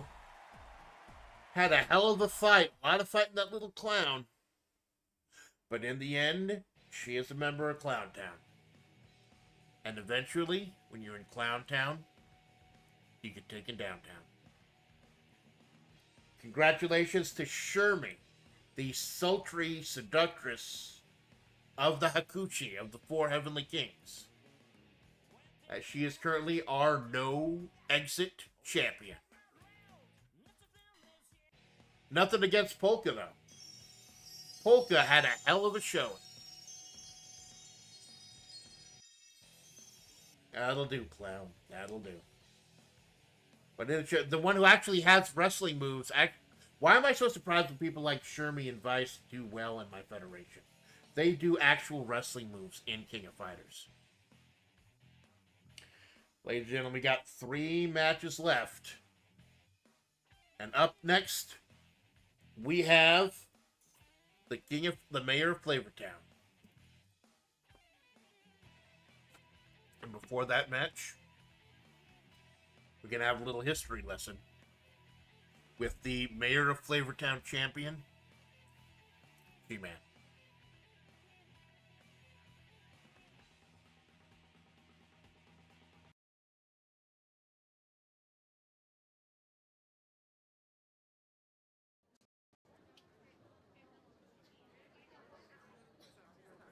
So, once again, I stand on top of this federation. The City 17 hammers out own problem. Left as the mayor of Flavortown. Once again, the first ever person who hold the belt, and now on the 1-year anniversary show of WebP, it once again finds itself in my hands. And again, because with everything that Mr. Splatts has been dealing with, I'm left without a contender.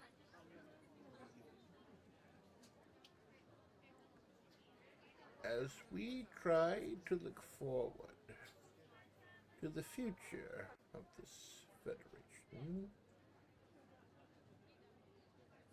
I can't help but look back at the past, back at the history of this King of Flavortown championship, which I first won not on the first ever show, no. People misremember that.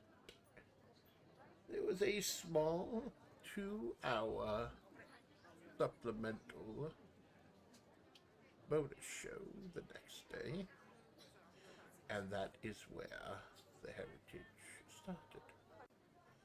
I've since held the Czech Championship, even had a small time with the World Heavyweight Championship.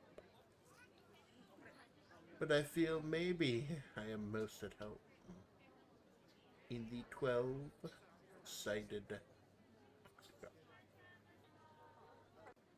where I've even taken out Justice. A situation that was very advantageous to me. Now, a year later, I find myself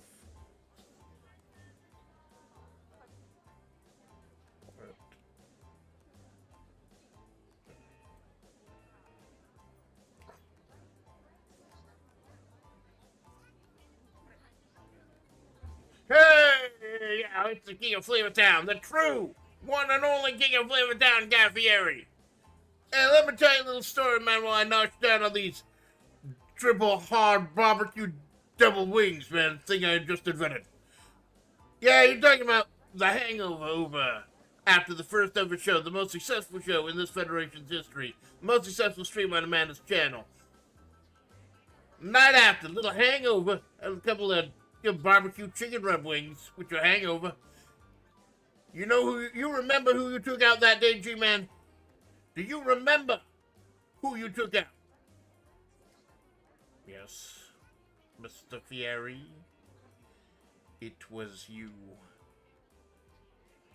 Yeah, man. 1 year later, revenge is this dish just served piping hot with a side of deep fried chili cheese wings, butter fried cheese sticks. Something else I just invented. Because I'm the real king of Flavor Town.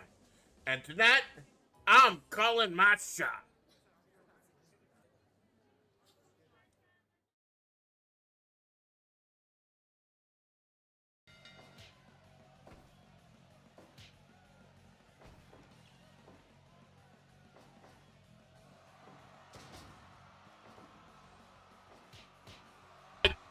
Gentlemen, Guy Fieri.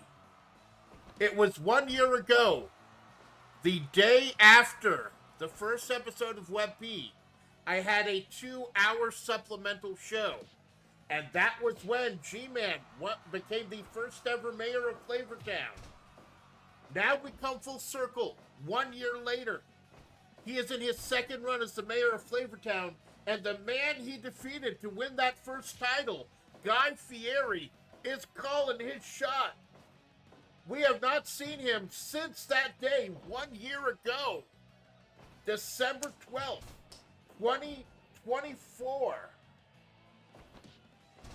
He has called his shot. G-Man, his plans failed earlier tonight as justice actually fell to the power that was Geese Howard. Guy Fieri has been sitting on this for a year. And now, we're going to see if it was worth it.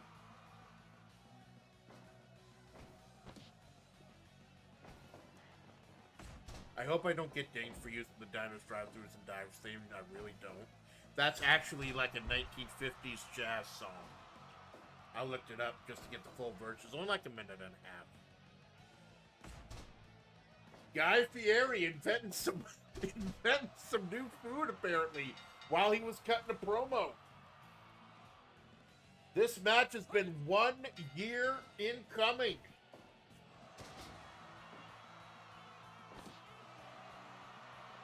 After this is the Stable Championship and then the main event. Oh, Guy with the vertical suplex. He has been boiling. This loss has been boiling in his blood, like he's boiling blood-soaked chicken wings of picante sauce, cheesy goulash burger dogs. I don't know what Guy Fieri actually makes. I don't. I tried a couple of his frozen dinners before. One of them was like a pepperoni with lasagna, or pepperoni on a lasagna. I don't know about. It was too flavorous for me.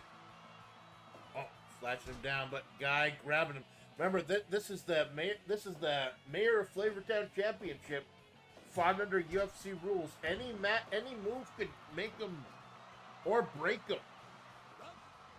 Any move could end this match. Like you don't do pinfalls in oh, what the fuck was that? A package pile driver. He just dropped him on his head like a sack, and he's flame broiling him. He's flame broiling him right there in the middle of the ring. Guy Fieri's shirt is not the only thing on fire. Now also is the G-Man's face. Now the G-Man shirt has also got flames on it. If anyone getting heat over Flavor Belt, it's this hell fuck yeah. That was the joke a year ago. That Guy Fieri was the mayor of Flavor Town and the king of flavor. And then G-Man showed up. If Guy Fieri had won that match, this federation could have had a completely different history. And you've got to think that is weighing in on Guy Fieri's soul. He has been wandering through a wasteland of diners, drive-thrus, and dives for the last year. All for this moment. It's the dumbest thing I've ever done, and I can't stop laughing. I can't stop smiling.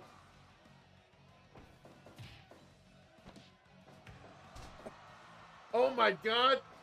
Did he just hit him with the salt shaker? That spot was so bad, it's like he slapped his mama.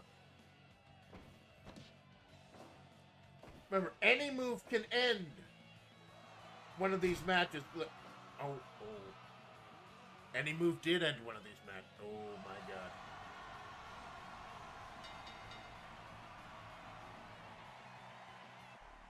Well. Have a good rest of the show. Thanks, Jinx. Thanks for stopping by. I know these shows are long. I'm trying to get them under 4 hours so you can catch the whole thing. Don't worry, you only have 2 matches to catch up on when you come back. Thanks for being a fucking homie, man. I really do appreciate it. Thank you so much.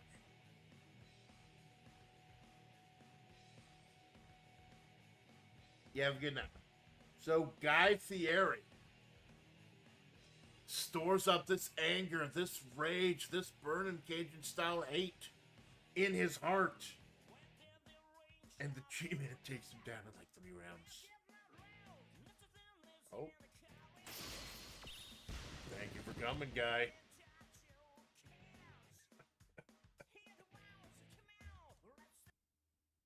I guess it hasn't been a bad night for City 17. They were able to keep ASCII and Suisse in their federation, in their ranks. And while Justice may have not have decimated Geese like they wanted her to, you give him a run for his money.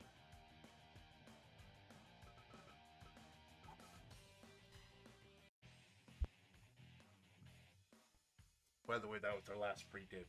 I think I'm going to start doing pre-tapes from now on. For the big shows.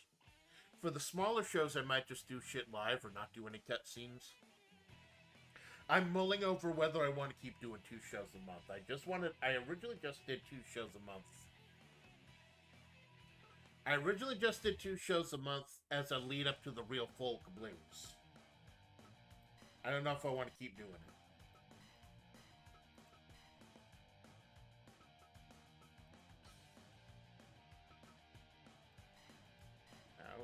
Before we get to our main event, before we get to Takamori versus Bar Windfish 3, we got the Stable Championship. So here's the interesting thing about the Stable Championship. It's for the entire stable. Bridget's defending it, but the belt currently belongs to the Bounty Hunters. The Bounty Hunters are the current stable champions. You can defend it in a normal match, tag match, 6-man or 8-man tag, as long as your opponents are all in the same stable. Now, Yui Ren and Yui Ran, Robert Landolt, and Haru Urara all had matches previously tonight. So, Bridget's the only person who's free to defend the Bounty Hunters Championship. And it's going to be against Leopold Gainitz. We're doing most of the matches at the outdoor ring. So before we get to our big main event, one-on-one is going to be Bridget versus Gainitz.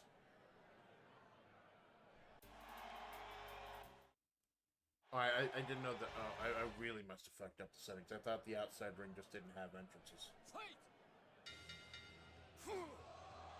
Bridget, the most dominant world heavyweight well, I wanted to say Bridget's the most dominant world heavyweight champ we've ever had so far, but I think Geese might have wrested that away from her. Geese is showing his dominance as well. Big slap by Gainitz. This is for the stable championship. If Bridget wins, then it's a successful title defense for the entire Bounty Hunters Guild. If Gainitz wins, it's a victory for the entire Howard Corporation. Howard Corporation had some big wins tonight. Shermie, the new no exit champion. Geese defended the world title. Vice and Mature couldn't bring it home, but they did have a 5-star match. They have one hell of a fight.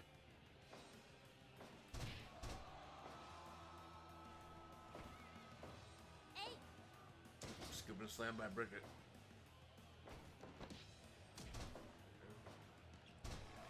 This is the last match before our main event.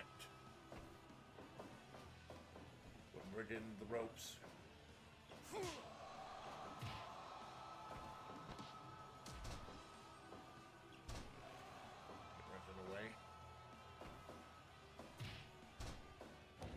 absolute legend of this federation, Gainitz. The power behind the power in the Howard Corporation.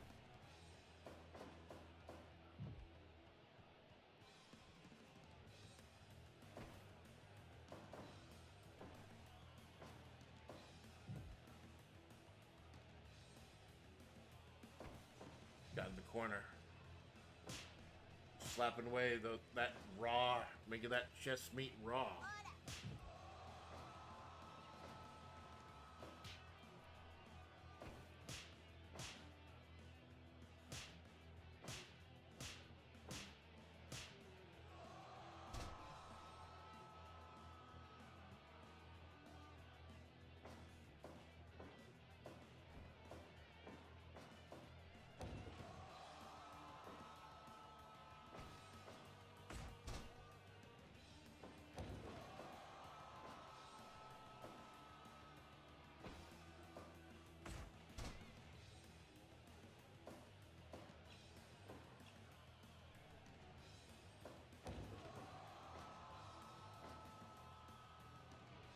Each other up, being very careful with each other.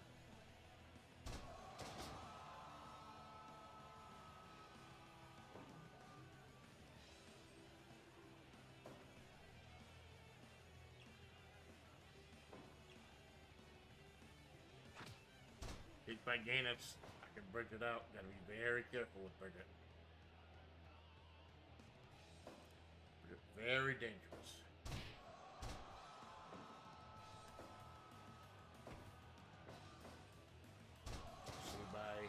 Tiny Bridget. You'd be surprised at a one-year anniversary show that Bridget, arguably the biggest star in this federation, is not challenging for a championship. Bridget did make it to the finals. Bridget did make it to the finals of the Real Folk Blues, but ended up not being able to overcome Vice after the Champions Road she had to fight. Last year, she gave her heavyweight title, or her no exit title shot to Robert Landel. Were not able to make it. And Yui Ren and Yui Ron have a lot more to think about. The main event.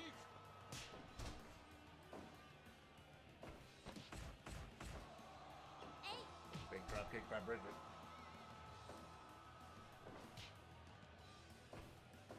Into the corner. Right into the post. Pillar to post, baby. Big chops to the... Trying to turn that chest into taco meat.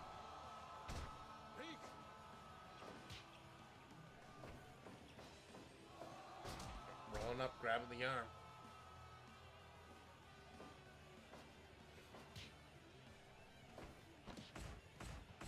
Nasty forearms. Sling blade by Bridget.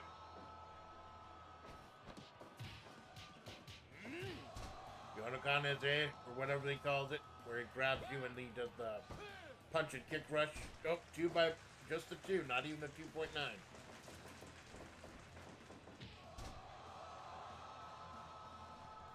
He's doing that arrogant, the height of arrogance of this man. The power behind the power, Leopold Gaines. Shiranui by Bridget. She's fighting for the pride of the Bounty Hunters Guild. And there's a price on the preacher man's head.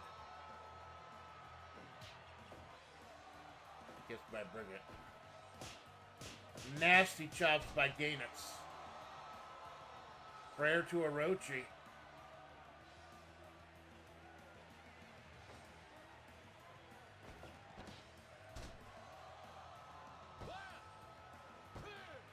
Very strange kind of roll-up, but whatever, it counts. Strange offense counts as offense. With the elbow. Gained into the big old slap to the mush.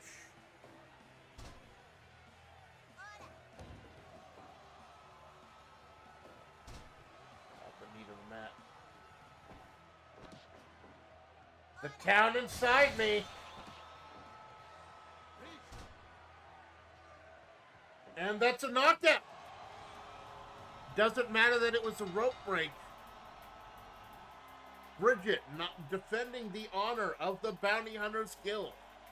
Not just by pinning him, by knocking him the fuck out. I think that's the first KO we've had on the night, not counting the mayor of Flavortown. Because that match only ends by KO.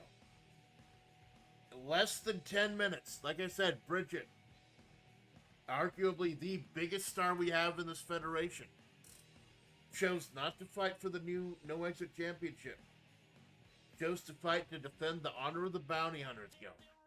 And the Bounty Hunters Guild is safe at the top of the mountain as far as the stables go.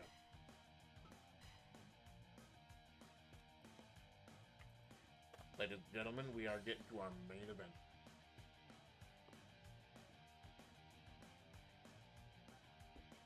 Match with a hell of a lot of history. Pull up that history quickly so I can make sure I get it right.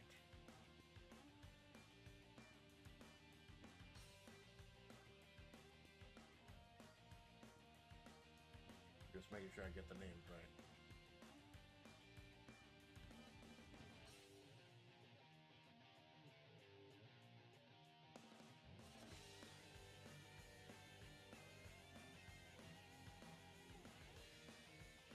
It was May 14th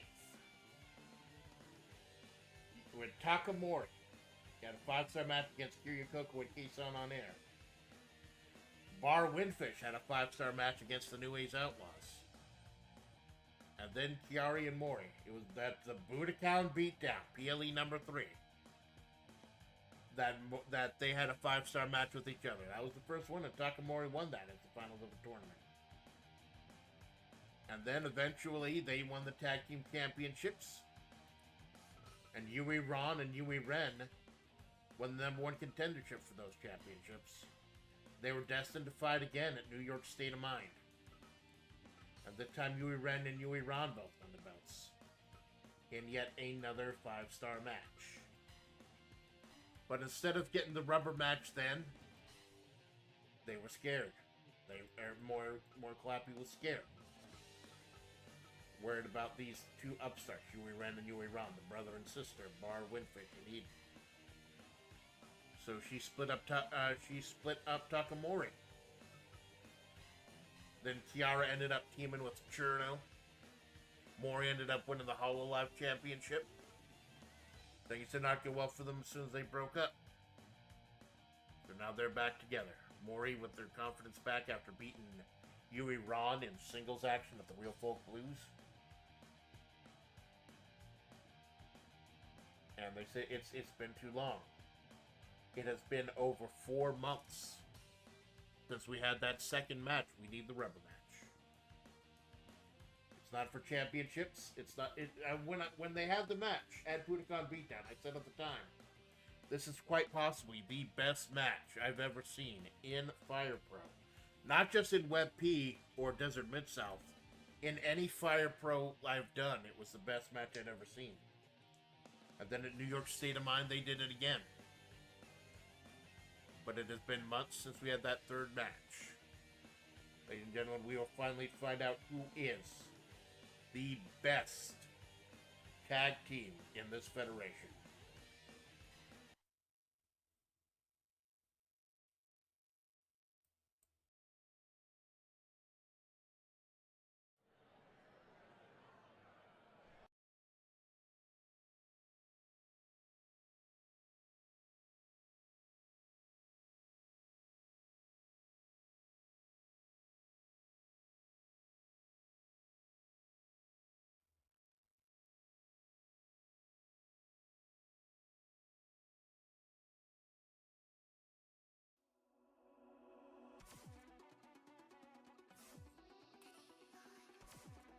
The following matchup is your main event of the evening. First, making their way to the ring from Hololive, Mori Calliope and Takanashi Kiara, Takamori.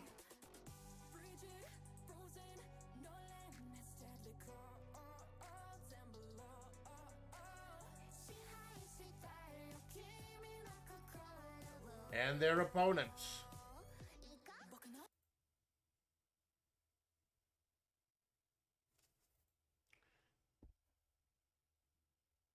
Making their way from Bar Windfish. From Eden.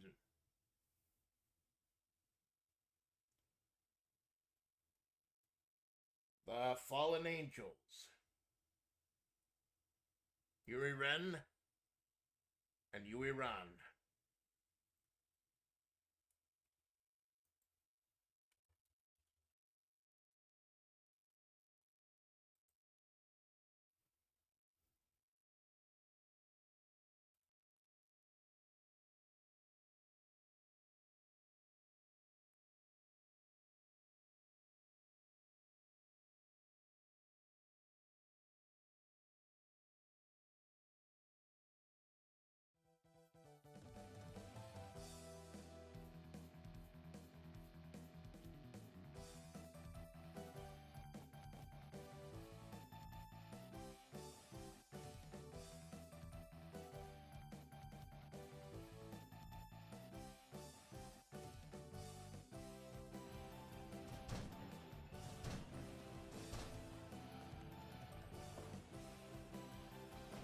They're starting out the match with a big stomp. Big stomp by Mori. Right off the bat. Does not want to give an inch to Bar Windfish. The team that revitalized tag team wrestling in this federation. Brother and sister, Yui Ren. Yui Ren is the male, the one in the dress. Yui Ran is the bartender, the girl on the apron right now. When Yui Ren and Yui Ran beat Takamori for the tag titles at New York State of Mind, it broke Mori's confidence in herself. And it took months for her to get it back. Now it's back, and we are having that that stomp move is fucking cheap. We are having that big rubber match to determine right now who is the best in this federation. The biggest tag. Oh, big running up by Yui Ran. Driving the elbow back to Kiara. The five. She started calling herself 5-star chicken. That's a little surprising. She had more at the point. She had more 5-star matches than anyone else in this federation. That may have changed recently. I'll have to double check. I'm telling you, the brother Yuri Ren. These two from the Fallen Angels. Absolute staple, not only of the tag division, but in singles matches as well. Both of the brother and the sister had 100% 5-star matches at Real Folk Blues. They know their hardest in the tag division. Going up to the top, flying double stomp to the back of Kiara. The main event tonight.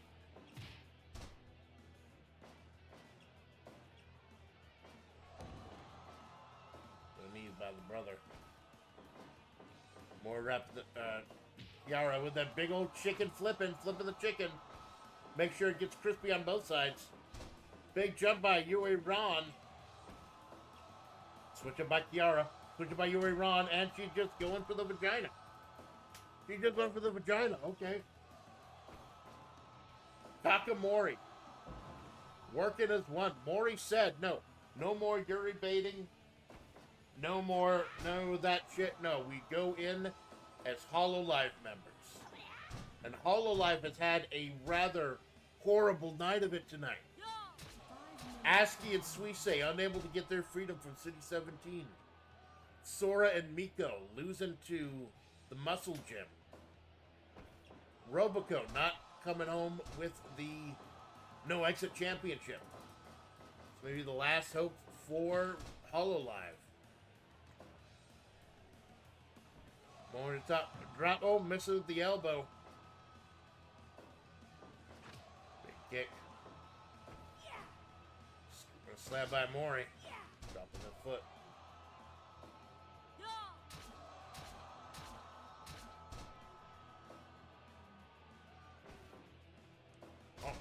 Snap suplex by Yui Ren.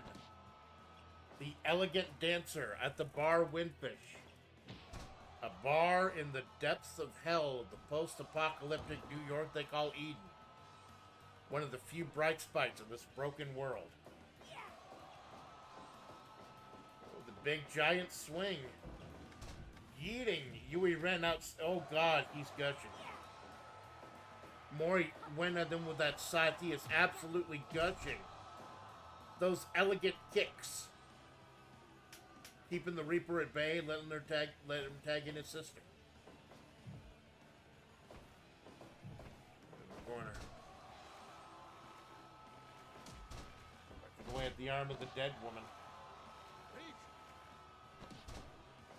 And both Kiara and Yui Ron, the legal members now. Command Sambo style. Tear you up in knots. Wrench out every single limb. That's what the bartender of the bar Windfish does. The more hot-headed. The more aggressive of the two. Snap going by Yui Ron. Tonight, these two have had 2 5-star matches. 2 of the best matches in the history of this federation. And tonight, we bring everything full circle with the rubber match.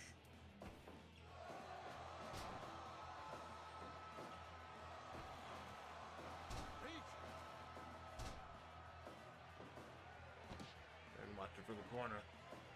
Mori going back to her corner as well. Tagging in her brother. Her brother was busted open earlier by Mori. Mori starting it with that horrible, weird fucking stomp she does. And then gouging out Yui Ren's forehead with that scythe. You gotta wonder, is there gonna be an asterisk over this victory if Takamori wins? That super cheap jump move. Oh, that giant swing. Oh god, he's cut right open. Just gushing everywhere.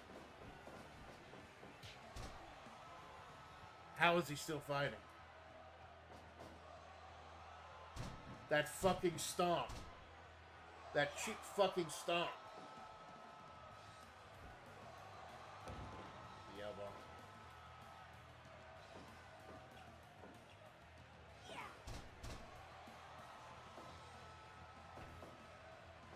Snap suplex by Yui Ren. Trying to choke out the Reaper.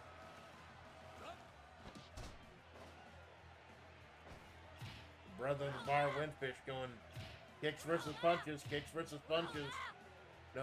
No. Big old elegant flying kick. Is that going to be enough?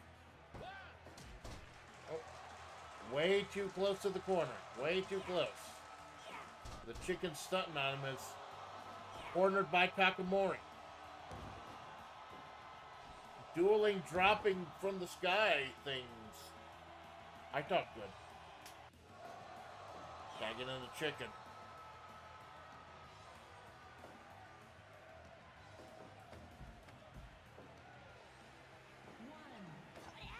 You're in flopping to the outside.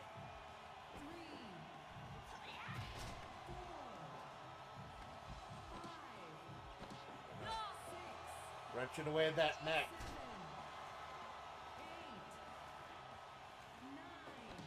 Remember, there's a count of 20. It's a count of 20 in Fire Pro. Big old axe kick by Yui Ren. Kiara's a legal person. I think Mori was trying to win by count out. Axe kick by Yui Ren. Is that going to be enough? No, Mori breaks it up. Yui Ren a little slow to get out there. I don't think she thought her brother would have gone for the pin this early. Oh, miscommunication by Takamori. And that lets Yui Ren get a big stomp in. And another axe kick by Yui Ren. Pele kick. How much does Yui Ren have left? Leaning on his sister, Yui Ren. Busted open early in this match thanks to Mori's sight. Oh, belly overhead suplex by Mori. Again, trying to get her counted out. But no, Yuri Ron wants to win this the right way. Runs right back in the ring. Switch right back over. Stunner. Oh, lift her up for a big knee break, backbreaker with a knee. T-bone suplex sends her out again.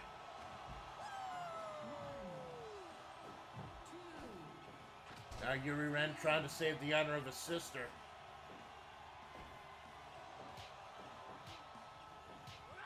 Mori with those bionic punches on Yuri Ren.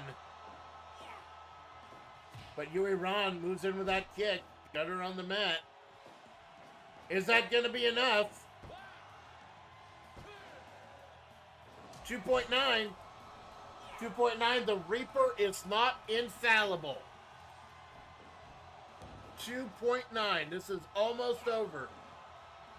Takamori double teaming the sister right in front of her brother as he tries to recover. Blood just cascading down his face. Oh, she gets out of that one, tags in Yui Ren. And both teams in there at once. A little miscommunication with the stomp. Whirl, tilt the whirl, wobble around, whirling dervish.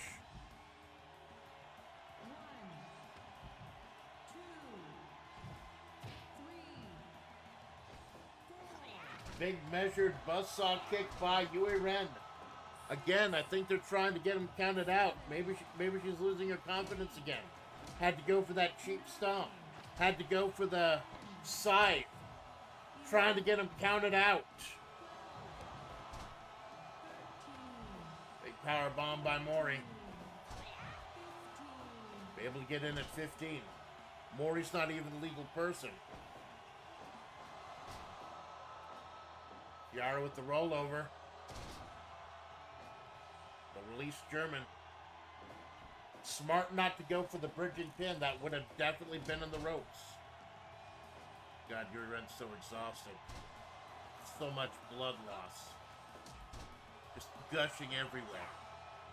But he's doing this for his sister. Trying to fight for his sister. Yui Ren can't tag in if she's in the ring. She's got to get back to her corner.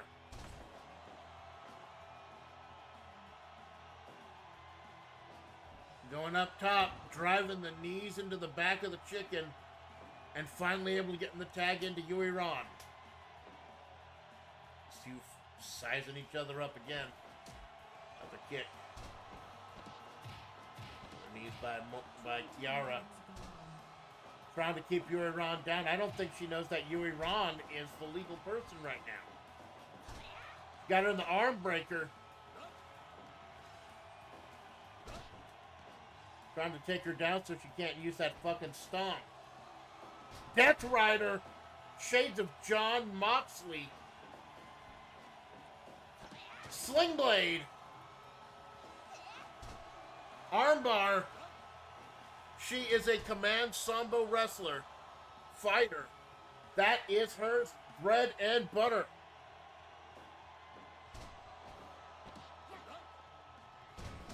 Mori trying to hit her with a half-ass Boston Crab.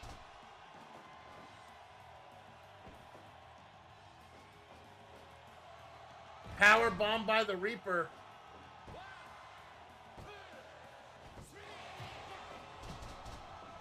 And there we go. Ladies and gentlemen, Takamori have defeated Bar Windfish.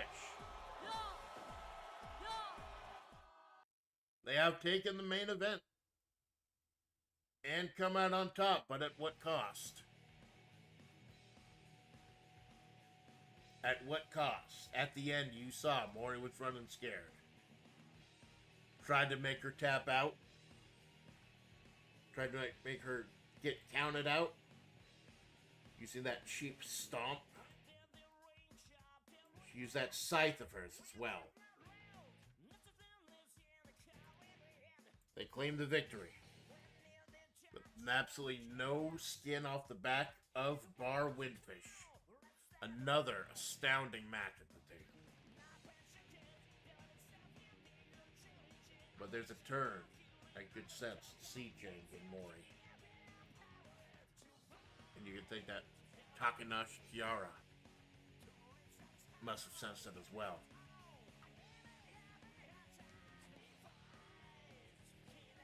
Question is, where do they go from here? Ladies and gentlemen.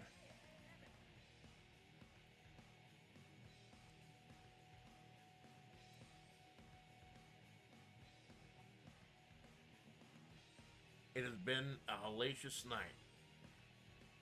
It has been an eventful night, and it has been the 1-year anniversary of the former Desert Mid-South World Extreme Battle Pro. Yes, Mori Kalapi and Takanashi Kiara won the day. Won the main event, but there's something in Mori's eyes I didn't like. I didn't see it, I didn't like. I feel like things have just changed in this federation. Jinx, thank you for stopping by. Deadmac, thank you for stopping by. Darren, thank you for stopping by.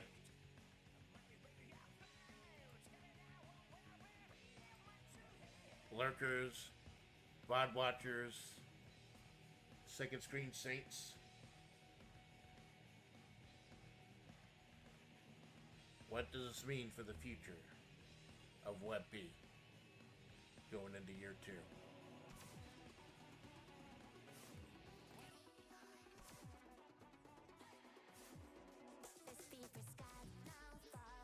Thank you for checking out Will the Circle Be Unbroken?